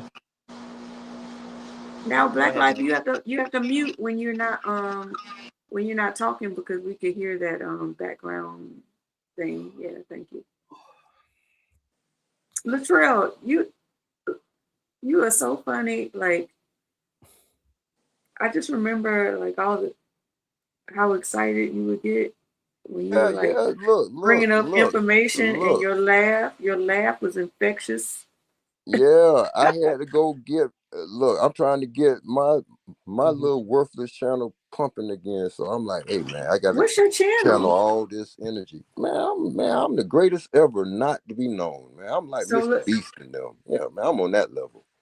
Oh. Hey, is it this Latrell the Latrell, I Great? mean, if I would have ever got the mod, you know what I'm saying, I would have felt at home. Yeah, I would have been, yeah. Hey. Yeah. No, it's Hey, Latrell I Latrell think it's Sprewell used to be Latrell Latrell Sprewell. Tinwell. Wait, hold Yeah. on, Black Life. Latrell what? Latrell Tinwell. Like Tinwell. I see it. Latrell Sprewell, but it's just Tinwell. Yeah, Tinwell. Yeah. Oh, Yes, see, ma'am. You see I me? see two. I see one that Look, says, wait, hold on. I see one that says WELL, and I see one that says WIELL. well, if it's both me, well, the Tinwell, somebody trying to beat me. Oh my God, we gotta watch them. Hey, WELL. Yeah, Tinwell, yes. Oh, I'm already subscribed. So we talked about Yeah, this well, already. nah, it's all good. Hey, YouTube just want me to come over here as a cameo and like But you guest know appear. what? They don't want me with a channel. I don't get notifications, unfortunately. See, look, that's one thing that we all should get on them about. Why have this notification if it ain't notifying nothing? Yeah. Because they want you to watch what they want you to watch. No, but we got notify me when this. I didn't sign up for this. Don't notify me for PBS. I don't want to see no public broadcasting station. I want to watch. Nah, it's all good. I get it though. Are you They gonna make it hard. restreaming on your channel right now? Yes, I am. So I'm broadcasting. Look, I'm premiering y'all. I'm taking y'all and pushing y'all to the greatest. Yes, with y'all permission. There he is, Thank you. right there. Appreciate you. Yeah, there I go. Yeah. The Tinwell Show. Yeah, we can help each other. No worries. Yeah. Hey, you know why I like Latrell? The name Latrell. Latrell Sprewell was one of my favorite basketball players. He used to crash out. He crashed out so hard he choked his coach. I'm like, Man, I remember that. Yeah. Boy, Latrell Sprewell. Look, when I used to get mad at my puppy, I would say Latrell Sprewell. I always put that name in the. Hey, Latrell is a powerful name. It's a powerful name. Yeah. So look, they took that choking and then just put it in rims, spin them because he got them spinning rims named after him. That's what I'm saying. Latrell the Great. Right. Latrell the Great. Sprewell. Choke him out. choke this coach out. Damn near killed him. But he needed it. He was a straight asshole. Let's go. Straight asshole. I remember Latrell Sprewell shot so many 3-pointers back to back, especially going back to the game between the Knicks He's a and great player, bro. Yeah, and I remember that game. He was one of them hustle man players. Yep, and I remember Latrell Sprewell took the Knicks to overtime twice against the Milwaukee Bucks in January of 2002 on NBC, and the Knicks won. You is a real fan. God damn it, you a real. Yeah, but by the way, you're the number one fan. Yeah, I mean, I like all teams, but I just go by who can. You remember the greats, man. You remember the greats. Yes. But I remember the year the Knicks didn't go to the playoffs for the first time in like 28 years. The 2001-2002 NBA season, because the Knicks head coach, I forgot his name, Don Nelson, I think last name is Nelson. He resigned in the beginning of during the 2000. I mean, I'm sorry, in the beginning of 2001, 2002 season. Otherwise, he would have taken the Knicks to the postseason for the 14th or 15th consecutive season if Nelson had not resigned from the Knicks. And then, of Yeah, course, so Michael just so Jordan's. happened, look, just Yeah. so happened, Latrell Sprewell once played under Don Nelson at Golden State. Oh I yeah, think PJ That's right. Clarissimo was the coach that he choked out, but Don Nelson was That's right. Yeah, let's yes. go. Let me see. Oh, then the other Jeffrey and Gundy. My bad, Jeffrey and Gundy, who retired in the beginning of the 2001, 2002 NBA season. Man, you This- remember Jeff Van Gundy tried to break up the fight with the Knicks Alonzo and the Mourning. Pacers? I don't remember. I He was remember like, they was And that's a stomping him. little ass midget, man, trying to He break was up too giants. little. Yeah. Just Right? sit your little ass down somewhere, man. You get squashed. Hey, Abby, dude, he was a little man trying to break up big giants. They was like stomping him. He was like so all under the feet. I'm like, dude, what are you doing? Really like a little Steph Curry. He was the coach. He was a coach. Yeah, Oh, the Jeffrey and coach. He Gundy. tried to break up Okay. the fight. Yeah, I remember. Yeah, I remember. I thought it was the fight between the Knicks and the Heat, if I remember correctly. Jeffrey and Gundy was trying to You're break up right. between You're right. Alonzo Mourning and several Knicks players. I think Larry Johnson was involved in the fight. Hey, Yeah, the one he with the looked Pacers like a was substitute teacher was the biggest trying to fight. break up some thugs from fighting, huh? Yeah, the Yeah. one with Not the thugs. hey, bro, that was bad. They used to fight a lot. Like the one against the Pacers was the worst fight in NBA. Oh I yeah, believe. the Detroit Pistons and Pacers. I And the remember. I Pacers watched was on the worst fight. ESPN. Yeah, Yeah, were you that's when. surprised that fight? That fight lasted almost 1 hour. Were you surprised? Like Hey, people were fighting nonstop. Francis Michael, was being thrown. this was the crossing the line was when the players went in That's the Ron stands. Artest them. Yeah. Yeah, Ron Artest went in the Yeah, stands and punched I'll be people out. right back, y'all. I'll be right back. Yeah, yeah, that I was really. pretty funny. I mean, Yeah, I not funny, remember. but you know. Right, right. Oh, when I saw that, right, I was man. This is like watching hockey. I couldn't You know, believe it. I mean, either right. And then Reggie Miller joined in the fight, even though Reggie Miller is coming off the injured list. And he's not even that kind of dude. Right. It was like it was unbelievable. I couldn't believe it. Yeah, man, I miss those days. But after what? Reggie Miller was possessed. That's a zombie, man. Reggie Miller is a zombie, man. Okay, He be Latrell, balling though, yeah. if you think Reggie Miller was a zombie, what does that make his sister? Because his sister beat him and she was better. Shit, Oh yeah, huh? Shit. Sarah Miller. Dead zombie, Z Nation, huh? It ran in the family. Yeah, but I remember Reggie Miller took the Pacers I think 15 out of 19 seasons. I'm sorry, 18 seasons he was with the club, which is an NBA record, right? And I remember, man, my gosh, it brings him back to memory. Do you remember Michael Jordan when he joined the Wizards for the 2001-2002 NBA season? Every stadium filled up fast. When he Right. went out of town or he played in town, right? It didn't matter. It didn't matter where he went. Right, right. And even the Knicks didn't like. Even for interesting was like when I don't remember the opening night between the Knicks and the Wizards. I only saw the national anthem, but I didn't see the whole game. At that time on Comcast Sportsnet at that time, right? But when Jordan came out of retirement, he lost to the Knicks. I think it was like 101 to like 92. And he only had like in that game like I think 15 points on 8 of I feel it's like 6 on a 6 of 20 shooting. And then of course the Wizards played the Knicks several games, right? And then Jordan, Man, you need to be somewhere on like ESPN or something, man. You Right. got stats, man. God yeah, damn. I remember right. And you know Jordan almost swept the Knicks in the 2001-2002 NBA season.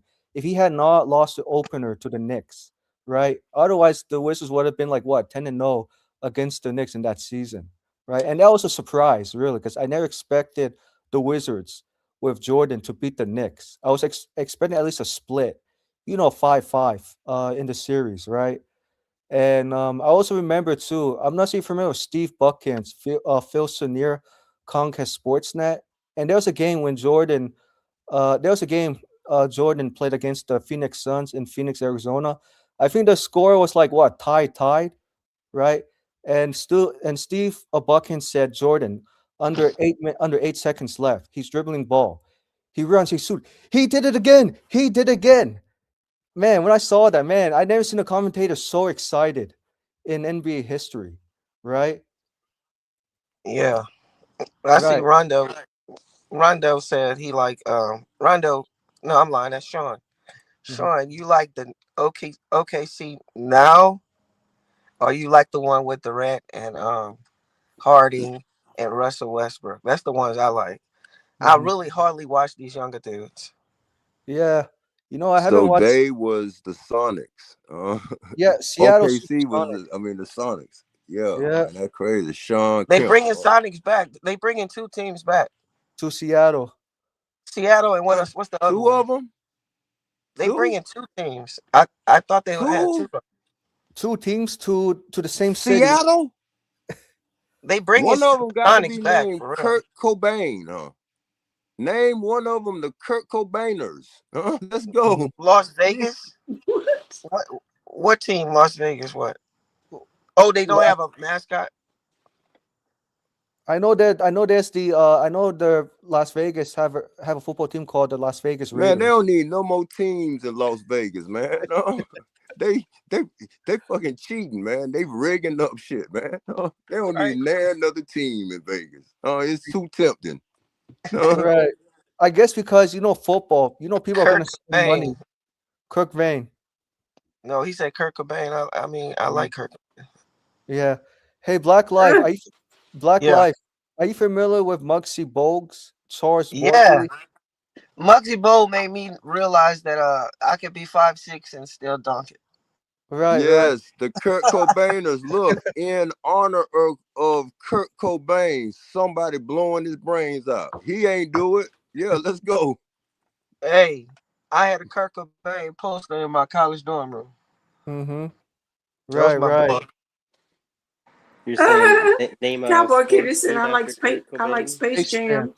Oh, I No, saw no, that name movie, one Space sport. Jam, with Michael Jordan. Which one? The Maybe one a with bunch of Kurt LeBron or the Cobainers. one with Jordan? Jordan, I think he might be talking about Jordan. I think the one with Jordan. I hope so. I hope he's talking about Jordan. That was Yeah. cheesy, but it was better than LeBron. I don't know what the hell Man, that was. one with LeBron is forgettable. It's horrible. Oh, It's y'all, horrible. y'all mean. Yeah. It's so horrible, bro. Hey, so You just dribble the damn ball. That's it, man. Hey, you they're remember? talking about What? You remember, Well, like, Sean said. Wait, Sean said he saw Sean Kemp get arrested at a car wash. what? the? It's in the chat. Oh my gosh. I need that story. Mm-hmm. Yeah. But hey, Black Light, remember in Space Jam, were you surprised Charles Barkley, Muggsy Bogues got drained out? Were you surprised at that movie? And then Michael Jordan brought the golden basketball back to restore their energy. Were you surprised? And then Patrick Ewing, Son Bradley, Muggsy Bogues, and Charles Barkley asked Jordan, why not play basketball? You're gonna leave and play baseball? Were you surprised? Not really. He came out of retirement and You wore know number who that is, 45. right? That's the Anunnakis. And Michael Jordan is the Archangel Michael. Balling. Let's go. On the Man, court. look at Latrell bringing it on you. Look at Latrell bringing it. Yeah. Tell him Latrell. Mm-hmm. I remember Latrell Sprewell on NBC. More exciting when I was so disappointed when the NBA left NBC and had a contract with ABC, ESPN. The game was not the same. Like when it was on NBC, very fast pace. You know what I mean? You can Whoa, man. Yo people got money or something, man. What the hell? Yeah. Macy, who sold out Bigley? Oh, it says Kurt was killed by Courtney and MK Ultra Butt also. Macy said he did nothing but Rugs and Trash and other bands. And then Macy said, "Oh, he sold out bigly." How? Man, Kurt Cobain was fucking legendary, man. How did he sell out bigly? He may have been Well, I legendary, guess you but tell I y'all. don't. I personally don't find the Nirvana's music like that good. No, he Are he you was saying kidding me? Puffy kind of bands, sold but Biggie out. Are you appreciated. It's kidding got me? more Did it, man? Don't do me, man. I'm sorry. to do with who the So people were.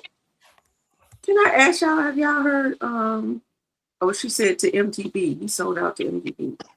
Um, I'm going back to LeBron Bro, for a second. you knew Kurt for 2 minutes, man. Kurt wasn't around long enough for you to know him like that, man.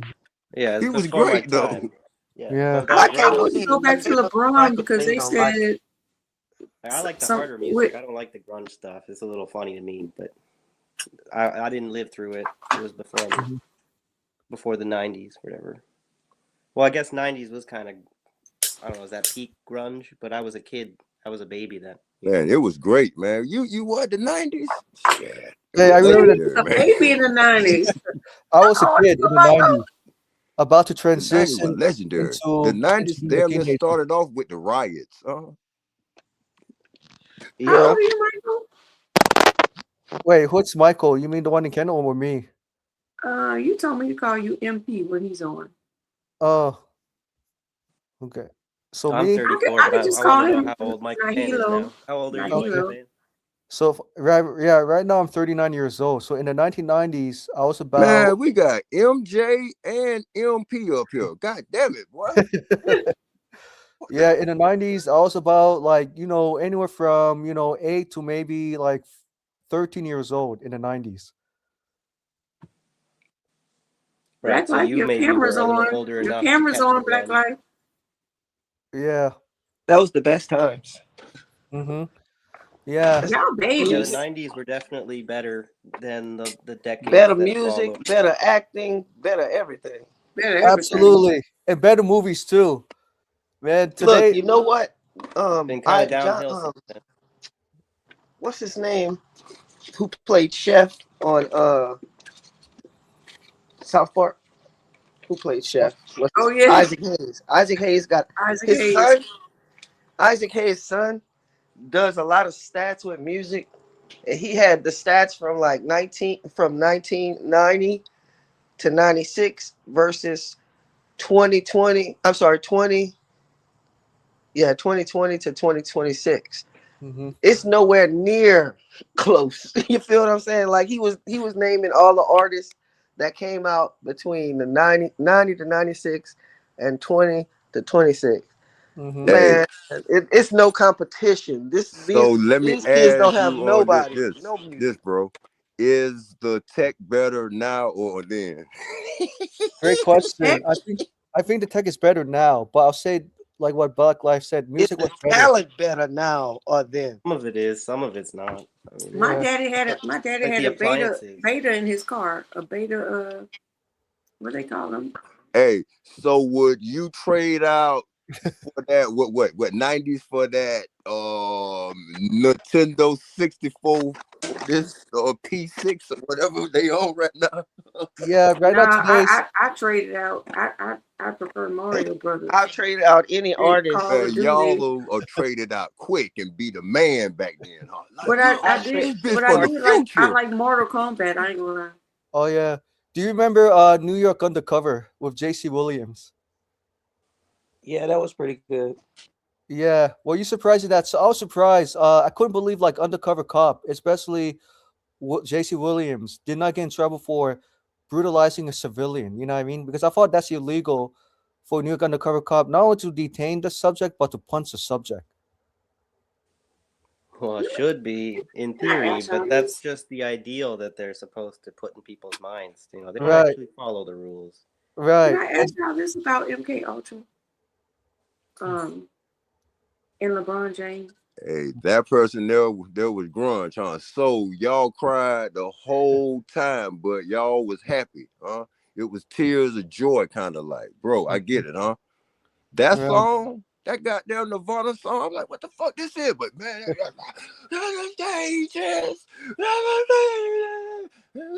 acting stupid. Yeah. Here we are.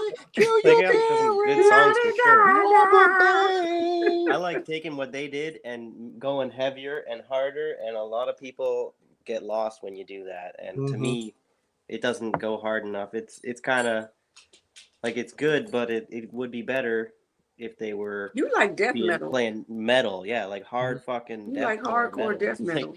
But Michael, this the question. Didn't the rest of the group damn near make like 5 groups? Didn't The question rest of the is group it go on to timeless make music?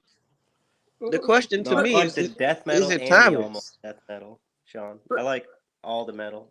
Michael, Like some of the you funniest like mosh versions. pits? I don't like the oldest metal, like the earliest, like Metallica kind of stuff. That's not my stuff. But I Do don't you really like do mosh the. pits? No, I don't really do the concerts. Like I'm too antisocial for that kind of stuff. Right? Mm. I've been in like one mosh pit, you know. Yeah. And I probably would enjoy it more, but it seems like indulging in our more violent kind of bestial nature, and that might not be the healthiest thing. I don't really like them. Yeah. 'Cause it's like, why y'all just pushing each other around and shit? It's Push me and encouraging watch us I to be punch you in your abusive face. to each other. It's not really Yeah, building yeah. solidarity. Is you might grunge say. rock timeless overall? What's that? I mean, he asked the question, is it timeless? Is metal timeless? I mean, the music. I guess that grunge or Nirvana, because he asked a question a couple minutes ago. Oh, I missed it. I think all music is timeless, or like No, that's some I'm music gonna is disagree shit. hardly. I'm gonna Yeah, disagree true. Yeah, strongly no, with. I put my foot in my mouth on that one. Whatever. Yeah, I'm saying the music you like, Michael. I was asking, is it timeless kind of music? Like, cause when you talk about Kurt Cobain and you talk about Nirvana, that's some timeless music, man. You know what I I'm don't know. saying? I Like, would disagree on that though. I think we might feel like that. We always feel in our time like it's timeless. Like some of I'm these songs talking we about airplay. I'm like. talking about relevance. I'm talking about that could be No, I played know at a lot of the death any metal is party not meant to anywhere. be remembered forever. It's more. Well, I think it's more let me ask timely y'all than this: timeless. It's probably fair to say. who was an Alice in Chains fan? And by the way, for Sean, I do like Mudvayne. I think those guys are pretty awesome. Or their early stuff, then they get going. Some of these bands they get shitty at the end. You know. Who was an Alice in Chains fan? That was my That's shit. not. Alice in Chains. But that's damn near. Shit, I love that's them. damn near LSD, huh? Oh damn. Alice in Chains, huh? You and Alice in the Wonderland, in a rabbit hole somewhere, huh? Yeah. Here comes the rooster. Yeah, see, Macy's into some of the stuff I am. I've heard. I like Tesseract and Periphery and Tool. I'm not sure what APC is. They talking about straight drugs. Here comes the rooster. Yeah, bitch, I'm about to get higher than never before. Huh? Well, let me see. Yeah. Yeah, during those times. Those are some of the more. Those were interesting man, times. Take a boy band singer and you put him in a metal band, and you got Tesseract and Periphery. Tool's a little bit more. You take some psychedelics and play some rock music, and you got Is a band. Tool a Christian band?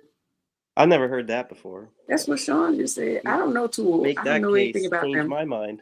Yeah. Tool was used as Christian, but then they got heavy influenced by Satan and went to LSD. Well, it was, I think, a good influence, but they've gotten a little bit irrelevant at this point. You know. Cowboy kitties. Hey, you might not want to put that up there, man. Alice. What's up, kitty? Look, can I go back to basketball real quick? I want to do a conspiracy theory with y'all and see what y'all think. So they're saying that LeBron he don't want to retire because when he retires he has to give up a sacrifice. That's about right. Hell yeah. Shit, hell yeah. Look, what to be the greatest to die on the job? Man, you're gonna be memorialized forever. The first great basketball player to die like how Dale Earnhardt crashed out. My bad. Rest in peace, Dale. Rest in peace, Dale. I think he was interviewing and they were like, well, when are you gonna retire? What do you want to do when you retire? He said, man, I just want to live. And people were like, like questioning that or whatever. They said that, well, I think his son got the jab and had myocardosis, and that's why he passed out. Oh, so he got jab. Ooh, so it would. Ooh, so boy, he got hit with that Tarzan juice, and it. Not the Tarzan juice. Ooh, he ain't had a heart for it after that. But look, I think LeBron James, as soon as he retire, he gonna turn to the size of Ricky Smiley. I'm shrinking, my muscles. I'm dying. Like the Wicked Witch on Wizard of Oz. You know why? Shrinking. Because I'm he's taking some shrinking. drugs. That's why. Money. How many of y'all believe LeBron James taking steroids? I don't know anything about that. Oh, look, LeBron James was at that facility down there in Miami. Remember when he got traded to Miami? He lost a bunch of weight.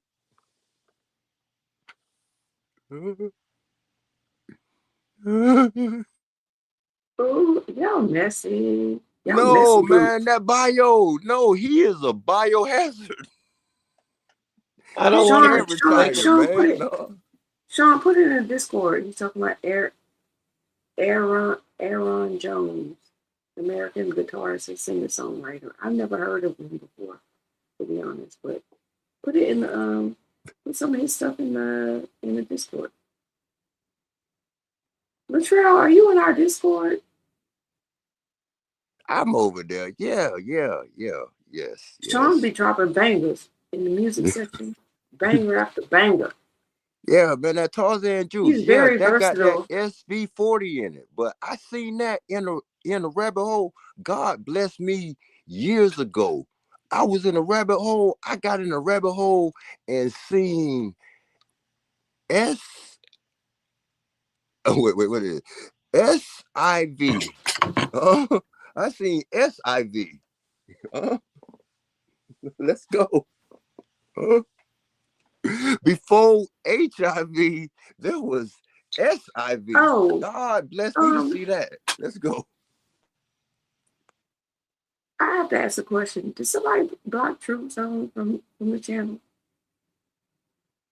He said he blocked. I did. That was me. Remember? Oh. Y'all blocking people not I like blocked that? him for giving fucking death wishes to about Bella. What? He's still doing all that? He decided rage, to be all that stuff? to demonstrate his sociopathic colors. So I was like, "Fuck you, then." Okay. Anyone who threatens my dog or wishes that she gets hit by a car or anything like that, you will get instant banned. Okay, we have our rules. Oh man, he done triggered you. Obviously, he was trying to be a fucking piece of shit, right? So he can be treated like the piece of shit that he is if that's how he wants to be. This is where there's a plenty of very wealthy white capitalists, whatever, that are very happy to see people like him act the way he does. They make a lot more money than he does, or whatever, off of his fucking dumb shit. And that's what I'm saying. I want a more revolutionary approach. I get a lot of people don't agree with me, but there's consequences, or whatever. There's people who benefit more from his kind of actions than he does, and he doesn't want to hear me say that. I don't care, whatever.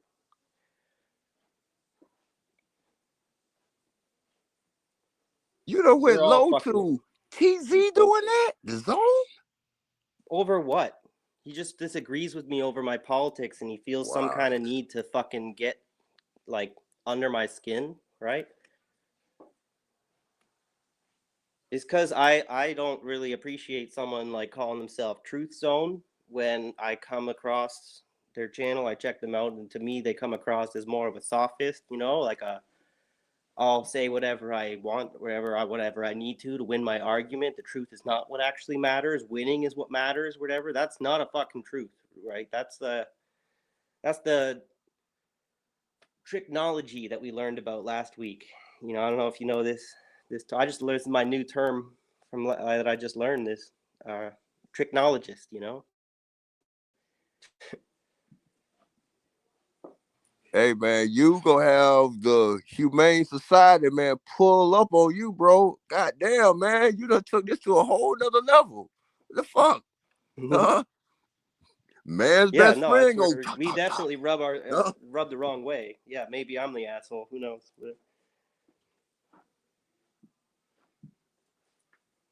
Hey, you know everybody got dogs now, man. Boy, you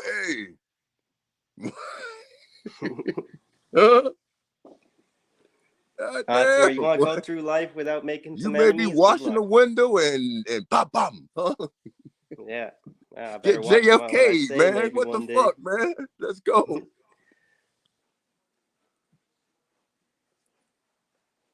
But I was trying to be friendly. We were trying to get to know him, and I think he took umbrage, whatever. He's pissed off that I was trying to consider myself pro-black, and he's all, "Oh, white boy think he's gonna be pro-black. Let me put him down a peg." You know, it's like, but I found this whole like bigger conversation about what blackness is, and it seems like in America, black is more about the FBA, the ADOS stuff, and it's like, can I be supportive of black people in Africa? And then there's the Pan-Africanist versus that, and it's like, wow, this is more complicated being pro-black than I thought. And like you can't just like you may be right to be critical about whatever. You can't just go around calling yourself this for whatever political gain you might get from it. Wherever, like, there's you got to mean what you say and say what you mean. You know. Hey man, hey, you better watch out. Hey, it might be a bite by, huh? A bitch might ride past and just sick a dog on you, huh?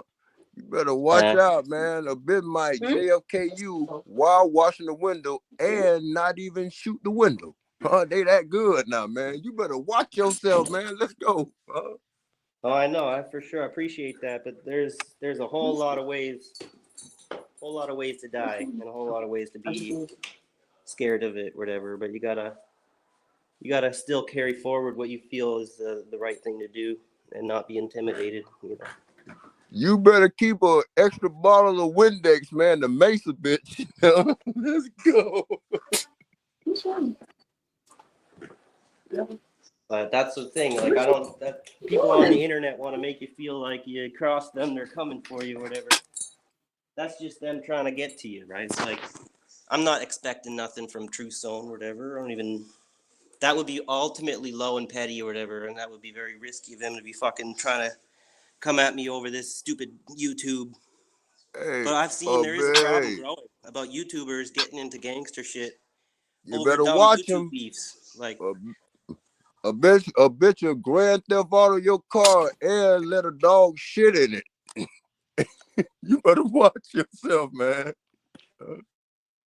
Well, I got thrown off, but the good news is my camera started working again. Who knew? I will.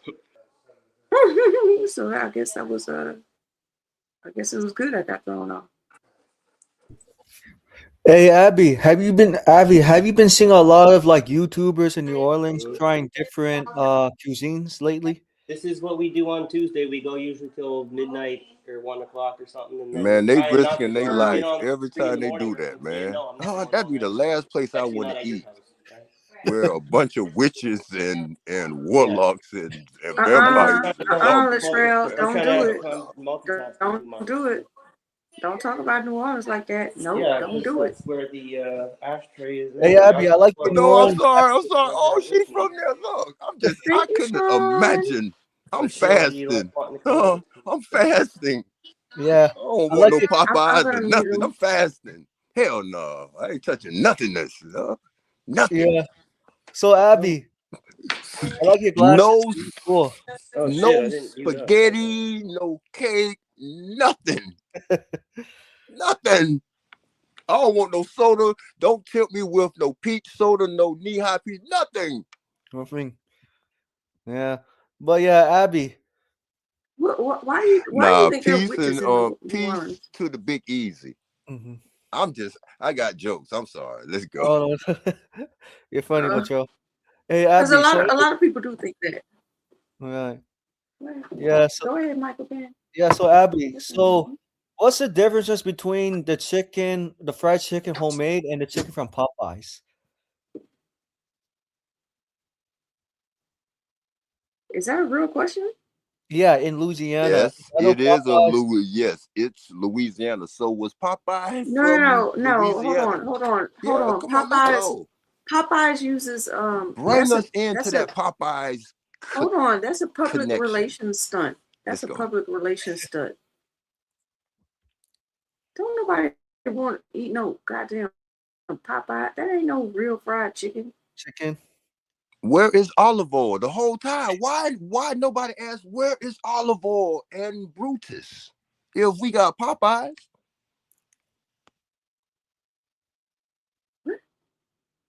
I'm so fucking confused right now. What? Oh, he was saying about the olive Brutus. oil that Popeyes uses to make to fry chicken. Oh, that's a good. Okay, olive oil. I don't know nothing about Popeyes. I don't and eat not fast Brutus. food. It was Brutus. Oh, I don't eat fast You food. eat Sorry. this chicken and you become Oh, Brutus. okay. No, I just I want don't to. eat fast food. I can work all day. Yes. Oh, I just want to know because I know there's so many like Well, fried you asking the chicken. wrong person because I don't eat Oh, you don't eat fast food. fast food? Okay, No. never mind. Never mind. I just thought you know the difference between making like fried chicken at home and eating fried chicken at Popeyes. And As a love that Louisiana- chicken from Popeyes. That's the first thing I think of is Popeye the Sailor Man. So what? Popeye pulled up, or look, New Orleans dude got a dock, a fort. So what? He pulled up hungry and just, oh man, no spinach. Me, Popeyes. Huh? When I think of Popeyes, I think of They Clone Tyrone. That movie, They Clone Tyrone. Really, Tyrone Popeyes. That's funny. Have you ever seen that movie?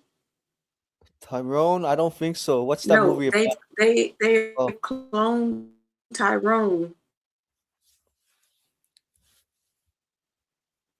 Oh, churches is disgusting. All of it's disgusting. You walk in those places, you could just smell the Nobody grease. ever asked who is they. Let's go though. Yeah. But other than an Abby, And you don't know how when they're changing the grease. You know, no, thank you.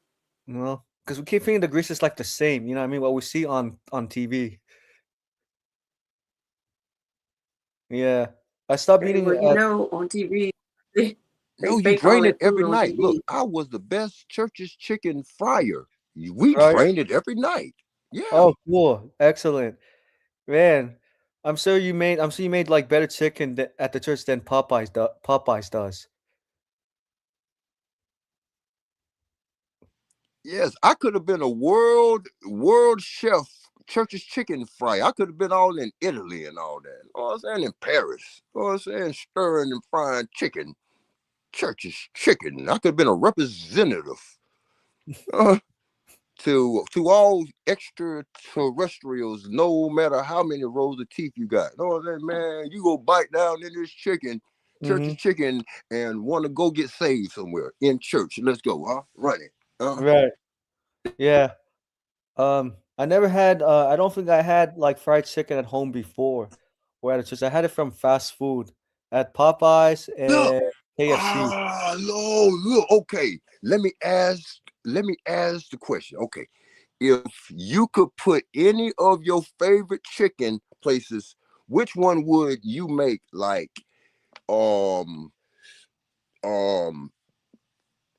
put in like Walmart. Which would it be? Chick-fil-A? What? KFC from 77 or what? What chicken? Oh yeah, I think my favorite. Popeyes. Let's go. Yeah, I'm gonna say probably a KFC, compared to Walmart. and Chick-fil-A. Why? Because KFC is the original, right? Going back to going back to multiple generations. And I like how the chicken is like crispy. You know what I mean? It's like going to a ball game. I feel like. Yeah. Chick-fil-A. My gosh, I have not been to Chick-fil-A in like over three. Yeah. Yeah. 3 years. But I used to like eating at Chick-fil-A.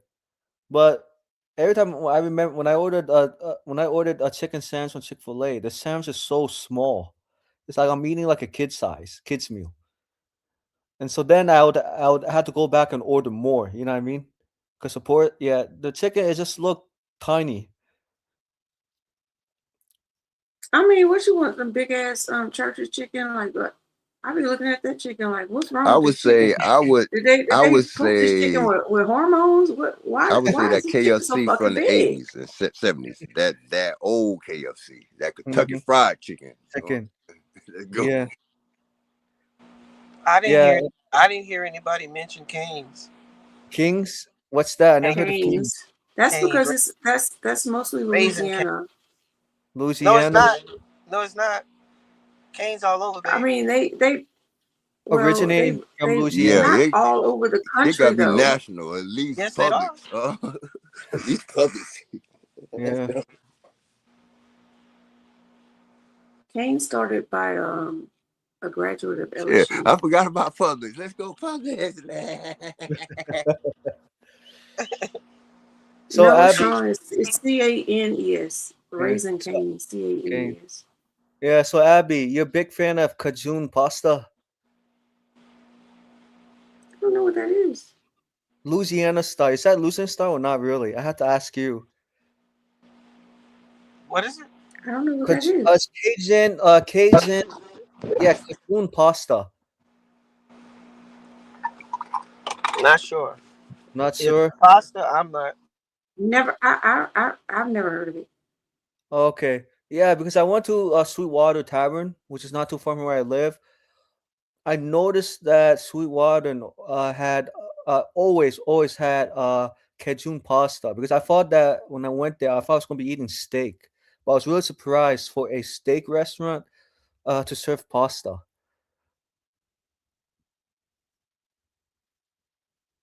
Because normally for pasta, normally for pasta, you want to eat at an Italian restaurant. You know what I mean? But Pasta's like on my menus in I all was kind of gonna say restaurants. that ain't no good combination. I thought Louisiana was seafood and all that, but the pasta. Are you Yeah, I saying don't know. Cajun? yeah, Are you saying yes, Cajun pasta? yeah, Cajun pasta. Yeah. That's a difference. That's something Oh, different. I've seen that. I is don't. that I what haven't he tried. said? I Yeah, didn't I thought. understand what you were saying. I thought that's what he was trying to say. Cajun. Sorry, I didn't But pronounce it correctly. no, it's all good. I just But the that only was pasta. way off. Yeah, Cajun. Yeah. Mm. I'm with you. Now Nah, he man, it's all good. left. I think his mom was telling him to get off the phone. Right. But yeah, but I've seen a lot of people in Louisiana, I mean New Orleans, creating filming the food there, like the Yeah, seafood, getting but they do likes. like you know what kind of pasta Louisiana people like? What's that? Uh, fettuccine. Fettuccine. Yeah, like they look, man. Everywhere I go, people always talking about shrimp Abby, fettuccine, shrimp. I mean, I know this is no brainer, but Mm-hmm. any shared feelings on like what happened, like in your state a couple days ago, In Shreveport. that family shooting or whatever. I'm sorry, I ain't mean to change subjects so abruptly, but And since it was in your state, I was just asking. and I'm that's sorry. rough. That's a rough subject too. I Yeah. was about to pull up a spaghetti song for you. You know what it brings to mind? Can I What's say that? something while you think about it? This is what is a topic across social media Okay. Yeah. and local. I'm sorry. I'm just saying Mm-hmm. that black women have been dying in the last. I mean, been dying forever, but lately it's been at the hands of black men, and it's in the forefront of discussions. Like in the last 2 weeks, it's been like at least 5 to 6 big headliners of women being, murdered by their partner. What is y'all opinion on that? Because that is the same domestic violence that is connected to what happened in Shreveport.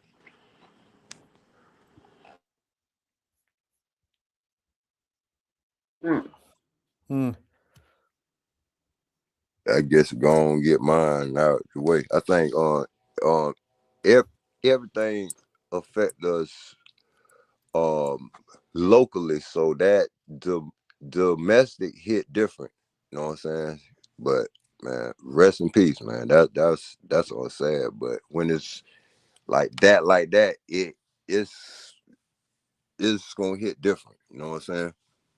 But look at the governor or governor candidate that killed himself and his wife and with his kids in the house. Same kind of tragedy.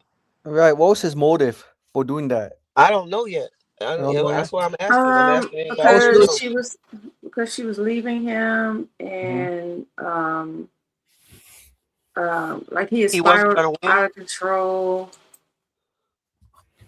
He spiraled out of control. I didn't even hear about that. Oh, I saw it. Yeah, he had developed an alcohol addiction, and lost his seed, I think, or something. And she was divorcing him. So um, so he chose to take her life and then take his own in front of their children. Wow. That's I'm sad. surprised. I'm really like shocked when I mean I didn't see the clip, I saw the title, but I forgot to watch the clip. But really surprised how a man can not only just take his wife's life, but take his own life as well in front of their kids. I don't It's think it was in front of them. I think they were in the house. in the house. Yeah. Right. And I'm not sure about that, but okay. I can't confirm or Nah, but deny. some kids got killed. I think the women survived, but the kids, it was mostly kids. It was 8 Kids kids. got killed, 8 but kids. I'ma A lot say of a lot of they had them like a 8 lot of kids them were total. So I'm his. saying like that type of Some of them weren't his kids. A lot of them thing were hit his. different. So But I say men suffer in silence. You know what I'm saying? Like Yes. how dudes are super dad to the kids and stuff like Mhm. that. Cause my dad, he had a little Latrell, anger, not at nobody, but just dang, men suffer but in Yeah, I silence. would Latrell, say So but he Latrell, told sounds me like this a why couple years ago, do and men suffer in I got silence? what he was saying, but not Why do men defending that suffer in act there. But I'm silence? just saying how overall things could go. Look, Why do men what was suffer in silence? Because they so have sorry? I'm this. sorry. I'm asking you. Oh, I'm posing this because look, question, look, and look. then Okay, hold okay, on, hold on. Let me Abby, look, finish. look. Hold Okay, on. men. Come on, Latrell. Okay, I'm sorry. I'm I'm sorry. asking the question. It's gonna be rhetorical for a second, and then I'm gonna make a few comments, and then I throw it to the men on the panel. Okay. So the rhetorical question is, why do men suffer in silence? And it's like there is a there is this idea that they have to hold up this toxic masculinity trait where they can't cry, they can't show emotions, they can't process their feelings because then it will be looked at as weak. But who set up that standard for men? Men. I was gonna say it sounds like a crime related to the patriarchy, if not caused by it. Like this failure of being the traditional man, the breadwinner. Like the Mhm. the political. Hey, Michael, can we hear you? Like I think we. saying is a guy before I make too many judgments. But Mhm. can you hear me? Sorry. Yeah, I'm just if you saying could it. bring the This mic a murder little suicide closer. of your wife.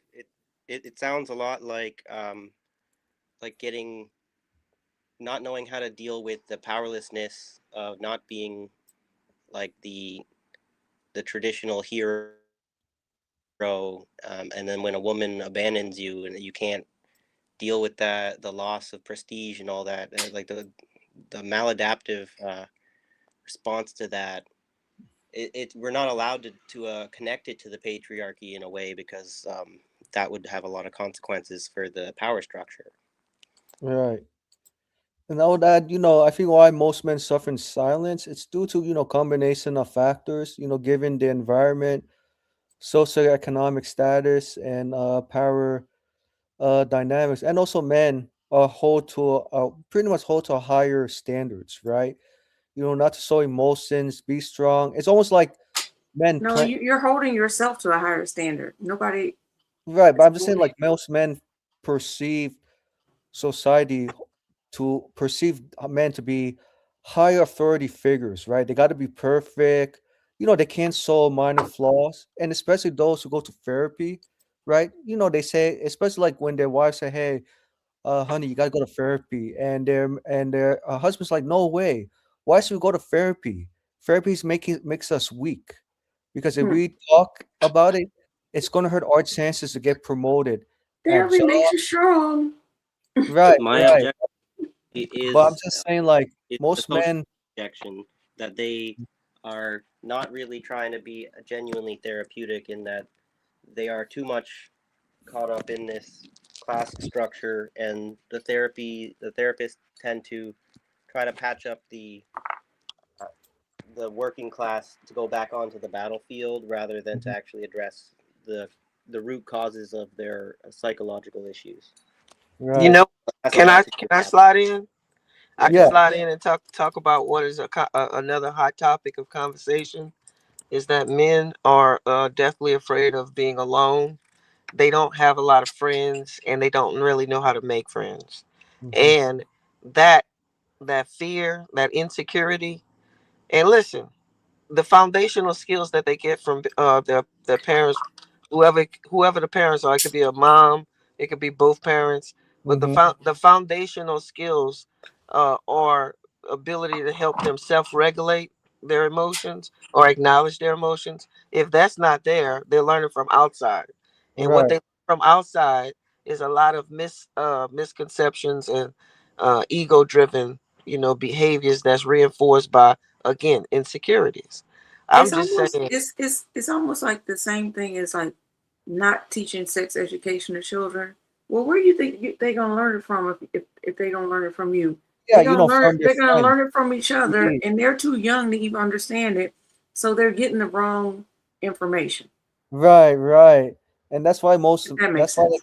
yeah, I think that makes sense because most men control what the kids watch, right? Because they want things to be traditional, normal, no flaws, even though like men themselves made mistakes growing up. So they want to be that role model for the kids and not have flaws or even show flaws to them, right? But kids are very smart. They're going to eventually identify their parents' flaws, especially fathers, right? And you'd be surprised that kids can catch up very quickly, right? And getting like their fathers to admit what they did was wrong. But sometimes fathers don't want to admit. They say, "Oh, we were just joking." Like, for example, when a daughter asked her daddy, "Daddy, did you smoke pot?" And her daddy said, "No, I did not." But the daughter's like, "But dad, in the picture show me in the picture it's you the picture you have in your room so that he did do pot." He's like, "No, what are you talking about, daughter? Get out." You know what I mean? In other words, like denial. You know what I mean? And so sometimes it's very hard, for men or fathers to come out and be honest than it is for, I think, for women, right? Because men are held to higher standards. They are portrayed as they had to be strong. They had to be like the quarterback. Or it's almost like being on the football field. Like you can't be weak and complain that your opponents took you down pretty hard in the game. Mm. And it pretty much and most men and studies show that when men take multiple I think hits, they suffer from if over time they suffer from CTE, from concussions, and some of them, if not all of them, but some of them don't seek therapy, so they wait until the progression gets worse. Then it's too Yeah, late. so look.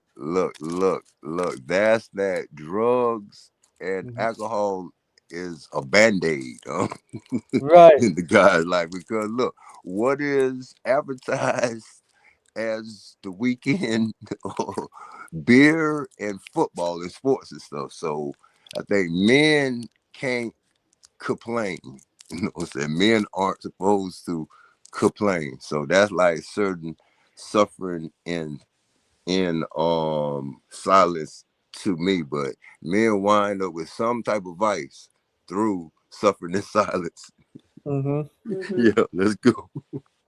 And Right. I really want better for them. I really, I wish better for them because that's not right. Like I don't even know how to change it. I don't know what to do. But Right. something needs to be done.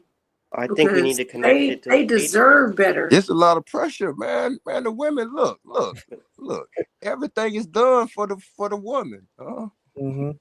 No, But the it's thing not. is, This is where when you guys hold were on, saying when you damsel set up in distress. when you set up a Let's go. patriarchal society, then don't expect people not to expect what a patriarchal society is supposed to bring, is supposed to give, because you Right. set it up this way, and and now everybody's talking about going 50-50 and doing all, but you haven't changed the system. social dynamic. No, You war haven't set it up changed that way. any of. Look, You haven't changed overall, any This is of what it. I'm saying about the things that you guys were saying about a man's supposed to be strong, not allowed to show weakness and everything. This is the patriarchal mindset that's being taught to men by the men that are pro-patriarchy, and that this is what has to be protected from the barbarian communists who want to tear it down, kind of thing, and teach a healthier like relationship between man and woman and man and this man and child and kind of thing. And because people don't really want to hear the socialist perspective too clearly, or they doubt it even if they hear it, it gets kind of fluffed off.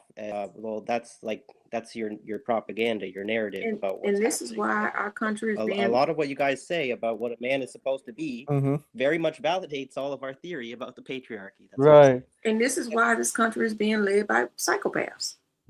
Right. Right. And also because if you look at two men, right, they're raised by their fathers to be masculine, don't show emotions, play football. You got to play toys, don't play dolls, right? And also, two fathers are not trained to, nurture their sons. And the role is for a woman to nurture their sons, not a man's role. So because men are like, great, we're not therapists, we're not counselors. Why do I need to counsel my son or comfort him when he's Because going that's through? your Men son. can be nurturing, men can be comforting, right? They just because we've consumed the stereotype of a man so completely, it becomes anathema to admit that a man can be nurturing and caring to their children without being gay. It's like men have been trapped by their own making, by the society of their own making, and now Right. they're trapped. They're stuck, and they don't. And they're lashing out because they don't know how to. They don't want to. So who the They don't men want that created to. this culture or System. society that we could go blame them on? You know who, If you want to Latrell. get You into know who. has to You do with know who, some religious Latrell. kind of Those who wrote the U.S. Constitution, those who wrote White men. white men. Just say it out loud. Yeah, pretty much white men. I was about to say, right? Because they're the ones who wrote the Patriarchy is not only policies. a creation of the white man, though. It Yeah. kind of precedes the white Oh, supremacy. just- Honestly, it comes from the monotheism stuff. Yeah. I was trying to explain this like last week, where there was a time where there was like a matriarchal system. Who created monotheism? Ultimately, yeah, there was a time in history where there was a transition from a more woman-dominated to a more egalitarian to a more man-dominated society, and it has a lot to do with the religion stuff that we can't criticize. But who created monotheism, though? It gets into Akhenaten, I think, and like got to do with the sun worshiping and who the what God was the supreme being, and I could be wrong about some of this stuff, but I think the solar worship started to associate the sun with male power, and the moon is all everyone knows is associated with female power, and the more that they started to, even though they didn't really understand, like astrology was astronomy before astronomy was a thing. So, but the sun and the moon are they go Well, together. if it's They're them same important. people, well, They're both how important. did they just take it and just set Mm. standards? Hey, Abby, let me ask you Yeah. this. Going back to the 1990s, when you were working with male colleagues, would you say they were different back then compared to today's? In terms of like, having sewing or demonstrating strong masculinity compared to where we're at right now. I go back to the 90s. that's a Yeah. good point, XD. About it really got started when we became settled agricultural societies. Not to step on your point, Michael Pan, but before the comment disappears and I forget. Oh. I agree. Oh, okay. I'm putting the comment up. Um, I'm trying to think, Michael Pan. I'm thinking back to the 90s, Mm-hmm. and I don't know how I should answer that because my my father was a very not showing emotions, just like lashing out in anger type of person. Right. My grandfather was a very um, loving, um, talk to you, listen to you, had like real conversations with you type of person. Right. So I'm not really sure how to answer Can that. can I The ask some reason, questions yeah, the about reason I'm asking. the men that I've seen around? Mhm. Not I mean like in my community and family. I Ola mean Trump this. said he had to go. Look, men. These are kind of men that make me or entertain me a lot. The ones who are so masculine, yet they participate in all of the gossip. You know what I mean? Like all of the gossip. They know every single thing about anybody, anything Mhm. going on in the community. They sit around and instead of focusing on manly things, they focus on the gossipy things, but they don't outright say it. They Right. like slide it in every once in a while. Mm-hmm. They like to call ladies hens, like hens that Mm-hmm. like to gather around and pick and hen pick. But it'd be the men that participate in these kind of conversations the most, and that's pretty funny to me. Right. And also most men, I realize what I noticed that most men voted for Donald Trump in higher numbers because they didn't want women to get ahead of them financially, and they were scared or concerned that women might tear down the patriarchal system, right? And that's why men are saying, "Go Donald Trump." Thank you, President Trump, for cutting financial aid to institutions of higher learning and also student loans for women who want to become nurse practitioners, right? Physician assistants, because they realize that if more women go to graduate school, they'll gain too Hello, much. hello, can you hear me? Yeah, we can hear you. Yeah. Can you I hear can me? hear you. Yeah, I Yeah. glitched a bit too. Yeah. And that woman Happy would, Tuesday. yeah, she's still here. I'm Yeah. here, Yeah. and I saw the pics. Okay, oh, you was on the grill. I didn't even realize you Yeah. cooked your ass off, Black Light. I'm all done. Oh, you're done grilling. Wow. What's the temperature My in vegetables Made came out steaks, pretty good, if I must say. sausages. What is this? yeah. Asparagus, I have Nice and warm asparagus, here. zucchini, and squash. squash. Damn, you did the damn thing, girl. That's what I'm talking about. Oh, black light. Yeah, black light. How often do you grill? As much as she can. Much as you can. She loves the grill. I love the kitchen. She loves grill. And oh, cool, interesting, cool. Yeah, what was I gonna say? Oh, anyways, yeah. So sorry. Yeah. So digressing. So yes. So I understand why men are feeling silent, because they've been ignored. The last couple decades. It's not until when Donald Trump came into office and rose up there and increased their confidence and told men, stop being feminine. You got to be strong. Like no need for crying. Be strong for this country. And so that's why a lot of men were so happy with Trump, you know, suppressing women from getting a higher education, especially a master's degree, doctor, JD, because to men they felt like they were not going to, you know, get ahead of women financially when it comes to, professional. I'm sorry, when it came to, a career potential, right? But men still lead women, 2 to 1 in the pay gap in terms of getting higher, in terms of getting paid more than women who put in 80 cents to a dollar. I'm sorry, getting paid 80 cents to a dollar, despite more women getting higher levels of education. This is where I think we might have a clear disagreement on what we consider the cause for men's silence. I think the silence of men today have more to do with the civil rights movement in the 60s and the 70s and the socialist upsurge throughout the Cold War and everything really put status of men in general and white men in particular in jeopardy, and they were on the back foot for a long time until the 80s, and then there was this capitalist resurgence of recognition of their need to protect this patriarchal system and the privilege of the white men and men in general. And Right. so the silence has to do with we've gone through this whole challenge to their supremacy and authority, and it was a legitimate challenge that should have been addressed, but it was like snatching the victory or whatever, snatching the defeat from the jaws of victory kind of thing. Mhm.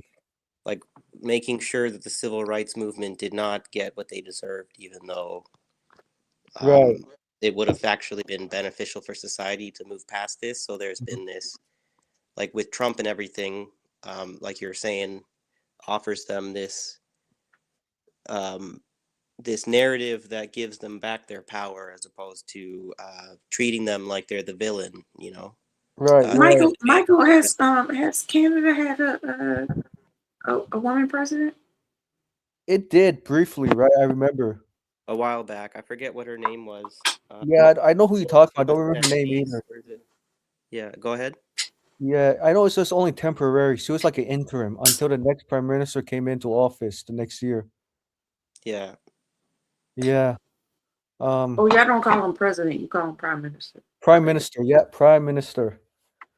Yeah. Yeah. Kim But we Campbell, have is that a her problem name? with the Kim Campbell. That's right. Kim Campbell. I don't Okay. really know much about her. Thanks, 'Cause I've never looked XD. into it. Yeah, Michael, interesting that Canada's an outlier compared to America, that you guys had at least one female prime minister. Interim though. Interim.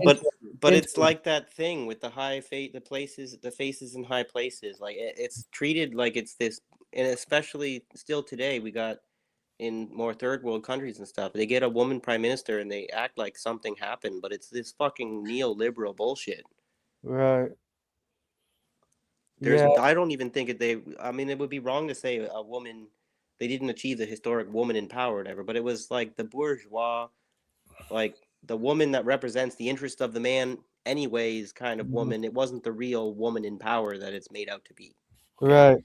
And you know what Brad says to Becky when Becky's going out to protest? Brad says, Becky, you gotta be home before 6 p.m. after you're done with the protest. And by the time you get home before 6 p.m., make some of my casseroles well done. In other words, Brad has the same mentality that was passed down from one generation to another, is to uphold the patriarchal standards for being control, over their women, right? And not and yes, they did allow women to protest, but the women had to be home by a certain time. They couldn't be protesting, for the entire hour or even the whole day. Otherwise, Brad was going to get upset and angry and probably make a mess in the house. MP, I love how you just be you be making up names. Oh, I mean, yeah, you know And what I mean. Brad and Chad and Becky and, Yep.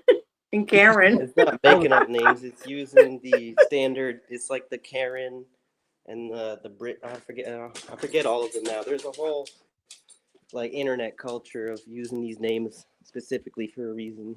You know, Right. Becky. Exactly why Becky was specific choice, right? Right. Yeah, because that came from Beyonce.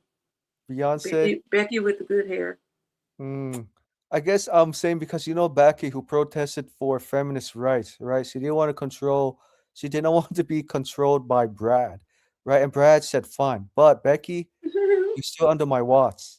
You can't protest the whole day. If you protest the whole day, I'm going to be so upset that you don't know what I'm going to do to the house.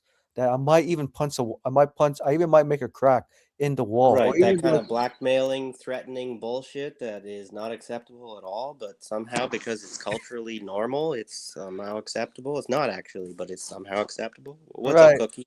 Right. I'm just saying, like Brad learned learned those traits from his parents. Grew up in the '60s, '70s. You know what I mean? The time that women were gaining more liberation, but if not full liberation at that time. Well, I don't And know. Maybe this product of their time narrative is like counter to the class analysis stuff. right. As long as we Bad call it cook. a time, we can't actually we can't root out the contradiction. Apparently. Right. Bad Right. cookies. I have to tell you, Mm. Black Life was dancing in the shower. You know how people sing in the shower. She was dancing in the shower. I think she's trying to get Hey. ready for you. I Yeah. ain't gonna lie. Trying to get ready. What really surprised me is that Tisa Campbell has her own YouTube channel. Can you believe that? Yeah, I can. Keisha Campbell. Who's that? Tisa Keisha Campbell, Campbell. actress, in I don't know America. who that is. She used to be she used to be on Morton with Morton Lawrence back in the 1990s, a TV show I used to watch on Fox. But yeah, when I saw that, when I saw she had her own YouTube channel, I was like, what is she trying to do? Is she trying to connect with young people? Because I'm like, she's Gen X. Yeah, why not just go back to making movies? Because everyone's got a YouTube channel now. You'd be Oh yeah, I surprised. know that. Yeah. But I'm just saying like celebrities. I'm sure they have a lot of celebrity friends they want to hang out with. You know what I mean? Yeah, maybe she's just got her own little. We all got our idiosyncrasies. Even celebrities like to do things that make them unique. You know. Yeah, yeah. Anyways, sorry to digress. Yeah, sorry to digress. So, anyways, I know that Becky can no longer stay with Brad anymore, and she says, "I want a divorce. It's not working out. I don't like to be controlled." And Brad's like, "No, Becky, you're not getting a divorce because when you get fired divorce, I'm going to lose all my assets. That means I can't keep the house, and now I got to live on the streets." And Becky says, "I don't care, Brad. This is my house." And Brad's like, "No, Becky, this is my house. This is my name." Okay, well, this is where we're getting into the way that divorce Mm-hmm. and getting the woman into the workplace has been used cynically by capitalists as a way to divide the working class in the name of providing women's rights. Mm-hmm. And that's always considered like some kind of conspiracy, but it's like the way it is. I don't get it. Why What people what are do, so dismissive. what do y'all think about these white women Republicans saying it's okay if I lose my right to vote because my husband can vote for me. That's What? crazy. That is very insane. They've Well been said. saying this, That's the Right. way and it is. I'm just like, what the fuck are you talking about? No, They're gaslit and they Or don't aren't you your like own it. person? That's the way it is. right. I guess it's because No, what they they're not. They don't realized. want to be, right? Right. You know what it is? I think Abby, I think we realized most women realized they had left Brad for so many years. They want to be independent, strong, make six-figure salaries or try to make more than Brad, right? Than Brad does, right? And so what they learned was that these Beckys who vote for Democrats in higher numbers realized that they were deceived by demon rats. And so Brad's like, hey, Becky, you need to come back to the Republican Party so that you could be traditional, be homemakers. We don't want you women to be working outside the house. And then you can't make me my plate, make me my dinner. Right. I've been reading a bit about the Enlightenment and the reaction to it.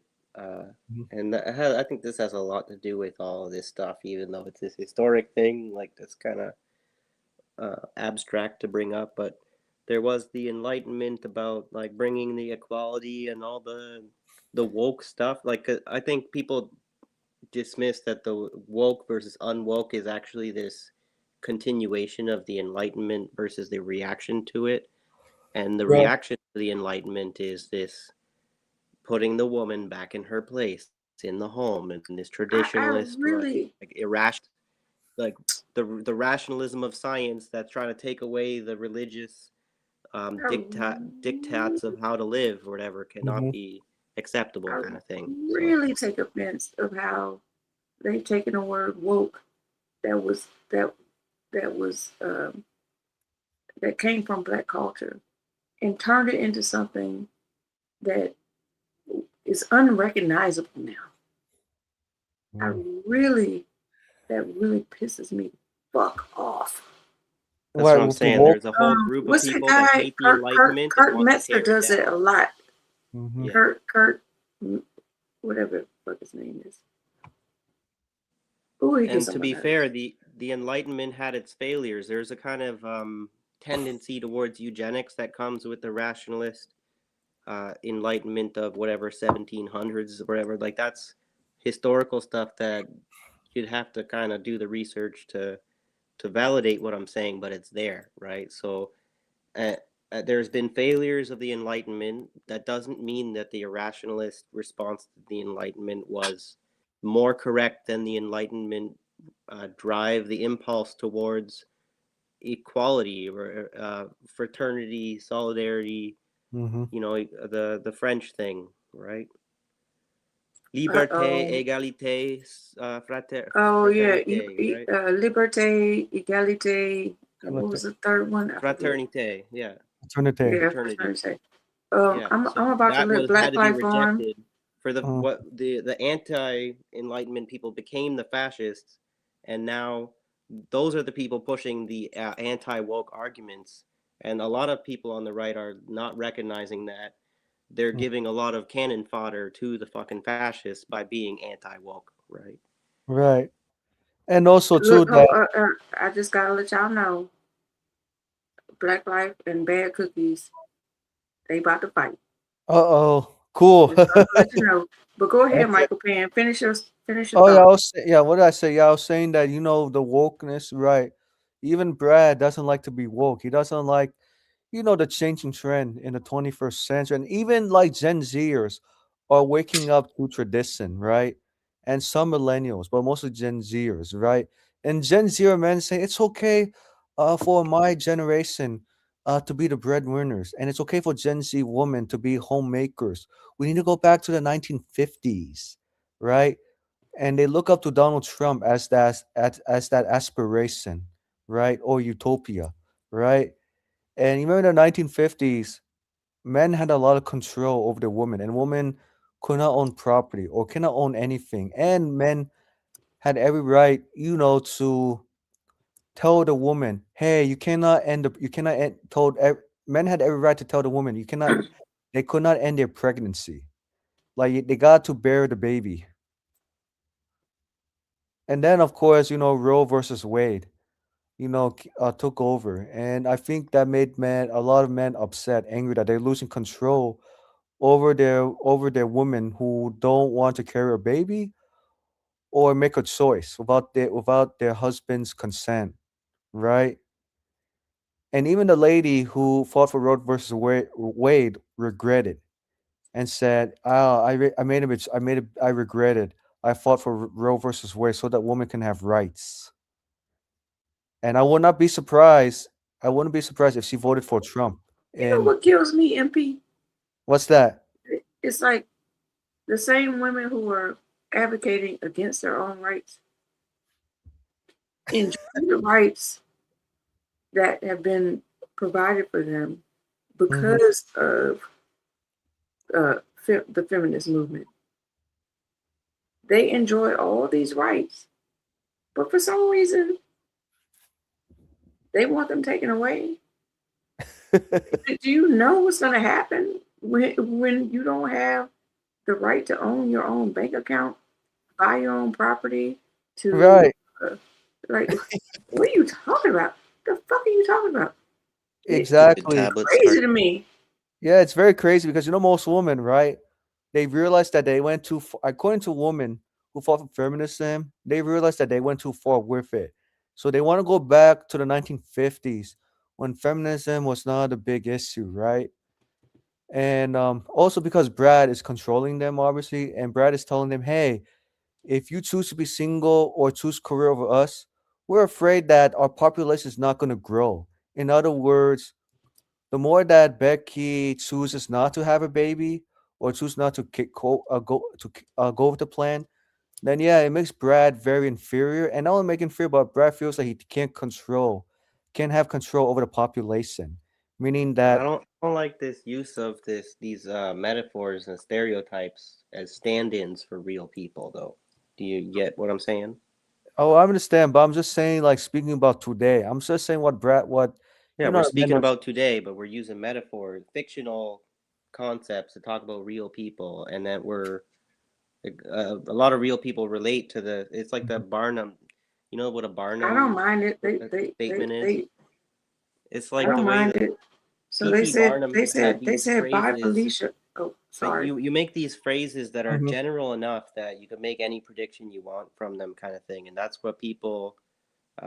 That's what they use on the psychology tests and everything to get people to kind of relate to a certain diagnosis or what they're Barnum statements. And Mhm. this is a really bad problem because they're very vague statements that people take up to mean that they apply to them personally, but they're designed to apply to people universally and be taken up in a particular kind of way, you know. I don't mind it because when everybody was saying bye Felicia, nobody gave a fuck about that. But Mhm. just because they're using names to describe white people now, Oh, you I need think we to keep lost the same. Michael, You need to keep the same goddamn energy. right? Exactly.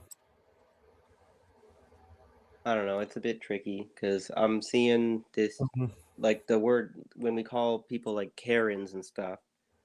It's becoming this thing So where anybody in public that starts to complain about something can be dismissed as a Karen. When if you have a legitimate reason to be no, quote unquote it's the way you go about complaining. no, I know. I'm saying it's It's the used as a behavior. dog whistle. It can be used as a dog whistle eventually when it was originally used by someone to describe something effectively.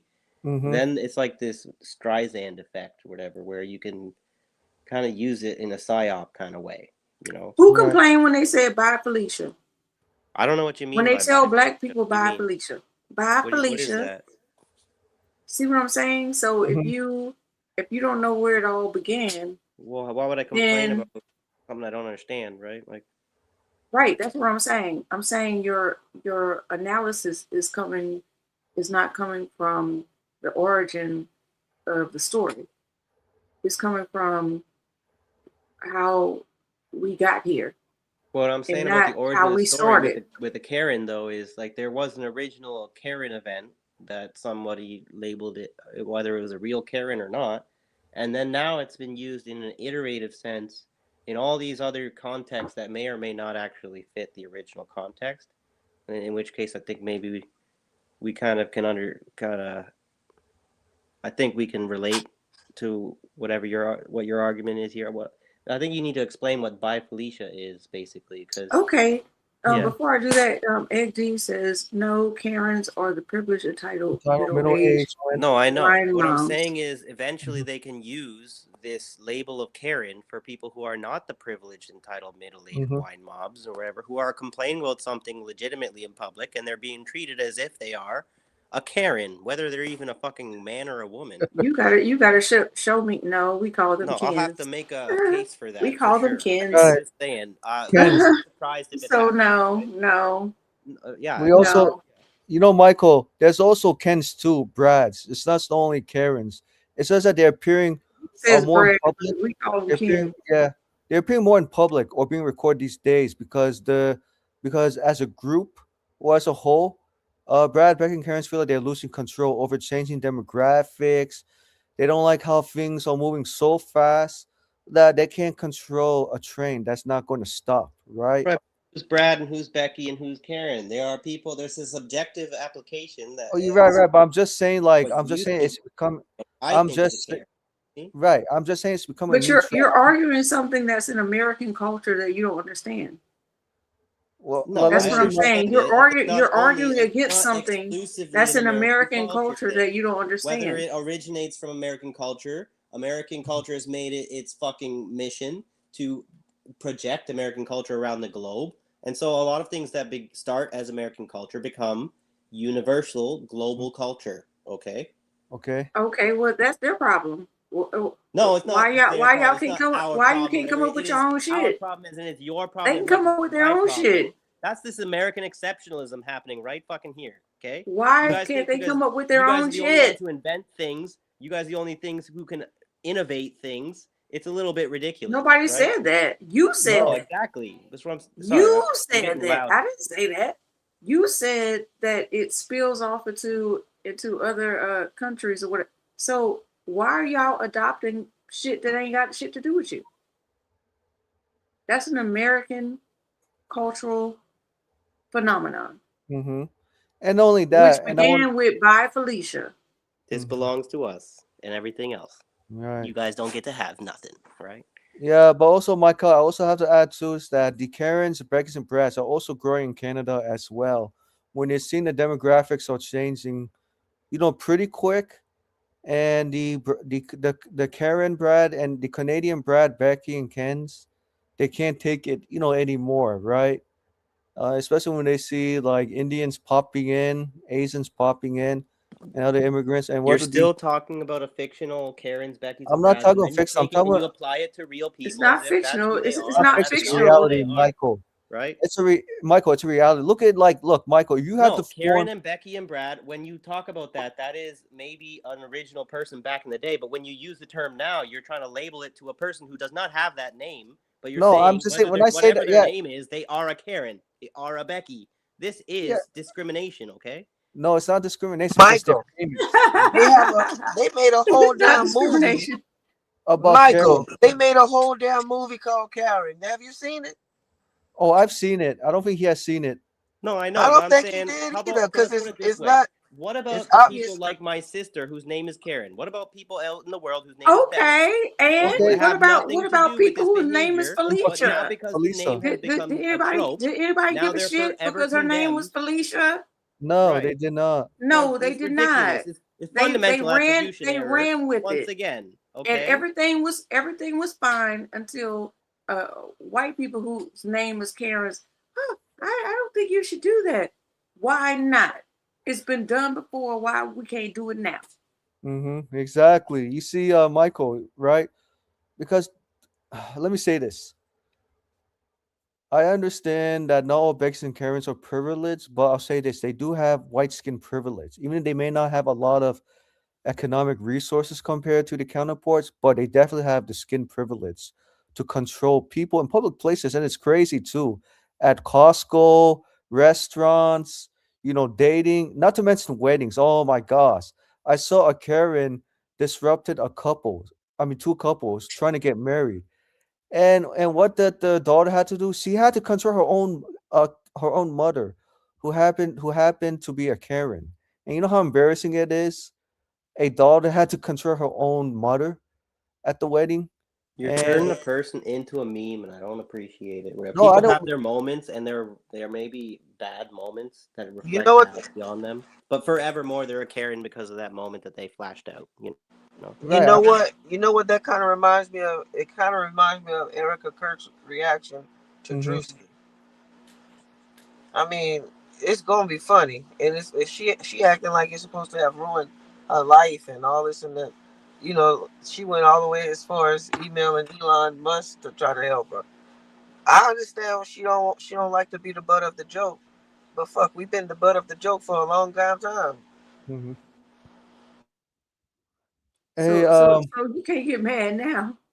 Like I mean, we didn't start it. We just kept Right. going with it.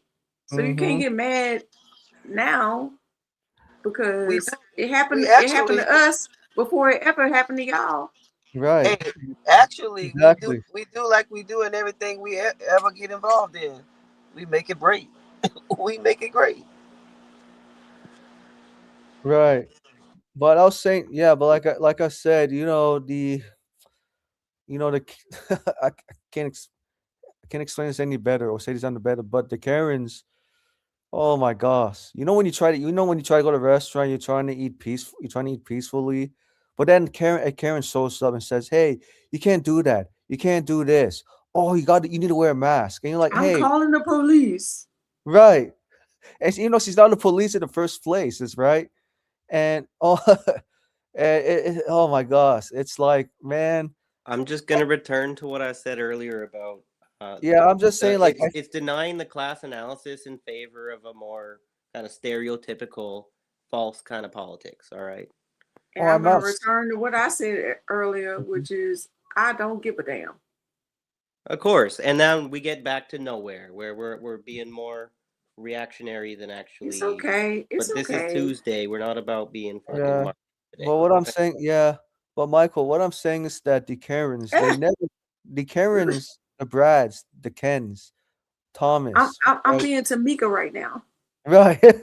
They never cared about, like I said, they never cared about the collective of people or people in general because the Brads, Karens, Kens, they care so much of being entitled to control other people, and eventually it's gonna reach a tipping point, and I'm seeing that happening slowly, but surely, right?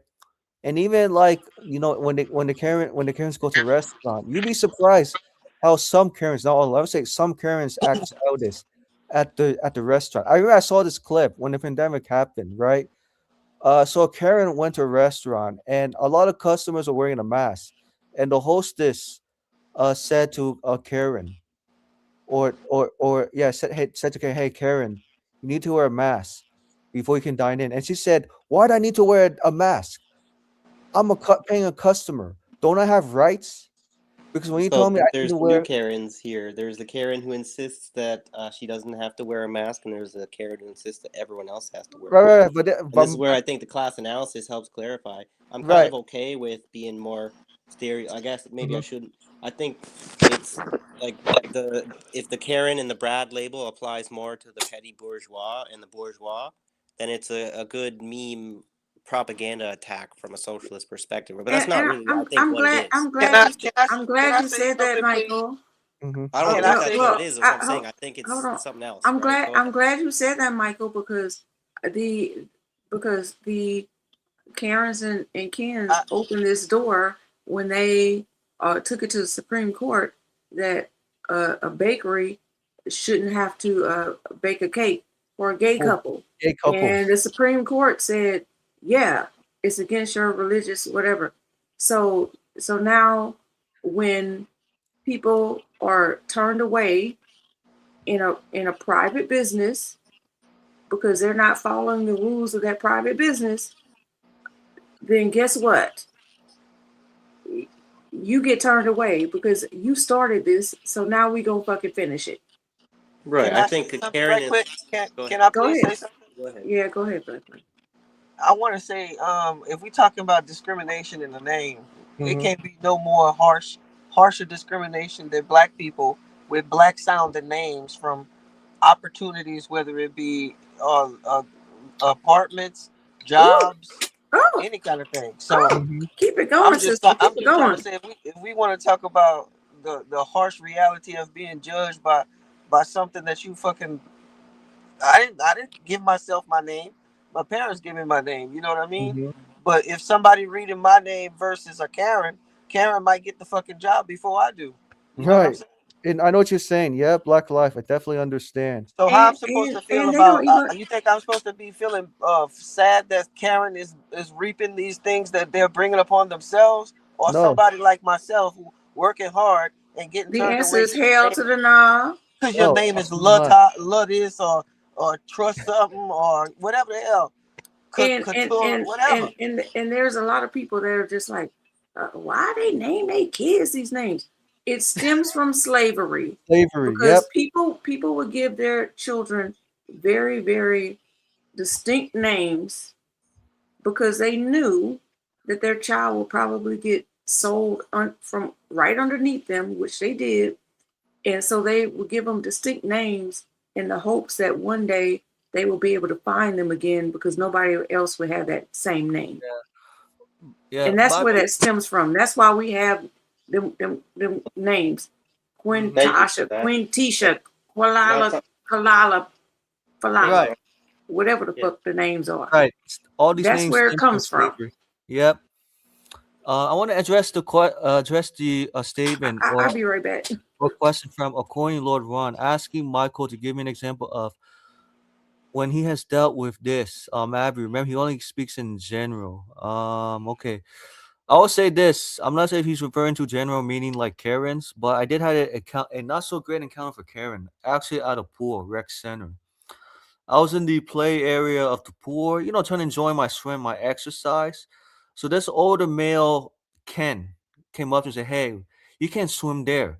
Go to the other lane." I said, "Sir, the other lane is occupied. Where am I supposed to swim?" Because he didn't like the fact that I was swimming so fast. I was splashing water at him. I didn't mean to. That was my intent, but that's how I exercise, to get a good workout.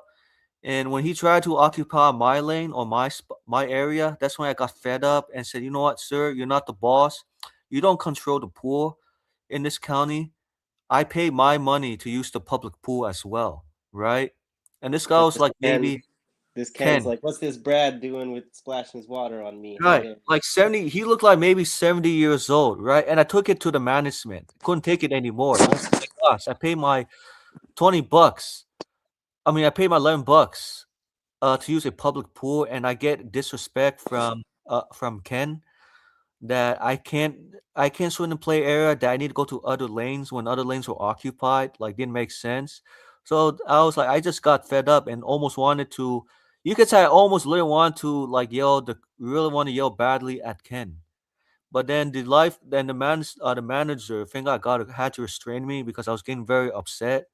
Because it's not fair. Like no Ken should ever control people where they go, how they move in in public places, right? Because this rec center is communal, it's public, shared by people. It's just not one person use it, shared by others. So that's my experience, dealing with Ken, and another experience dealing with a Karen. My point, though, is that you're not dealing with Ken or Karen. You're dealing with whatever human being that you met that day, and you want to stereotype them, and you want to condense them into some meme thing. Boo-hoo. It's ironic, actually, because the American individualism and what these Karen think, these are collectivizing these individuals in a way, or whatever. In a disingenuous I just think it's very interesting that when something that is directed towards a community gets turned around, they react to it and give it right back to you. Now you're mad. Nah, you started this. Right.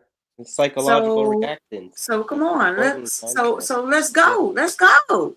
That's what you wanted to do. So let's go. You fucked around, now you gonna find out. People are proud to help you find out if you fuck with them. It's not hard, right? Right. But I'm just saying, sometimes the Karens, Brads, Kens, they start a fight that they can't finish. You know what I mean? So it's like sometimes they can't leave other people alone, which is a problem. Which I think I encountered this, and also my colleague I used to work with did encounter the Kens, the Karens. Oh my, at work especially, right? And even like going to McDonald's. Oh my gosh. I remember my colleague told me that this Karen told my colleague, "Hey, you can't be doing this, doing that to your car." Or hey, or she told my colleague, "Hey, you can't be leaving trash on in the drive-through." And my colleague's like, "Ma'am, you're not my mom. You can't be controlling." And Oh, it's just the libertarian mindset's more like that, and the more conservative mindset is, we all have rules to follow. If I follow them, you have to follow them. How dare you act like you have this freedom that I don't have? Right, and it's just getting too much with the Karens trying to police, people. Same thing with the Kens, right?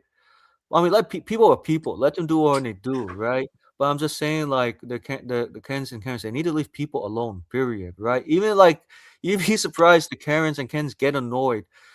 When two couples are trying to have an intimate relationship, right? And then the couples who try to enjoy their time together get disrupted by the Karens who show up unexpectedly. And it's I like, just sorry. go ahead, Abby. No, I was just saying, just so y'all know, I'm the only one controlling the chat. Uh-huh. So I have put up several chats of people disagreeing with me, just so you know that I'm still going to speak my mind, even if you disagree with me, and I'm not going to censor you because you don't agree with what I'm saying. Yeah, I'm gonna still put that up. I can only see the chat until it disappears. But, I could probably log in so I can comment and everything. Let me address right according to life. Obviously Accord Lord 1 obviously doesn't agree with me. I don't agree with him as well. I'm gonna say this when he's trying to say that Tulsa equals community, it's not the same as me experiencing the Karens at the pool. I'm only saying like that when I had encountered, not necessarily this was a collective issue at the pool. It's at the moment, you know what I mean? And yes, I did encounter a Karen. By the way, when I used to take care of a client, his wife was so annoying at work, right? Because I used to take care of clients in their homes. Took care of a client at home, right? She was very controlling in terms of like how I use my time, to take care of her husband. I always do a pretty good job taking care of her husband, right? And it got to a point that I couldn't do this anymore. Not that I didn't want to take her husband, it's because of her, being the police in the house. I mean, I understand that's their house, but still, not treating workers with dignity and respect, and not being flexible. I was being flexible with her, and also controlling how I should take care of her husband. And it's just really got frustrating for me. And say, you know what, that patient's wife is definitely a Karen 2.0. Well, I think there's a fundamental. I think this. I don't know if you ever heard this term, fundamental attribution error. It is a kind of fallacy. It's. Hope I can explain it well enough. It's when we kind of mistake a thing in like a physical thing as some kind of more abstract thing. That might be a bad explanation. I think the explanation is What is it? You said fundamental acquisition? Fundamental attribution error. So if you could look that up, or we could look at the definition, that might be helpful. But I think the best way to describe it is the example they usually use is the crow that or the rooster that crows at the dawn is treated as if it summons the sun. That's an example. And it's not what actually happens. The sun comes up, and it's a coincidence that the rooster crows at the dawn. And to act as if the rooster summons the sun is the archetypical example of the fundamental attribution error. But when you understand how this concept works, it applies in so many fucking ways. And I think it's actually something that people are really vulnerable to because they don't understand it. Whatever, it happens too fucking much, right? Like when we go ahead, yeah, go. Oh, go ahead. I'm sorry. I was just about to define it, but finish your statement, and then I'll define it. And I was just saying, like, it seems to maybe it's like the frequency illusion, or whatever, where once you learn something, once you have a hammer, everything's a nail, or whatever. But I see people make this. Once I learned about this, I was like, people make this mistake all the time, and I think the point I'm making is when we talk about a person who's a Karen, we might be making a kind of fundamental attribution error in that we heard about this thing called a Karen, and then in the real world we see a person, and then we attribute these fundamentals to this person in a category error that doesn't really belong. We never put the word Karen on someone who's making a legitimate complaint. Or someone who's practicing kindness with good behavior. We Right. never do that. It's this is all novel it's thoughts always for me the right on the spot. crash outs, I never thought and it's about it. always the ones calling the police on Black people for existing. It Public like places, especially, so. and on Let, right. let, Well, I'm let saying me it's read the always this, it's Let me always read the that. definition. That could be hasty generalization, because what we're taking is things that we've heard No, and it's we're trying to not. extrapolate it Michael, it's into the a reality. I don't gender think so. theory based I on don't think so. potentially fragmented It's information. videos, Correct? bro. Yeah. The Michael, most carried I don't episodes are think so. videos. you Most know, carried It's all on episodes are video. videos. It's all yeah, on video. it's also So filmed too let me give the and recorded. definition. The fundamental attribution error, or FAE, is a cognitive bias where people overemphasize personal characteristics and underemphasize situational factors when judging others' behavior. Mhm. It causes us to blame people's character for their So actions rather than acknowledging external circumstances. So, what are the external circumstances of Karen's? so another great Racism, example. Now I'm thinking of the racism, evangel. Mhm. I think of go ahead. Yeah. feeling privileged and entitled. Entitled and also control as well, manipulation. So let me look Yep. up the example because It I did seems see like that closing. entitlement to me. They're Most of the saying time, it's entitlement and judgment. Yep. And also like I said, also Karens, they don't have to say that they are this, they show it through actions, how they move, how they think, and how aggressive they get with the public, right? And it's like what Abby said too. The Karens get aggressive when I they never see. seen anybody called a Karen. So this is And very look, it interesting. happened. I just want to say Um, real quick before when you read off the definition for fundamental attribution error, I was reminded about the evangelists. They really are seriously guilty of this fundamental attribution error with their prosperity theology, preaching, whatever it's called, their prosperity prosperity preaching, gospel, the mhm, gospel, prosperity gospel, I think it's called. When they say that, prosperity preaching. Yeah. right, that is the fundamental attribution error at play in religious thought. That's all I wanted to say. Yeah. So a classic example is assuming a driver who cuts you off is reckless rather than considering they might be rushing to an emergency. So I think that's really interesting because My the God, videos don't show that. The videos show these Abby. Karens, these white women saying that calling the police saying they're in fear for their life. If you're in so much fear, why are you approaching me? Right, You can't be that fucking scared. Abby. If you were scared, why the fuck are you in my face? Right. Abby. Yes. You know what? You know what? I'm seriously trying to interject because Uh-huh. I came on here for a very specific reason. Somebody named Bad Bobby cookies. Shaw. Somebody Bad named Bobby cookies. Shaw. BC Shaw is talking some smack about me in this comments. And I just want you to play. When I think about bad cookies or sweet cookies, I think about Bobby Shaw.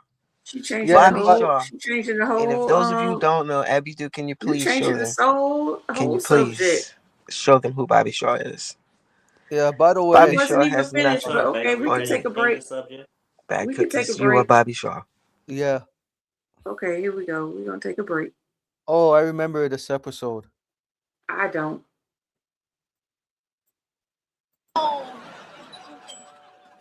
I'll get it. Oh, And he might dance to a little Wu-Tang. I can't even hear it. It's Bobby Shaw, fresh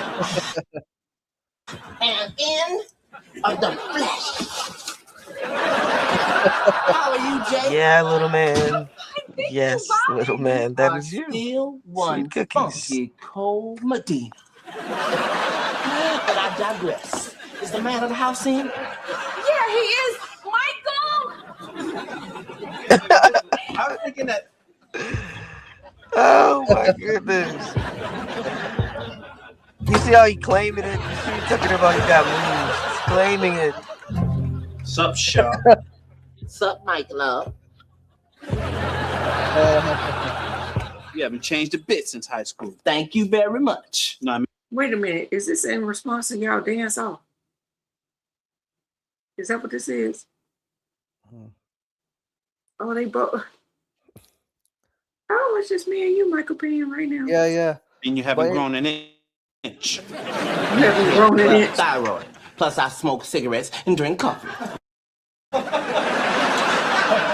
Jay, did you invite this man to my house? Invite this man? You don't invite the wind. The wind just blows in. Yeah, well, the wind needs to blow a breath mint in his mouth. Okay, you know what? I'm gonna let you two get reacquainted. Bobby, it was great seeing you again. Not as great as it was to see you, sweet lips. Sweet lips. Sweet lips. Love those shoes. Yeah, they're size 4. They could probably fit you. Maybe if they're Italian, I wear 3E. What do you want, Shaw? Hey, back up, Jack. Don't catch a heart attack. Okay? I just came here to invite you and your raggedy crew to a dance-off at the reunion. Yeah, well, I'm not going to the reunion. And why not? Are you and your jive turkeys not fully cooked yet? See, that's how I feel when Jack is coming on me like that. When he coming on me. Chicken sound. Hey, Bobby sucker Sean. man, don't make no excuses. I don't need excuses for you. I'll take you right here. I'll battle you. I'll do the triple bye-bye birdie on you right now. I was just finna believe you too. Triple bye-bye birdie. Ain't nobody ever done a triple bye-bye birdie because it's a myth. You can't do myths. Matter of fact, I want to beat you in front of all our former classmates. Word to your mother. Why do you still talk like you're in the 80s? Because my therapist said it was my decade, and I'm sure enough never leaving. Question is, can you pick up or what I'm putting down? Round the town, funky clown. Funky clown. Are you done yet? Pound for pound, Charlie Brown, round the mouth. Bobby, but chow, chow, chow, chow. That's Chinese. Okay, now I'm done. Okay, Shaw. You're on. Till the break of dawn. Will you stop that? On and in the early morning. Can't stop. Won't stop. Now, can you find your crew? Oh, I can track mine down. What about you? Can you find your boys? Fine.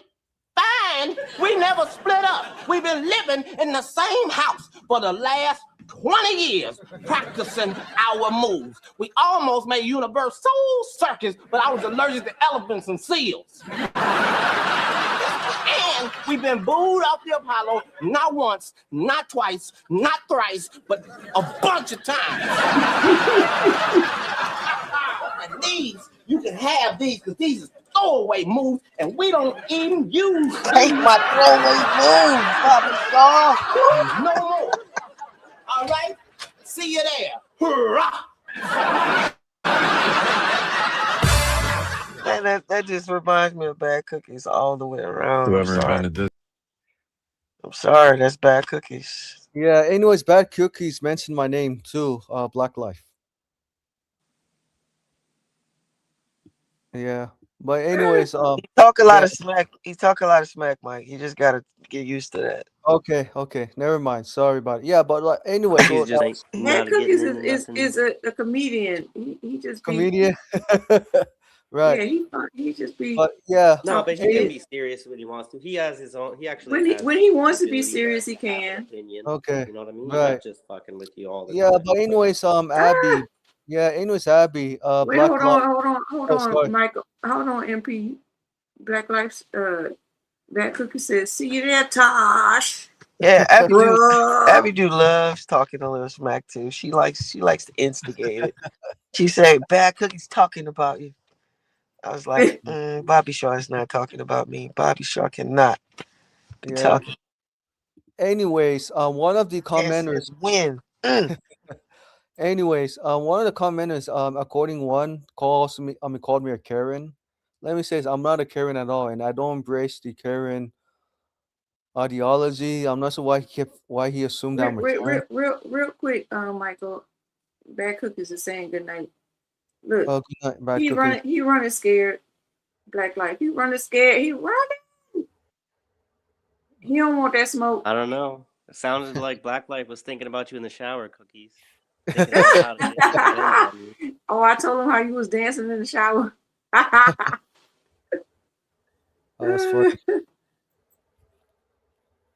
Good night, bad cookies. All right, MP, go ahead.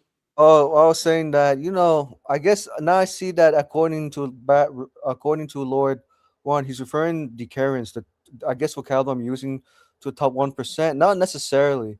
I just, read a lot and check, terminology in the dictionary. It just has nothing to me being in the top 1%. And I'm not even the top 1% in the first place, anyways. Just want to be clear. But to digress, so Aina, so with the Karens, right?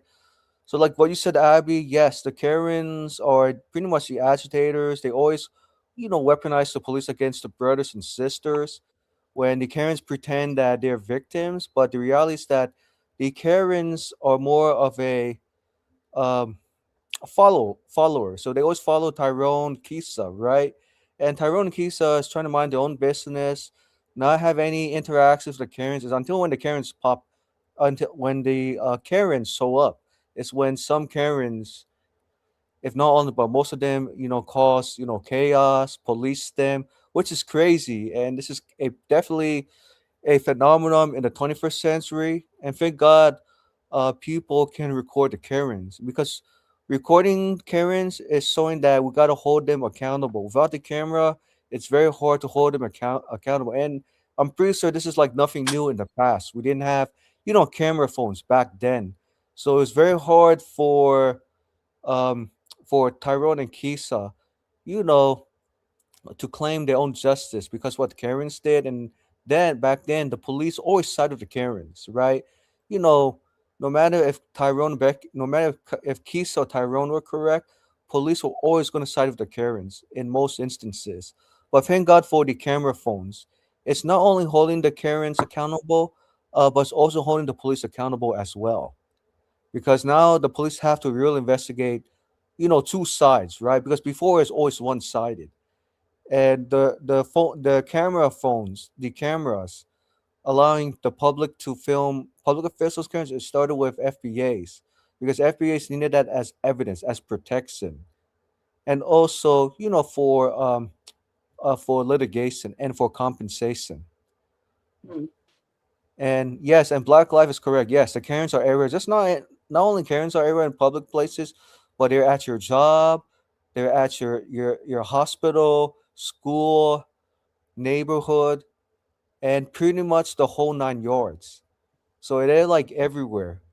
And it can be, yeah, very frustrating and annoying that you do want to have a good time by yourself, whether it's with your friends, your families, but then Karens always pop up. And even like I told my mom, I said, Mom, even I told my mom, I said, Mom, be careful about dealing with the Karens at the doctor's office, because my mom works for a doctor. I said, Mom, this is what you do with Karens. Don't give them anything, always record them, because recording is your best source of defense. Make them viral, make them regret it. Right. Exactly. Go viral. And you know what's funny too? The Karens say, we don't care, you film us. But what the Karens don't realize, that once the Karens are being filmed, all that recording goes onto social media like YouTube. And then next day, their managers find out, hey Karen, can you come here for a second? Why did you have to make a trouble with some who's trying to have a good time? And Karen says to her boss, oh boss, I thought that I was trying to make a world a better place, by policing people, by going back to the 1950s. And her boss said, Karen, you're fired. We can't have that anymore. And not only that, but it makes our company look very bad. This is what I'm saying. There's iterations of this stuff, bro. Look, I find it ironic you mentioned your mother, because hilariously enough, I just came out to have a smoke and I'm on my mom's tablet and I Uh-huh. fucking dropped it on the pavement on my way out, and there's a crack on her new tablet. And now I have to fucking, this is a great day I've been having. My buddy Right. being arrested. Now I just fucking cracked my mom's tablet and now I gotta pay her some money to fix it Oh, that eventually, sucks. which I don't fucking Sucks. have. And I'm sure she's gonna be a Karen about it. Right. She finds out I that mean, I she's only fucked up her right. tablet. But She's only a Karen because she loves you, Michael. With like some this is tough what I'm love. saying. It's applied to different Uh, circumstances and that means Black something new. Black Life, come back. I messed that up. Yeah. But I tell you this, even like, oh my God, I saw a clip, I think today. A Karen called the police on her neighbor. Why? Because her neighbor was moving in. Ridiculous. You know what I mean? because she literally thought that, oh my gosh, there's a squatter who's trying to break into the neighbor's house. But the guy who was moving was like, no, I'm not even like, I'm a new neighbor who just moved in. Look at my U-Haul truck. And the Karen said, demanded, show me your ID that you live here. And the guy's like, Karen, this is ridiculous. Why do I need to show you my ID that I prove that this is my residence? And so the police came. And what happened at the end? Police did nothing, said, Karen, you're wasting our time and valuable resources. We could have gone something that was more urgent, more urgent, and something more emergency. Not this. No, they Not could have, but they're not actually that upset. They're so grateful that, you know what, I'm so happy that you saved my life today in a way, whatever. I could be, whatever, dealing with somebody trying to shoot at me, but instead I have to, oh, poor me, deal with the Karen today, right? Thank right. you for my free fucking pay today. Mm-hmm. Right. But I'm saying the cops, they're getting annoyed because they could have attended to something that was more urgent than over a dispute over like What who's I'm moving saying in. is they're not annoyed. It's fucking propaganda. They are fucking. Oh yeah, not annoyed. So they There's may no not. way I that mean, they're. right? They may not. They might. So they may not be annoyed by the propaganda, but they're annoyed by the fact that why did Karen call 911 when it was not an emergency?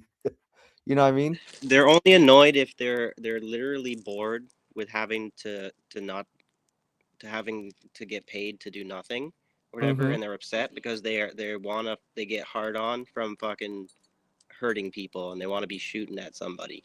Right. That's a Right. kind of cop that with Karen, Mm-hmm. which would be a fucking Brad, I guess, eh? Yeah. But this is what I'm saying. Where I don't Look, really he's appreciate. Let's embracing just the you can names. use He's this to embracing apply the to Name. you know these Yeah. chads. Whatever. Like, I see these MAGA commies, whatever, trying to act like they're using this kind of shit too, and Mm-hmm. these people are fake commies as far as I'm concerned, or whatever. But Yeah. they appeal more to the language that people are using, and they're getting away from actually doing any class politics, or whatever, in favor of fucking clout chasing. You know. Right. And I even like the mon. want to show a song. Uh-huh. I think Sean is gonna appreciate this song. This is like Mm. an up and coming rap artist from South Carolina. If y'all don't mind. And Sean, Black Life was actually coming back, and I messed it up when I was trying to bring her on the panel, and I think I knocked her off. But I told her she better bring her sweet cheeks ass back up here. Her you. Or we might be wanting to wrap up in a bit. Yeah, pretty soon. Yeah, I got a meeting tomorrow. I think pretty early. Getting late. I got battery. We never did this. Mm. We never showed any of the comments. That's crazy. Yeah. Okay, so anyway, let me Someone play this, and I would love to hear what Sean thinks Now I about can it. see them. No, I couldn't. Yeah, my bad, Michael. I don't know what. I think it's because I was by myself and I was a little overwhelmed. So Mm. okay, but here we go. Ooh. Wait, how do Hey, Mr. Wayman, Mr. Wayman. Hey, Mr. Wayman, Mr. I'm from the SC where the coons don't sleep. 803 pressure where the blood run deep. My granddaddy was a slave, you see. Sometimes I get hella nervous when I see crackers around me.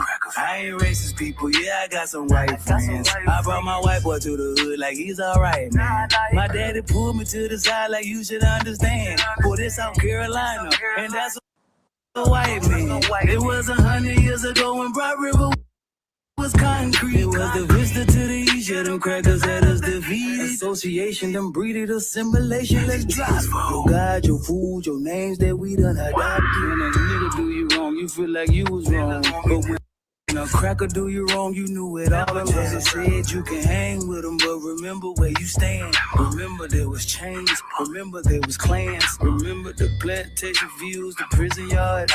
There's a different system now, but these the same guards. Cheap labor dressed in new disguise. History done switch clothes, but it never dies. Walking down no love, no pain, I see my people cries. freedom. Never been free, it took some sacrifice. I ain't that self-righteous nigga. I need change too before I talk it out with a nigga. I'm gon' up and shoot. Ay, my brother. Them crackers was hanging out fathers and raping our mothers. SC where the coons don't sleep. 803 pressure where the blood run deep. My granddaddy was a slave, you see. Sometimes I get hella nervous when I see crackers around me.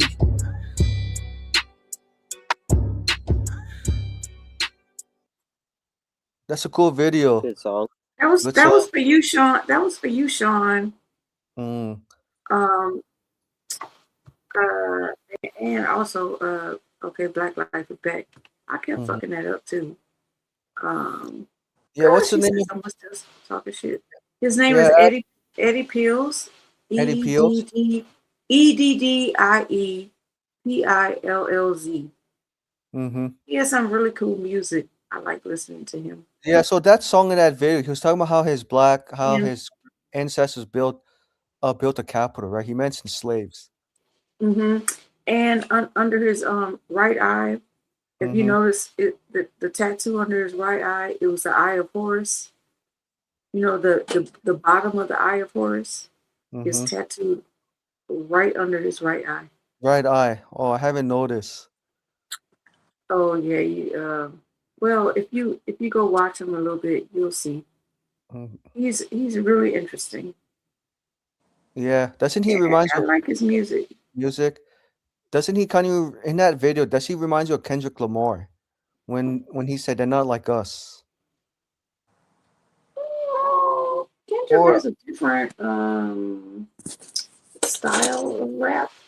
Mhm. But you Like mean drop. by the Yeah, like Kendrick Lamar goes what like he's very saying, like the concepts of what he's saying, maybe? yeah, like Oh, Kendrick okay. Lamar in that video goes very deep about they're not like us in terms of like donning the USA flag, um, and mentioning 40 acres and a mule. Hmm. Yeah, Kendrick Lamar sang at the Super Bowl. Uh, what is it? You know what's funny? We all know Year that. ago, last year, You know what's funny? 2025. Yeah, we know. Yeah. Go ahead, Black Guy. No, last year was No, I yeah, said February 2025. Yeah, 25. Bad Bunny was the one that just played. Yeah. I was trying to say, y'all, it wasn't that long ago before your boy had uh This Is America. You remember that? That wasn't that long ago, right? Donald What? Glover. I mean, Don Lover. I remember wait, that Yeah, song. is his name Childish Donald Glover? Gambino. Childish Gambino. But Yeah, I'm but saying, his name is actually Donald Glover. yeah, I'm trying to ask how long ago that was. Like, what year was it? It wasn't that long. That broke the internet. It did. And it was like Kendrick like. To me, that was like Kendrick like. Absolutely. It was like, was that And before Get Out or after Get Out? well, I think the interesting thing about This Is America and Kendrick Lamar's performance is the symbolism that had to be like that's going to be studied Mm-hmm. for a long time. Like if Yeah. people were just finding different And you know what it things also is inside that the video and that performance that have been talked about for years now. you know what it is akin to? And What's that? check out what I'm saying. It's akin to Sinners, right? Because Sinners, the music scene, whenever they start playing that song, Uh-huh. that won that award, they had all kinds of genres, all kinds of different things for you to pay attention to. It's the same as Black people got a way of being creative and being expressive. That movie Hey, was look, it's like, hold on, was one quick sec. It's like right now, I have so much stuff that I would love to talk about. It's like Black people have not been accepted and given a chance to be on certain levels for so long. It's like when we get a chance to be creative, we put every fucking thing in it. You feel what I'm saying? Look Yeah. at all the things that won awards and recognition and made like impactful impressions on people. It's like it gives you so much shit to think about, and then here come Bad Bunny imitating it. You feel Oh, Bad Bunny basically imitated the same thing that Kendrick Lamar did, but he did it for his people. right. You know what surprised me was when Bad Bunny performed at the halftime of the Super Bowl. I didn't expect that. And then not only that, but for him to sing in Spanish. He gave a complete historical depiction of Puerto Rico. Right. But then when he was singing in Spanish, that really lost a lot of fans. You know what I mean? Or fans couldn't understand what he was trying to sing in Spanish. Watch it, and if Yeah, but I said one guy. anybody really reads, and Right. really knows, tries to interpret and understand history, Yeah. you could have Yeah. watched it without understanding a lick of Spanish and understood what was happening. Right. I mean, I understand until someone explained to me what happened. Otherwise, I was just like, okay, it is what it is, right? Even like some football fans, like, why did the NFL put a Puerto Rican for halftime? Why couldn't they just get someone like who could sing in English and not in Spanish? This But is coming from he's American. right. I'm saying like Or- Becky's. You know the Becky's, the Yeah. Karens, the Brad Yeah, at the the at Becky's, the the Super Karens, Bowl the game. Brads. They're like, we paid $1,000 to not only watch the Super Bowl but to watch the halftime show. So they want to go back to the days of, man, we need to bring back NSYNC, Backstreet Boys when things were normal in the early 2000s. And I guess the Brads, the Kens, Becky, they don't like how things are becoming too multilingual and too multiculturalism. Multicultural, really. Multicultural, right, Um, right. so Sean says that Where that This Is America what's was the the first stereotype Drake name for diss. like the people who Hmm? don't want the Backstreet Boys? Oh, What's the I'm just stereotypical name for the outsider or whatever, the autist or whatever, right. I mean, I don't think that we don't want the Backstreet Boys, but the those white boy bands was clearly clearly cosplaying Black. black boy bands Mm-hmm. because they came first, and they were clearly I want to see just trying to recreate that whole mood and scene and what have you. K-pop does that. Mm-hmm. right. I want to see the end of the Backstreet Boys. I want to see the end of Yeah. McDonald's. I want to see the end of Backstreet Boys. This is kind of the same to me. But I did want to point this out that Sean said that "This Is America" was the first Drake diss song, and I said, "Really, Sean?" He said, "Yeah." He said it twice. He said it in an interview 2 times. I never heard of that before. Has anybody else heard of that? No. I gotta look that up because that wow, really? Oh, did I tell you? Couple months ago, I was watching an old clip of TRL. You know Carson Daly, right? Britney Spears and the contestant, audience. So Britney Spears was trying to claim credit that she came up with those moves. She could do them correctly. But when she got the audience, oh my gosh, the audience took over and she was surprised. When she was singing and doing the dance move, she was literally looking at the brother and not paying Like attention. who in their right mind think that's the truth? In their right mind thinks that that is the truth. Right. A And girl, even bye. right. And it was, oh my gosh, when I saw that clip, it was like so embarrassed. It was so embarrassing, right? For And her, that for has to her, be right. embarrassing for her. Yeah. 'Cause what, girl? Are you out of your mind or out your body to Mm-hmm. say some bullshit like that? Right. That's like And Miley Cyrus saying that. Come, please, please don't do this to me. you know, you know this, Abby. I tell you, NSYNC, Backstreet Boys, Britney Spears, Christina Aguilera, Old Town, Blink 182, um, The and UFO, Beatles, Beatles. They all cosplay Foundation Black American song. Elvis. Elvis cosplaying, right? Because they know that they know that if they sing without lip sync, they're not gonna get a lot of fans, and then not make profits for their producers. So by lip singing, they can increase the number of crowds attending their event, and so that way their producers get money. I mean, earn profits. Hmm.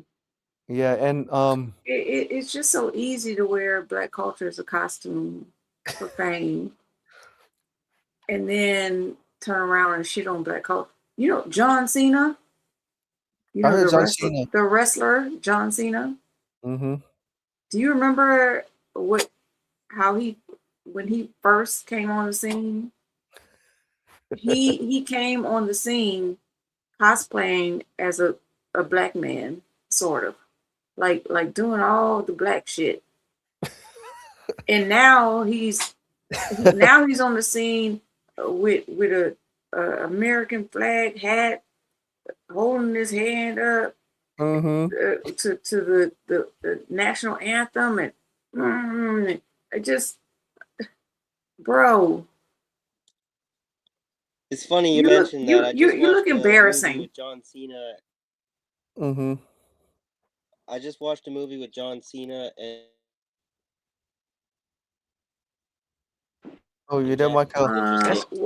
that's kind of a Mark propaganda movie. Wahlberg. It was like a shooter John Cena movie. is a big Yeah. fucking dude, bro. He's just a big oversized dude. He's huge. Y'all Well, see how big that that's not what is? we're talking about. Black I lives. know We're that's talking not what about you're his talking about, but behavior. I know that's No, not I what you're know. talking about. But he's a Ironically, big So ass dude. don't because I derail happened it. to watch that last night. I'm not derailing. I'm saying you bring that up. Not you. I was talking It's to Black funny Life. I that wasn't the talking to you, algorithm works that Michael. way somehow. Michael, I wasn't talking to you. I was talking to Black I'm Life. lagging. And I said, I'm Yeah, why I did got Black? a delay. Oh. okay. Yes, sorry. Okay, yeah, I wasn't talking to you. I was talking to Black Life because she's like, Oh. he's a big old dude. Who gives a fuck? He's fake, and he wore black people as a costume to get famous, and then after he rose to fame, he switched the shit right on up on us. And there's so many that has done that. Justin Bieber, Fat Joe. what? Fat Joe. What's that other one's name? Justin Timberlake, Miley Cyrus. The list goes on. Oh, like Blink 182, Britney Spears. Motown, Britney Spears, and Christina Aguilera too. The dance moves. What's his name? Aaron Carter. Not just Aaron Carter, Jake Paul. What's the other one's name who started out rapping and now he's like a Christian rock, whatever the fuck. What the fuck is his name? Is it the guy who Jelly Roll? That's his name. Jelly Roll. Also the other dude. Now let me see if I can remember his name. He started out as a rapper, I was gonna say, and now he does country music. I can't remember. Oh, Post Malone. The list goes on and on and on. Oh where man. they wore black culture as a costume to get famous, and then once they hit the a certain mark, they switch the shit up on us so fast. Oh, thank you, XD. Tom McDonald. Tom McDonald. Yeah. And he Canadian. I Michael, bet you that's they your would boy. object and say it's not what happened. That's not your boy. I'm just saying. They'd say there's something else happening. Yeah. I feel like people ask Post Malone, like, is he appropriating black culture? I don't think he'd say yes, he is. I think he'd be more like coming up with some other story. Oh, and by the way, Abby, don't forget what I was gonna say. Who also cosplaying black culture. Oh, I There's so remember. many. Yeah, so many top of my head. Oh, someone said it's very important for FBAs to gatekeep their culture. Don't allow any other groups to cosplay black songs unless Black you people are trust. so loving. Like if they see, because if we see you trying to like, we take that as imitation is the sincerest form of flattery. Right. And I'm saying, no, the fuck it ain't, because they keep showing you Who they are. it's not the it's not flattery. Mm-hmm. It's grifting. Yeah. Grifting. Yep. Yeah. Do you remember gosh, let me ask you this, Abby. Have you met an Asian woman who cosplay as Kisa? I don't know who Keith is. Sorry. Or let me put this. Okay. Have you met an Asian guy who cosplay as Tyrone on the phone? Like you thought that Tyrone was FBA, but then you found out when you met him in person, he was actually Asian, cosplaying as Tyrone. No, I've never. It has happened. I think it has happened to me I'm sure it's before. probably happened. Yeah. Have you seen like the Asian dudes who they go to the hairdresser and get Yeah. their hair in them really, really, really fucking tight curls, those small little fucking curls all around their head, Mm-hmm. and sit under the dryer, and then they give them the fade, and then they take out the curls and get the afro pick, Mm-hmm. and it look like black hair. Oh man. What's happening? I'm not mad at you. Like, hey, but Hey, you went through a whole lot of effort to do that. Yeah, yeah. When I see that, when I see that, I'm like, hey, Asian man, I know you're trying so hard, but please don't overdo it. Otherwise, you're gonna embarrass yourself. And this Asian guy, I want to be like Tyrone. Well, Asian man, you do realize Tyrone knows that you're not real. He can tell. And by the way, Asian man, Tyrone's very smart. Just be yourself next time, Asian man. Yeah, all you gotta do is be yourself. No, but I And understand. we'll be very accepting and loving to you. Right. And you know But what this? when you go overboard, it's like, what are you doing this for? Right. AXD, not in America. They're usually like in China or Japan. Oh yeah, but I do Doing see that. one in California. It's very common for Asian Americans to Oh, in cosplay California? See, I know that. FBAs. Oh my God, especially Los Angeles, San Jose, I think San Francisco, pretty much all over California. It is, oh my gosh, I couldn't believe it when I saw it on YouTube. I was like, And you know what they say to us, Michael Pan? what's that? You're trying to appropriate with the blonde wigs. First of all, black people, there are black people that are naturally blonde with Yeah. blue eyes, by the way. Mm-hmm. Like, if you came from us, then where do you think the blonde hair and blue eyes came from? Right, European. Like, shut the fuck up. Right. Yeah, unfortunately, you have some people who are like uninformed and they I'm not get trying to be jealous. I feel like I'm pulling the mic on. I'm about to be a crash out dummy. And what's interesting too, Abby. Michael's smiling. Michael, I You know- like your goatee, by the way. It looks Yeah, let me good go on see. you. Yeah. Hey, Abby. I made him shy. Abby, I have a good one for you, Nick. I have a good one. This is from what someone No, said. my mom was just coming up to say something. That's all. Mhm. She's having a little hard. We had a bit of a rough day and like a rough month, rough year, right? So she's just having a hard time getting to sleep tonight, right? Sleep tonight. It's all I good. see. Yeah. I said you moved out the living room. You seem like you outside on the stairwell or something. Yeah.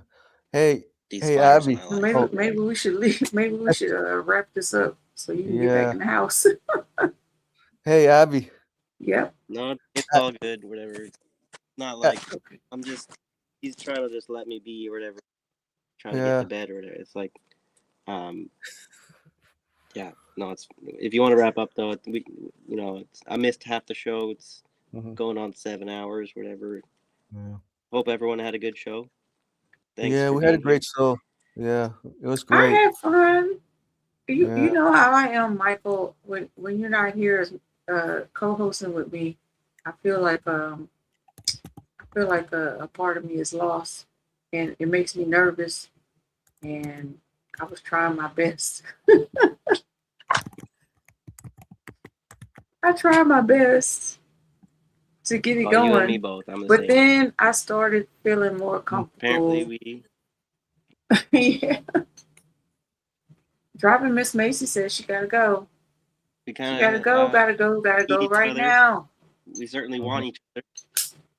Mm-hmm. Yeah, whether we need each other or not, we want to work. You know what I mean? Like, I think we do need each other, though. It makes our show better. Yeah, it does. Yeah.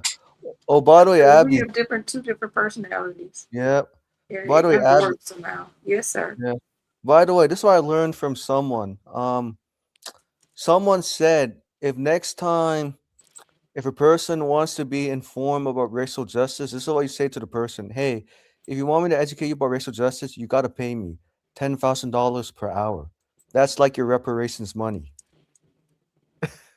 Oh, I've done that before. Like, it's not my job to educate you, but if you want me to, Yeah, pay me. That means I you need you to gotta. pay me. Right. Because you can read books on your own. Like you could Mm-hmm. do the work on your own. It is not you're extracting my labor, Right. and I'm I just saying. really don't appreciate that.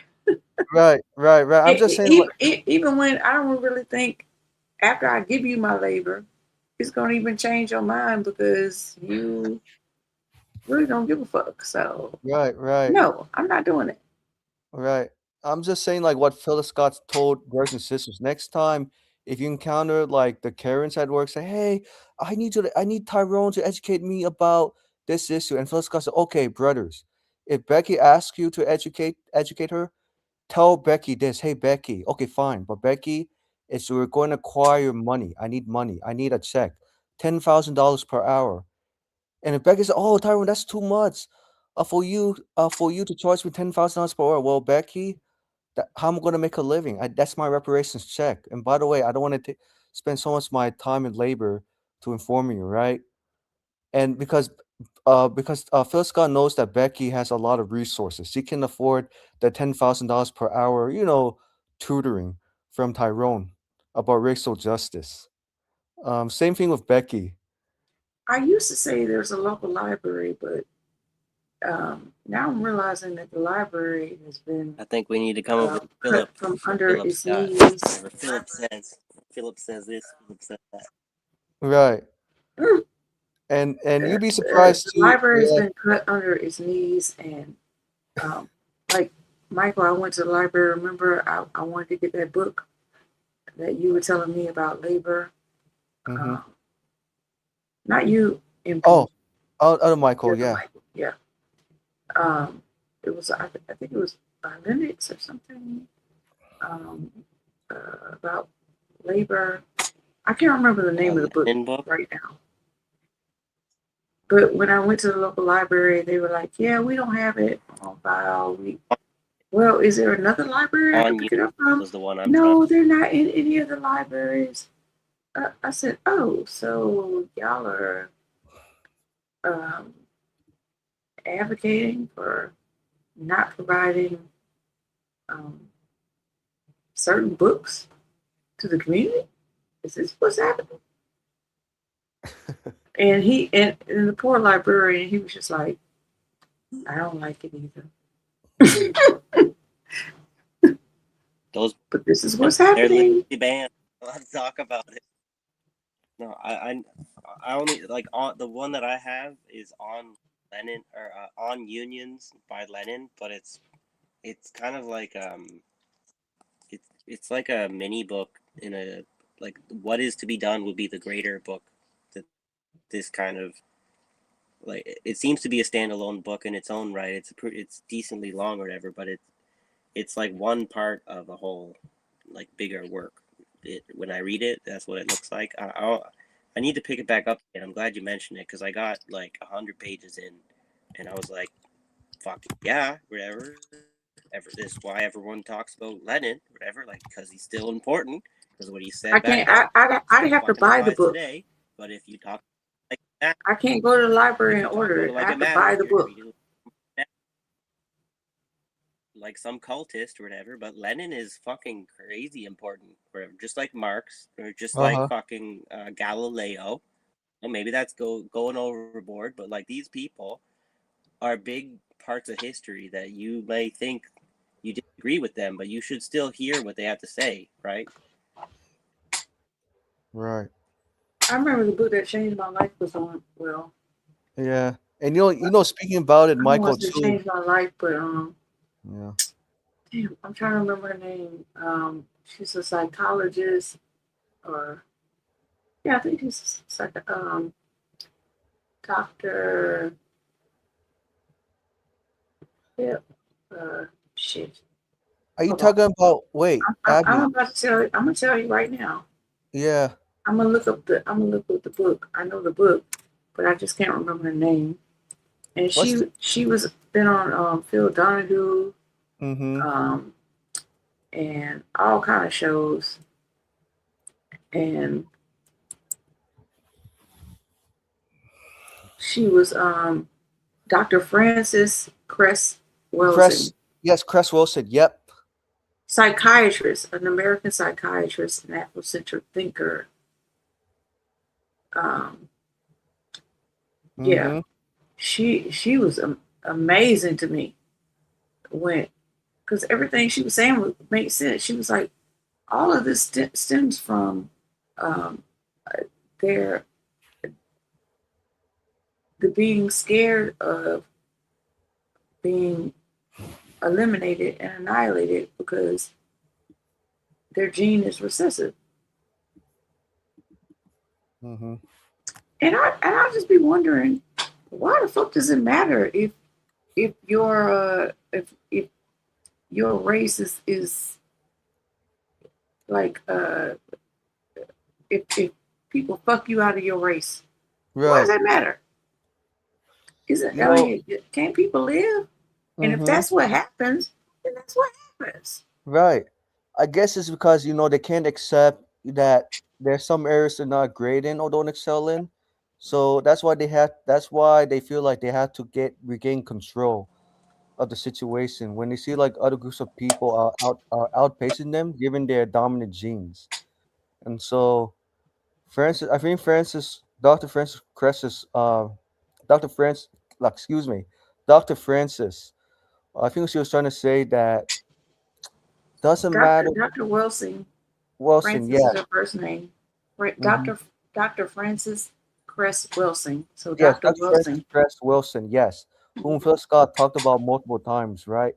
It's because it's the psychology of white supremacy. White supremacy does not care if its people don't have the dominant genes compared to other groups of people, but white supremacy reinforces domination, control over people. And it also involves, conquer, right? And getting aggressive as a way to maintain control of the system. Yeah, it's interesting, yes. And I don't it's know like, who you're talking about. This oh, wait, you're asking me, Michael?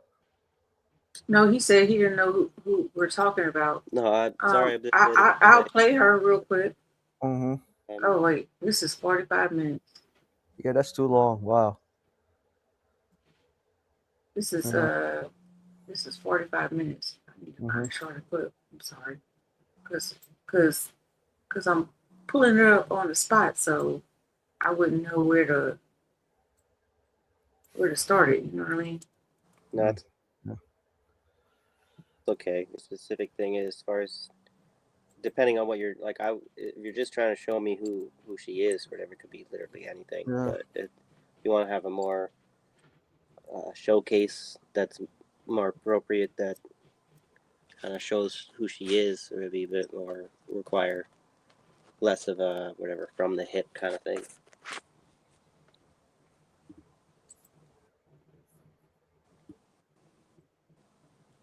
Yeah.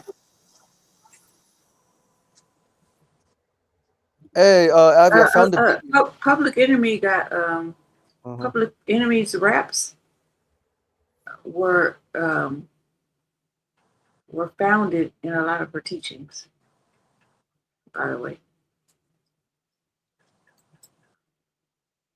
Right, but is there some controversy about people like Public Enemy being ostensibly anti-establishment, and then it turns out when you look at them now, kind of more the black capitalist is instead of like a revolutionary force Public kind of thing. Enemy. Did you hear their latest album? Yeah, It I think was specifically it Public was Enemy nothing about it was nothing because of about being capitalist at all. It was anti-capitalist for sure. One sec. Are you sure? I don't think you talk about the same people.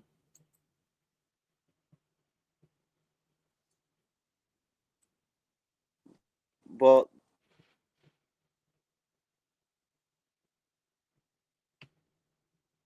Abby, I found a video. Go ahead, Michael Johnson. I found a video. I was talking about Britney Spears. You gotta sorry, click I was it. trying to mute and unmute. Sorry. The only reason why I bring that up is because I remember when I was watching RBN, Rome had somebody who used to be from Public Enemy was on the show, and then there's this whole thing about him. I kind of forget now because it's been such a long time since I watched it, whatever. But he was definitely Rome being the more revolutionary position, kind of exposed the Public Enemy guy as. If Sean is still here, he gonna know what I'm talking about. Public Enemy was like wailing on the Plastic Society. They talked about Flavor Flav because Flavor Flav was a hype man, Mm-hmm. and they were like, these people are so degraded. They even gave Flavor Flav a show. So, not to dog their own person, they're just saying, how the fuck you gonna give Flavor Flav a show? And the kind of show you gave him. Y'all remember that show? Flavor of Love or whatever bullshit that was. It was a disaster.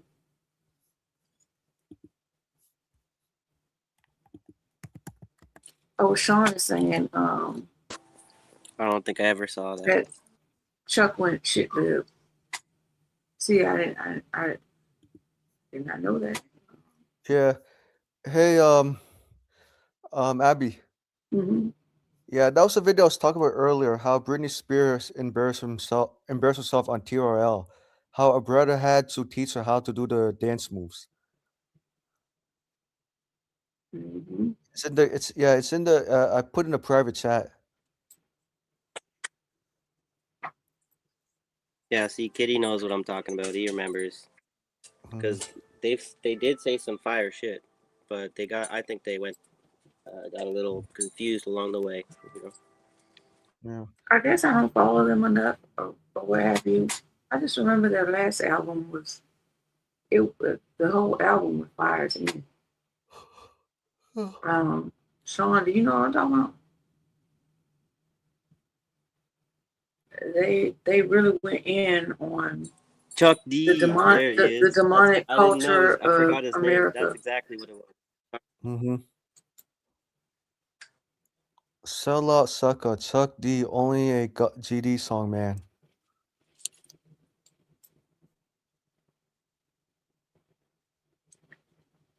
See, now I gotta go back and review to see if what I'm remembering is what I'm remembering because it's so much information out there that none of us could ever remember everything, Right. Hey Abby, do you remember a different ward with Dwayne and Whitley? Yeah, of course. Yeah. You remember that episode? Were you surprised like Ron decided to bet a white institution that Hillman College could beat PWI in a homecoming football game. No, I don't remember that. And so the three white guys had to pay up to Ron, right? Because Ron won the bet. So what did the three guys do? They decided to write graffiti on Ron's car. And Dwayne joined in, to protect his boy Ron from the three guys. And unfortunately, all of them went to jail. And so that in that episode, they they talked about race. It was January 1992. It was a year. Yeah, it was a year after. It was a year before MLK became a national holiday. Hmm. Right. Well, I found a short from Dr. Francis. Yeah, Wesley. Mhm. It's a short.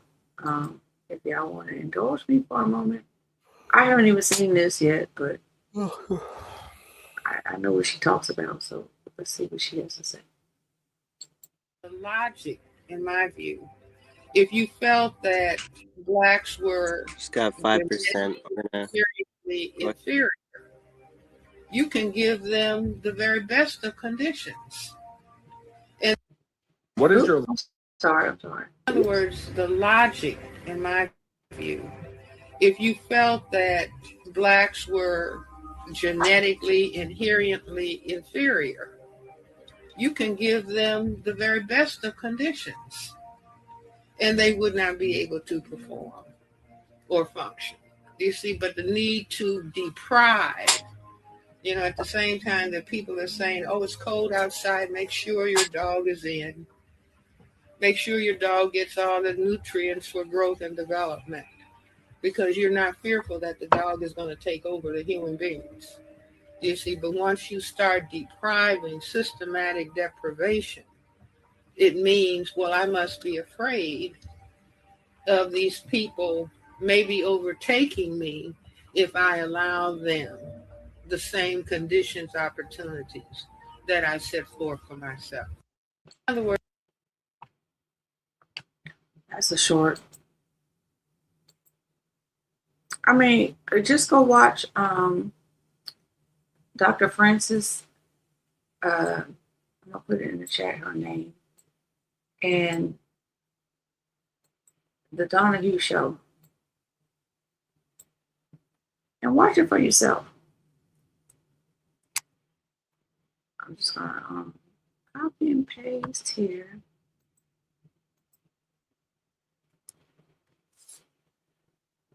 So y'all can go look it up for yourselves.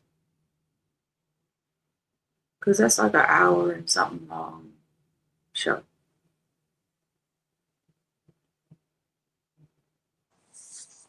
That's a good.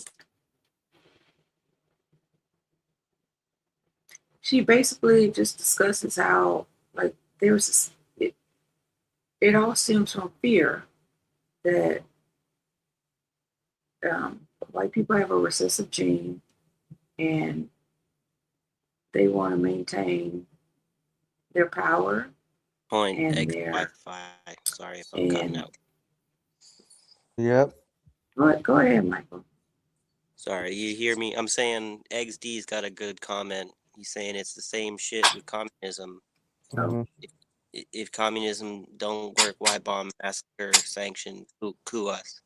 And this is what gets obscured. This is why you're not allowed to have access to Lenin's book in the library, because we did try historically to show real solidarity with the black community and say this is why we should work together. We have common cause. We have the same enemy.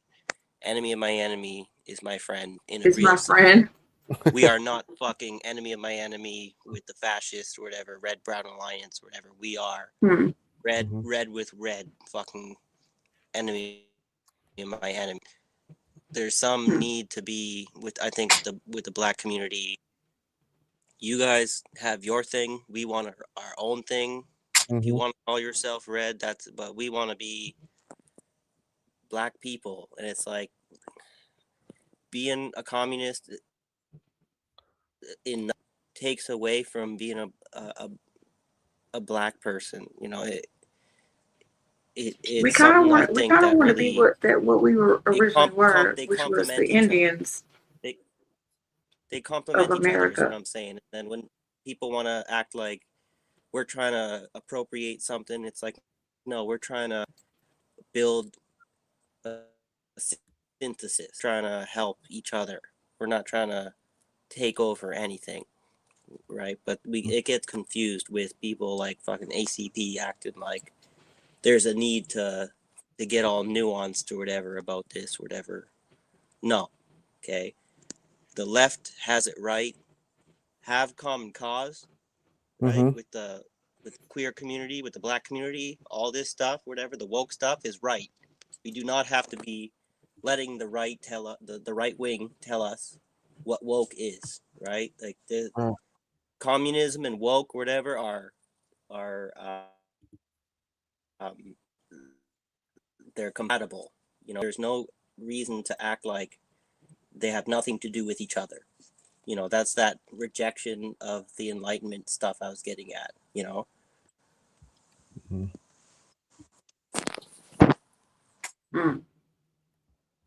Ooh, this got heavy real quick.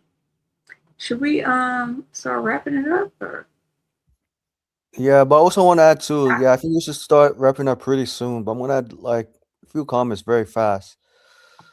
In order for solidarity to work, between um foundational Black Americans and whether people who call themselves communist socialists, solidarity can't be one-sided. It has to be mutual. It has to be two-sided.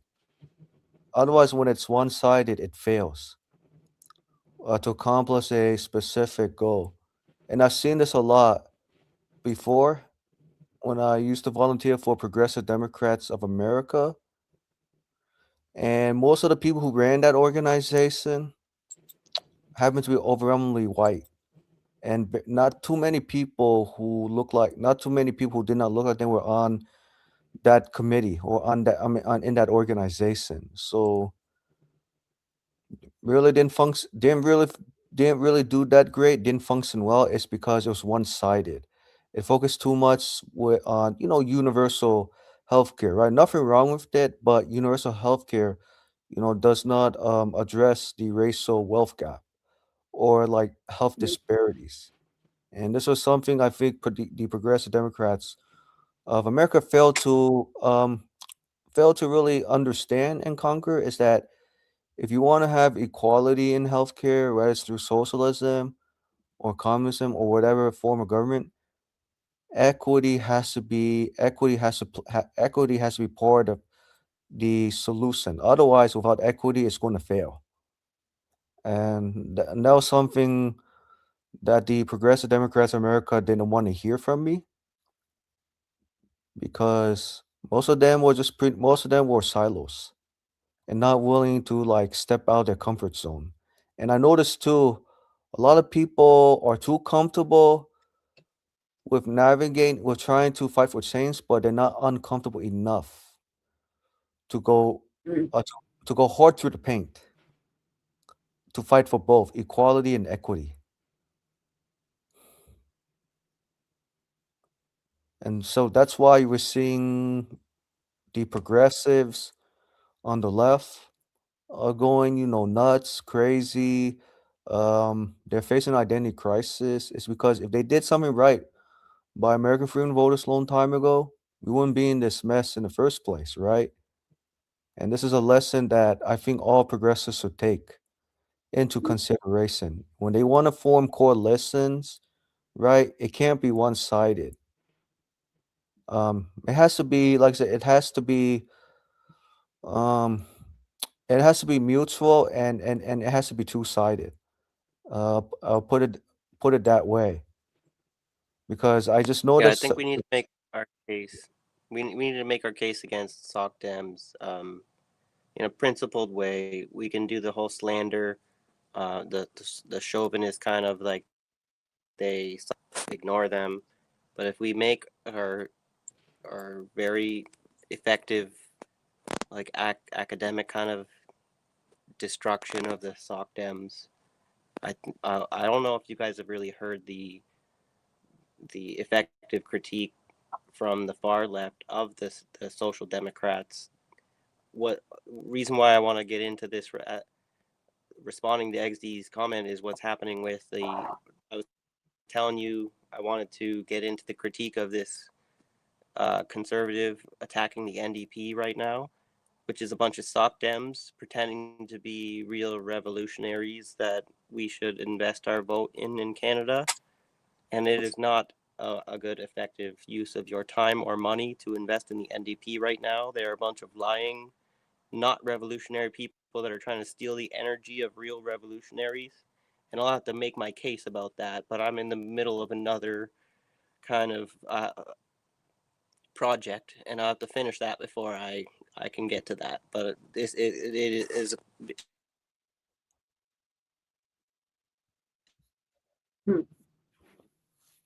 apparent attack this actively. So go ahead. Well, I found like a short clip. It's like 16 minutes though, so it's not that short. I could play it as we do. If you guys are okay with that, everybody can leave, and I'll just end the show when it's done. But I think it was very interesting to hear this. It's an interview with Dr. Francis Chris Wilson, Afro-Marxist, who posted this interview from 1976. Wow, 1976. I was not even born at that time. 10 years later. I wasn't born either. But I mean, you came in the mid-70s, so late. Yeah, I did. I was born in 77. Oh, so 1 year later, after the interview. 1 year later. Yeah. Man, I wish I was born as Gen X. Wouldn't that be cool? I'm just glad that I'm 49 years old and I am not complacent or in that mindset. I'm still trying to fight. Okay. So it can be done. It has been done before me. And it will be done after me.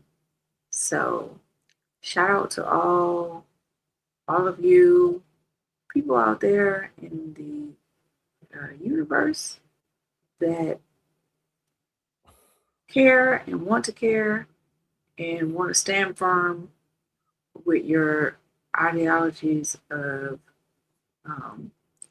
diversity, equity, and inclusion, and and sovereign nations.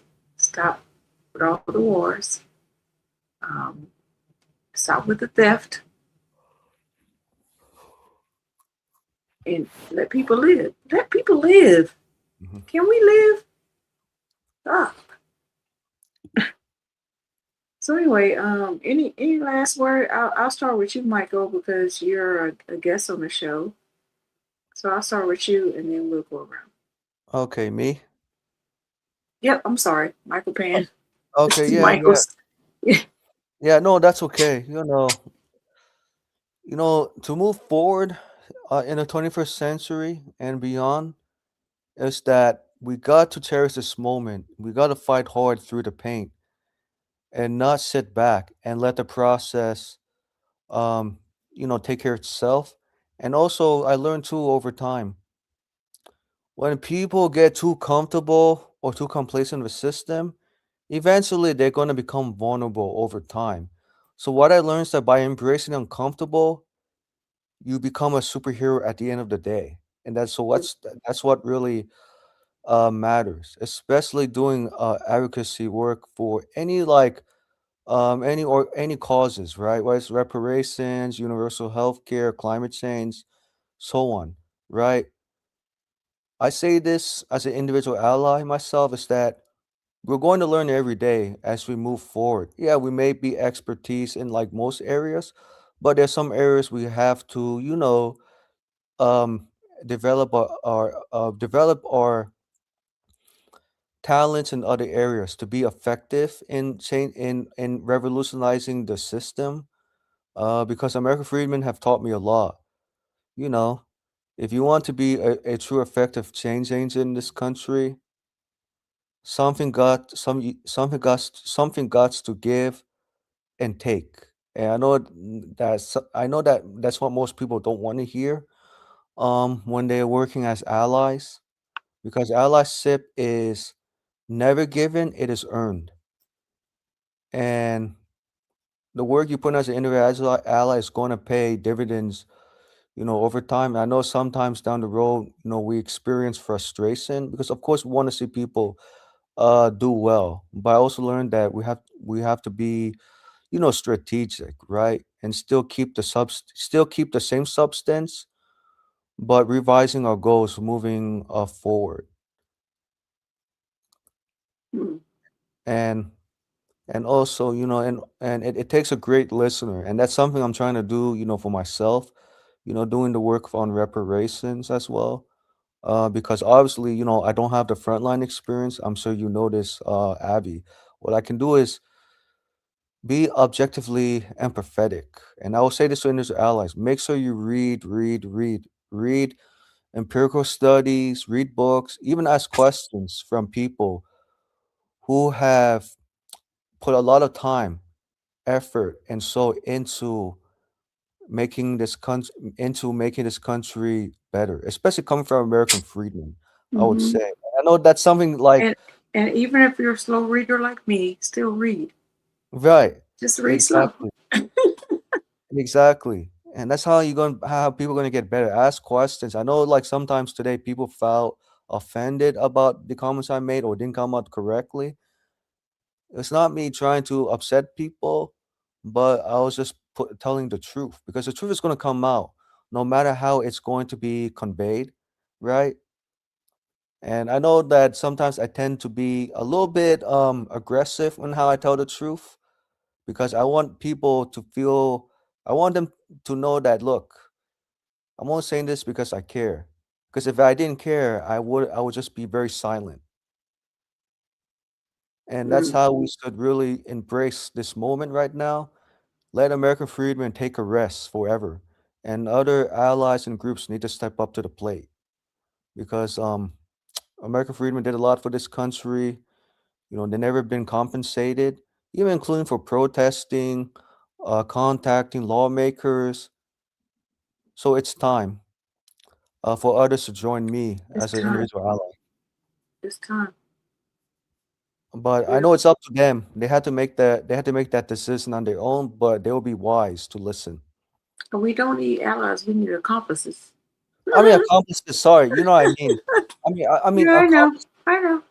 Right, to join me in doing this work, for lineage-based policies and other causes. Because American freedmen need a break, and they need to spend time with their family, friends, uncles, grandpa, kids, because life is too short for them, and they didn't have that moment to enjoy with their kids, fighting for other groups of people. I'm gonna go next just because a comment was made and I want to speak on the comment. Um, and then Michael, you can end it. So Sean says, so does that mean that Black immigrants don't face discrimination? No, that's not what it means. Um, there is a lot of discrimination of Black immigrants towards Black Americans, Mm-hmm. and we gotta not act like that's not happening because it does. And so yeah, Black immigrants, I want you to be here. I want immigrants to be here. I just don't want you coming over here shitting on us and playing in our fucking faces. That's what I don't want. That's all. Um, so my last words would be, make sure everybody takes care of themselves, their family, and each other. Thank you for hanging around with us this whole time. I hope y'all got something out of it somewhere, somehow, some way. Come back on Thursday, 5 p.m. Central. We're going to be talking about how Black people were indigenous to the land, and we weren't that whole slave narrative from coming from Africa. Not saying they didn't, but saying that what they told us was not accurate and not true. It wasn't as many as they said that it was, because they got smart and started breeding us in plantation breeding plantation farms, because it made more economic sense to do that than to go halfway over there and bring them back. And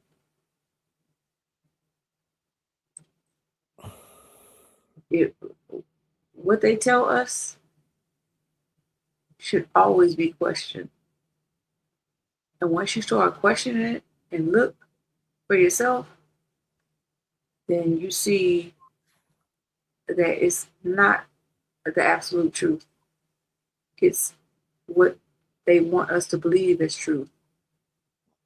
And Michael, you wanna say something?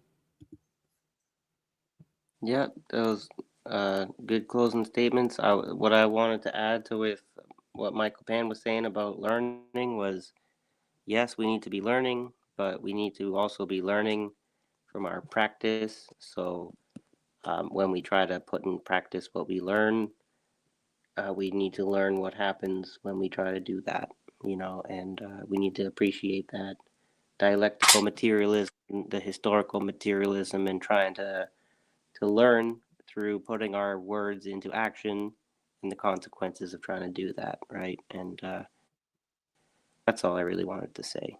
I really do. Maybe I sound a little bit like a devotee, some kind of cultist or whatever. But I'm saying they're more scientific methods. I think that they do help us make headway issues rather than continue to find reasons to go in circles about them. So thank you everyone for tuning in. Yeah. And we'll be seeing you on Thursday. And I'm about to play a 16-minute, it's 16 minutes, so it's a while. But I'm gonna stick around. Everybody else can go, and I'll close it out when it's over. But I just think it might be interesting. So here we go. Au revoir tout le monde. Merci beaucoup. Merci beaucoup. Merci beaucoup. La lutte continue. The fight continues. Shout out to Afro Marxists for this video. This edition of Black Journal is dedicated to the Miami Times, a member of the Crusading Black Press, serving Miami, Florida, the 17th largest Black community in the United States. Our theme on this series is Black Centennial, but we really don't mean 100 years of living. What we have in mind is the Black presence, yesterday and today. And although our theme is historical and contemporary, this edition will emphasize the present-day issues of Afro-Americans. This special edition will feature two contemporary spokespersons, Dr. Frances Welsing, a well-known psychiatrist whose psychiatric theories and views on a number of topical issues have had a significant impact on Afro-Americans. She is the author of The Crest Theory of Color Confrontation. And Melvin Van Peebles, director and producer of various stage plays and movies. He is the author of a newly published book entitled The True American. Our first guest is Dr. Frances Welsing. Joining me in the questioning is Richard Prince from the Washington Post. Mr. Prince has the first question. Yes, Dr. Welsing, it's been about a year ago since you were dismissed from Howard University. And at the time, I recall you charged that your Crest Theory, which in brief holds that whites are inferior to blacks because of the lack of melanin, was responsible for that dismissal. And I'm wondering whether you still believe that and what proof you have of that. Well, Dick, I do believe it. I was dismissed from Howard, fired from Howard in June 1975. In November 1974, while still at Howard, I heard a rumor that I was going to be blocked from promotion and tenure because of my views, not because of my academic work. And I went immediately to the Dean of the College of Medicine, Dr. Marion Mann, and I asked him, I said, Dr. Mann, I hear that I am going to be blocked from promotion and tenure because of my views. And Dr. Mann responded, to be frank with you, Dr. Welsing, this paper that you wrote, and I said, the Crest Theory of Color Confrontation, he said, yes. He went on to say that it did not make sense for me to say that white people were envious of black people because white people lack skin pigmentation.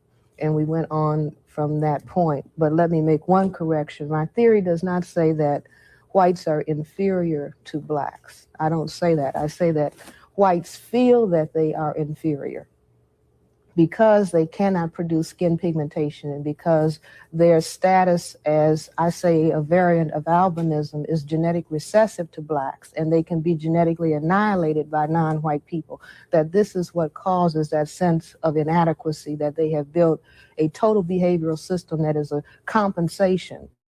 White supremacy is a compensation for a sense of white genetic inadequacy. I see. One other follow-up on that, and that is, what background in genetics do you have to enable you to document that theory? Well, I'm a medical doctor, and all medical doctors receive or take courses in genetics. And this is very, very basic genetics. And it not only is very basic genetics, this is common lay knowledge. And we hear it, the dominance, the genetic dominance of black over white is heard in the expression, one drop of black blood makes you black. In other words, if you were to relate to a white female, the product of that relationship would be an individual that is identifiable as what is called non-white. They would have something, I mean, the curliness of the hair, the darkness of the skin would make the child look more like you than like the mother. I see. Dr. Welsing, your theory to me seems to infer some innate behavior on the part of a human being because they are, quote, black or white. Would you agree or disagree that the terms black and white are not genetic definitions? And if they are not genetic definitions, then how could your theory be true? Well, wait a minute. When you say genetic definitions, I'm not quite sure what you say, but for the sake of time, the factors that determine whether we're going to have skin pigmentation or whether we lack skin pigmentation is based on genes. In other words, you have genes that determine the quantity of melanin pigment that is going to be produced in your skin, in your eyes, in your hair. If you have a gene, a mutation towards an inability to produce that pigment, that is also genetically determined. And that is at least within the context of the Western world or the white supremacy culture. The dominant classification of people, not as determined by Francis Welsing, but as determined by white people themselves, is your classification. Either you are white or you are classified as non-white. This is on your birth certificate. This is on every paper of identification that you have. And this focus on skin coloration, I maintain, is based on the awareness on the people who are now in power, that they are a minority. The white group represents a minority in the world population. And the color focus is something that is a psychological, I say a psychological necessity based on a genetic reality. So I don't know if this gets to your question. Now, any other thing that one might say that results from the absence of pigment, I mean, that's another discussion. I don't know whether you want to go into that. Well, following that logic, then, would it not be accurate to say that there would be a difference psychologically in light-skinned blacks from dark-skinned blacks? Well, psychologically, yes, and I think that we are all aware of that. Under white supremacy, the conditioning has been the closer you are to white, the more acceptable you are. So that, for example, all of us learned as we were growing up in the black community, if you are black, stay back. If you are brown, stick around. If you are yellow, you're mellow. And if you're white, you're right. And the appreciation of an individual, even within the black group itself, was very often based on the relative absence of skin pigmentation. And even within families, children thought that they were ugly if they were darker. And families, parents have said that to children. Even now, people want to know when a baby is just born in the hospital, some of the first questions that are asked by the Black parents about the child or the Black family members, is it light skin and does it have straight hair?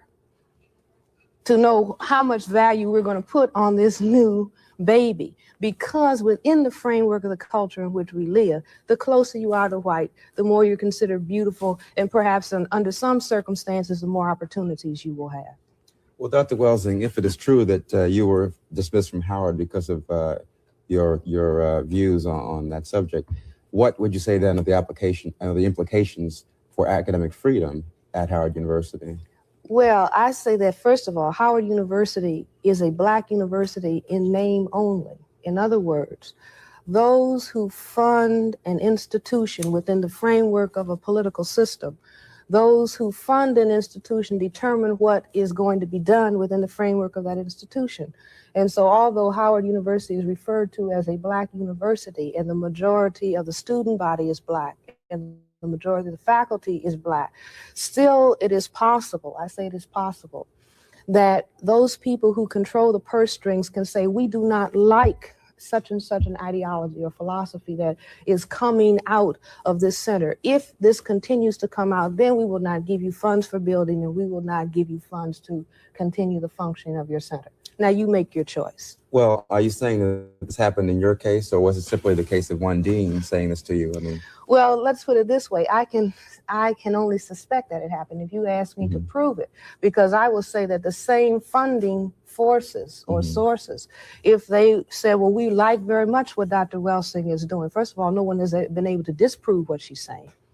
That we think this is very interesting. I mean, whether the theory is correct or incorrect, it's a valuable idea to discuss, or it is being discussed a lot. We're glad to have that debate going on in an academic institution. We think that that individual ought to stay there. Then that individual would be there. what about the Board of Trustees and the president of the university? What have they said about what happened to you? Well, the Board of Trustees and the president of the university concurred in the decision to dismiss me, despite the fact that the chairman of my department and the executive committee of my department recommended that I be promoted and given tenure.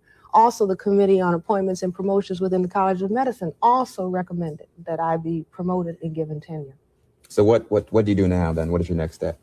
Well, right now we have been involved in several grievance committee hearings, and I have a lawyer and the university has a lawyer, so I don't know what the outcome of it is going to be. But my charge is that I was removed from the university as a breach of my academic freedom because the discussion centered around the paper that I wrote, and that someone disagreed, namely the dean. I mean, he's the one who made the statement to me that he disagreed with the content of the theory. Although I told him I had many documents, I have many, many letters from white people in this area of the world and in foreign countries who have written to me and said, yes, I have always wished that I had more melanin. And I said that to the dean. I don't ask Black people what white people think about themselves. I ask white people, or they will tell me what they think about themselves. And anybody who watches the phenomena of sun tanning, millions and millions and millions and millions of white people, the minute the sun is out, lying in the sun, taking the chance of getting skin cancer to get dark, cannot tell me that white people are satisfied with the way that they look. Dr. Welsing, you've charged, in a sense, that the climate of academic freedom at Howard University is threatened. The Washington Post has said in an editorial that the leadership of Howard University was wavering. Therefore, it was not stable, and Howard really didn't have a definite sense of mission. Now, do you feel, in the context of those two statements, that the era of academic freedom or the climate of academic freedom at Howard includes whites who teach there, or do you feel it's basically relegated to the Blacks who have theories, quote, that might be controversial or unacceptable? Well, Tony, I don't want to get off into comparing whether it applies to whites or whether it applies to Blacks, whether whites can say what they want at Howard and whether Blacks cannot. I will simply say, and I honestly do not fault the leadership at Howard University within a certain sense. In other words, we are an oppressed people in a power system that I maintain supports white domination. If you are going to work and function within that context, you have to go by the rules that have been set up. Now, this may not have anything to do with truth. It may not have anything to do with justice. It may not have anything to do with reality. But I say that the pressure is there on the leadership in so-called Black institutions, we might even say as far as television programs are concerned. If you are going to say the wrong thing that makes the people who control the purse strings unhappy, then chances are that you are not going to have that opportunity very long. If what you are saying is conceived of as a threat to the status quo, or if what is being taught or what is being propagated in some way will change the minds of the listeners so that people begin to behave in a different way because they begin to think of things in a different perspective or from a different angle. Well, my question in asking for a comparison of academic freedom vis-a-vis Black professors or white professor referred specifically to a case of a white professor from South Africa named Rubin, who has been dismissed, qualifiedly dismissed or whatever it is from the university. And basically because the students did not believe he had the right to say what he wanted to say at the university, which parallels, if I'm following you correctly, the fact that you are alleging that you have been fired, in fact, because you had the temerity to say theoretically what you said. Well, let me just go. I look at that particular case as the case of Dr. Rubin, who the students had charged that he was negligent in his duties towards the student body. Now, all these charges have been washed away, but this was essentially, as I understand it, what happened. They alleged that he had done a couple of things that some people had said were racist, and also that he had been negligent in his responsibilities. Well, when that happened, all of the newspapers that are white owned and supported went to his defense. How dare Howard University remove this individual who was an anti-apartheid, meaning an anti-white supremacy, anti-racist, took an anti-racist position in South Africa, that this man has, in quotes, demonstrated his interest in Black people or non-white people. Now, I just look at that case in this way. Here is an individual that, as far as the media in the District of Columbia is concerned, they defended this man because he had taken an anti-racist, anti-apartheid position in South Africa. But there's Francis Welsing, who has written a paper and a theory on white supremacy, has to be dismissed from the same institution because I consider myself a counter-racist, a person who is moving against an unjust and negative force of white supremacy. But I have to be dismissed because I wrote a theory that was against white supremacy. But an individual who is classified as white, who took a position so-called an anti-white supremacy position in South Africa, he is defended as being someone who should be at a Black institution, defended at least by the media. Do you see what I'm saying? Because one of the papers in Washington, the Evening Star, in an editorial said, well, apparently Howard University has a small group of racists, meaning Black people who are supposed to be against white people, you know, faculty and students who are anti-white. And now it's time to weed out all of the other Black people who have an anti-white position. Now, this is said in a city in which there are two major white universities who have very, very small Black student bodies and very, very small percentages of Blacks on their faculty. But there's no examination or no gross criticism of the white dominance and presence at the two white institutions, but let's weed out if there are other Black people who in any way can be looked at as being against whites, well, then attack that Black center. And it's a lot of chaos and confusion, but I think that if it is understood, the dominant dynamic in this area of the world, the dominant dynamic that is going on throughout the world is white domination. I don't think that anyone can refute that. The persons who have the power in the world today, all of it is in the hands of people who themselves classify themselves as white as opposed to non-white. That is where the power is. If we understand that, we can understand everything else. We have time for one short question and one short response. Oh, I see. Well, this was going to be longer, but anyhow, you said that the operating dynamic is racism in essence. White supremacy. White supremacy. Yes. Do you make any allowances for economic domination or any class differences and Okay, very, very quickly. Mhm. The system of white supremacy is a dynamic that encompasses all areas of people activity. That means economics, education, entertainment, labor law, politics, religion, sex, and war. You have a behavioral system that is in all of those areas of activity seeking to establish white supremacy. I say that the class positions in that society are white upper class, white middle class, white lower class, and then non-white, non-class, irrespective of income. Income is not power. Thank you very much. I'm Okay. sorry to have to interrupt, but we'll have to thank you so much, Dr. Welsing, for being on Black Journal. Okay.